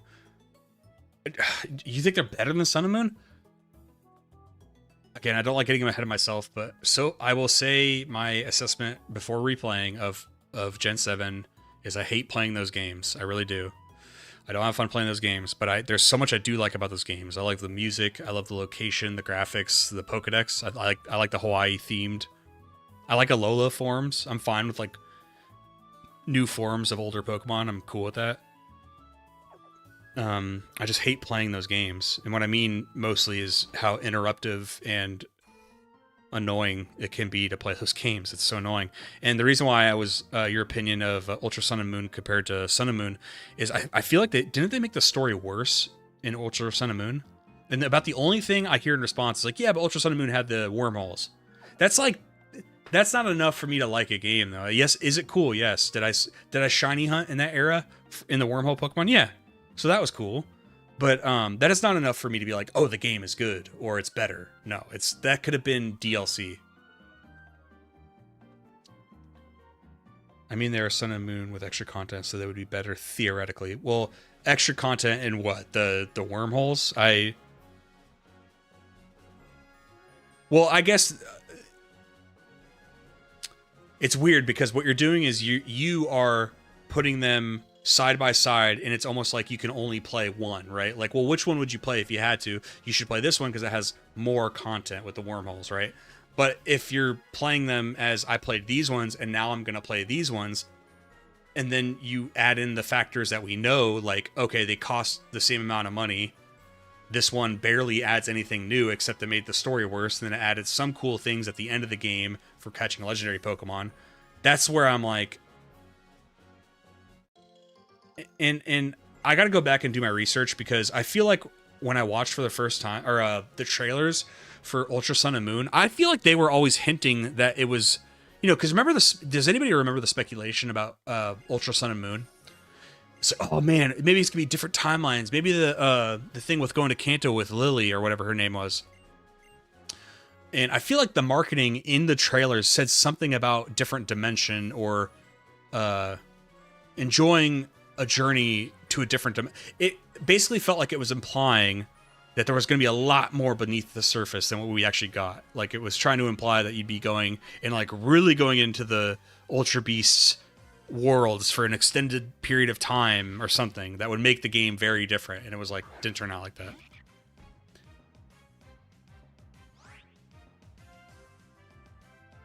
Yeah, Marvel. So my determination is that in the assessment we are aware and have played both.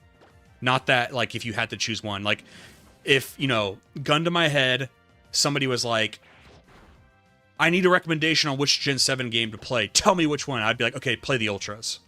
Because yes, you're right. Like at least you get the wormholes. But I don't know, maybe somebody values the story more, and I think they made the story worse in Ultras.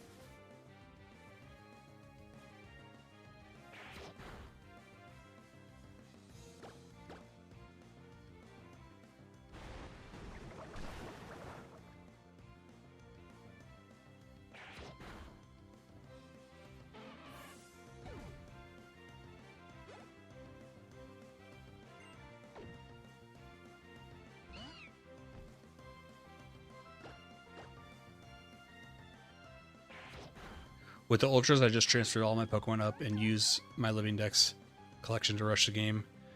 But, okay, but then can you... So what is your argument? You... Yeah, like, give me a succinct, like, what are you saying about the Ultras? You're just saying that they're better than Sun and Moon? As games? You didn't even play the games properly. But right, but to me, that's bad. Because, like, what if somebody... Like, okay, I can't even say I played it differently than you. Back when they came out, I played it just like you. When I realized probably within the first, like, 20 minutes, I was like, wait, this is just Sun and Moon again? But with, like, a little bit of changes here and there? Are you even including a long tutorial that I think... I have to replay it because it's been a long time. A tutorial that I think even lasted longer than the first game. This is crazy. This is actually consulting. So then I played it like you, where I just rushed through the game because I'm like, oh, there's nothing new here, and other than the little story tweak with the mom, which I thought was like, wait, that's worse. Anyway, I played it just like you did because at the time I had a Living Dex, I was shiny hunting, so then I got the shiny charm, and then I did the wormholes, and it was cool catching shiny legendary Pokemon. It was awesome, and pretty quickly too. But if we're arguing like, does that make it a good game? Like, no, I don't think so. I think people start praising Pokemon for having better and better and adding story over the years, right? So suddenly we're not supposed to judge its story in the game because we might enjoy what it does in the post game. It's like, in my view, you have to factor it all. Like, how is the early game? How is the story? How's the post game, if any?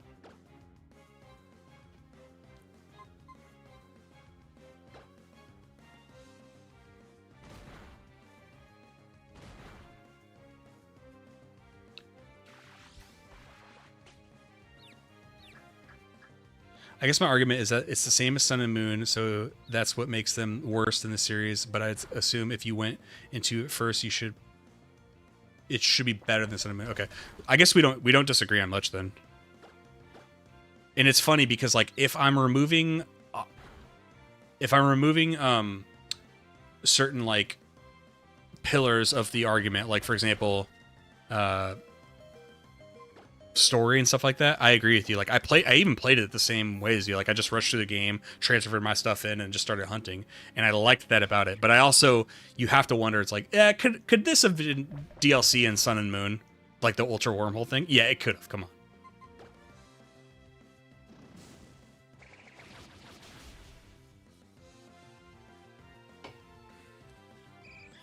Because remember, in the 3DS era, you could download full games from the eShop.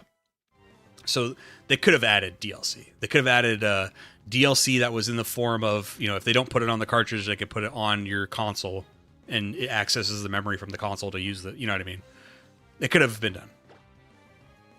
Rush to do the wormholes, right?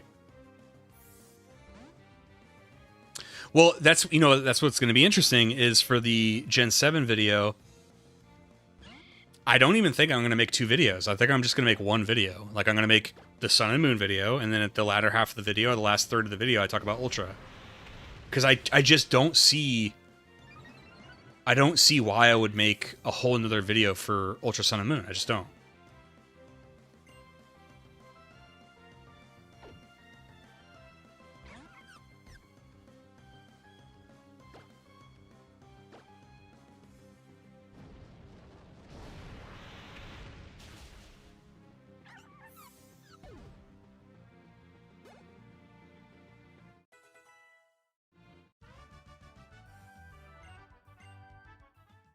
All right. I think I'm going to cut the stream here. And then...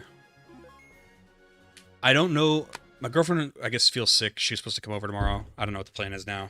If she doesn't come over, I'm going to stream tomorrow. But if not, you'll definitely see me on, like, Monday.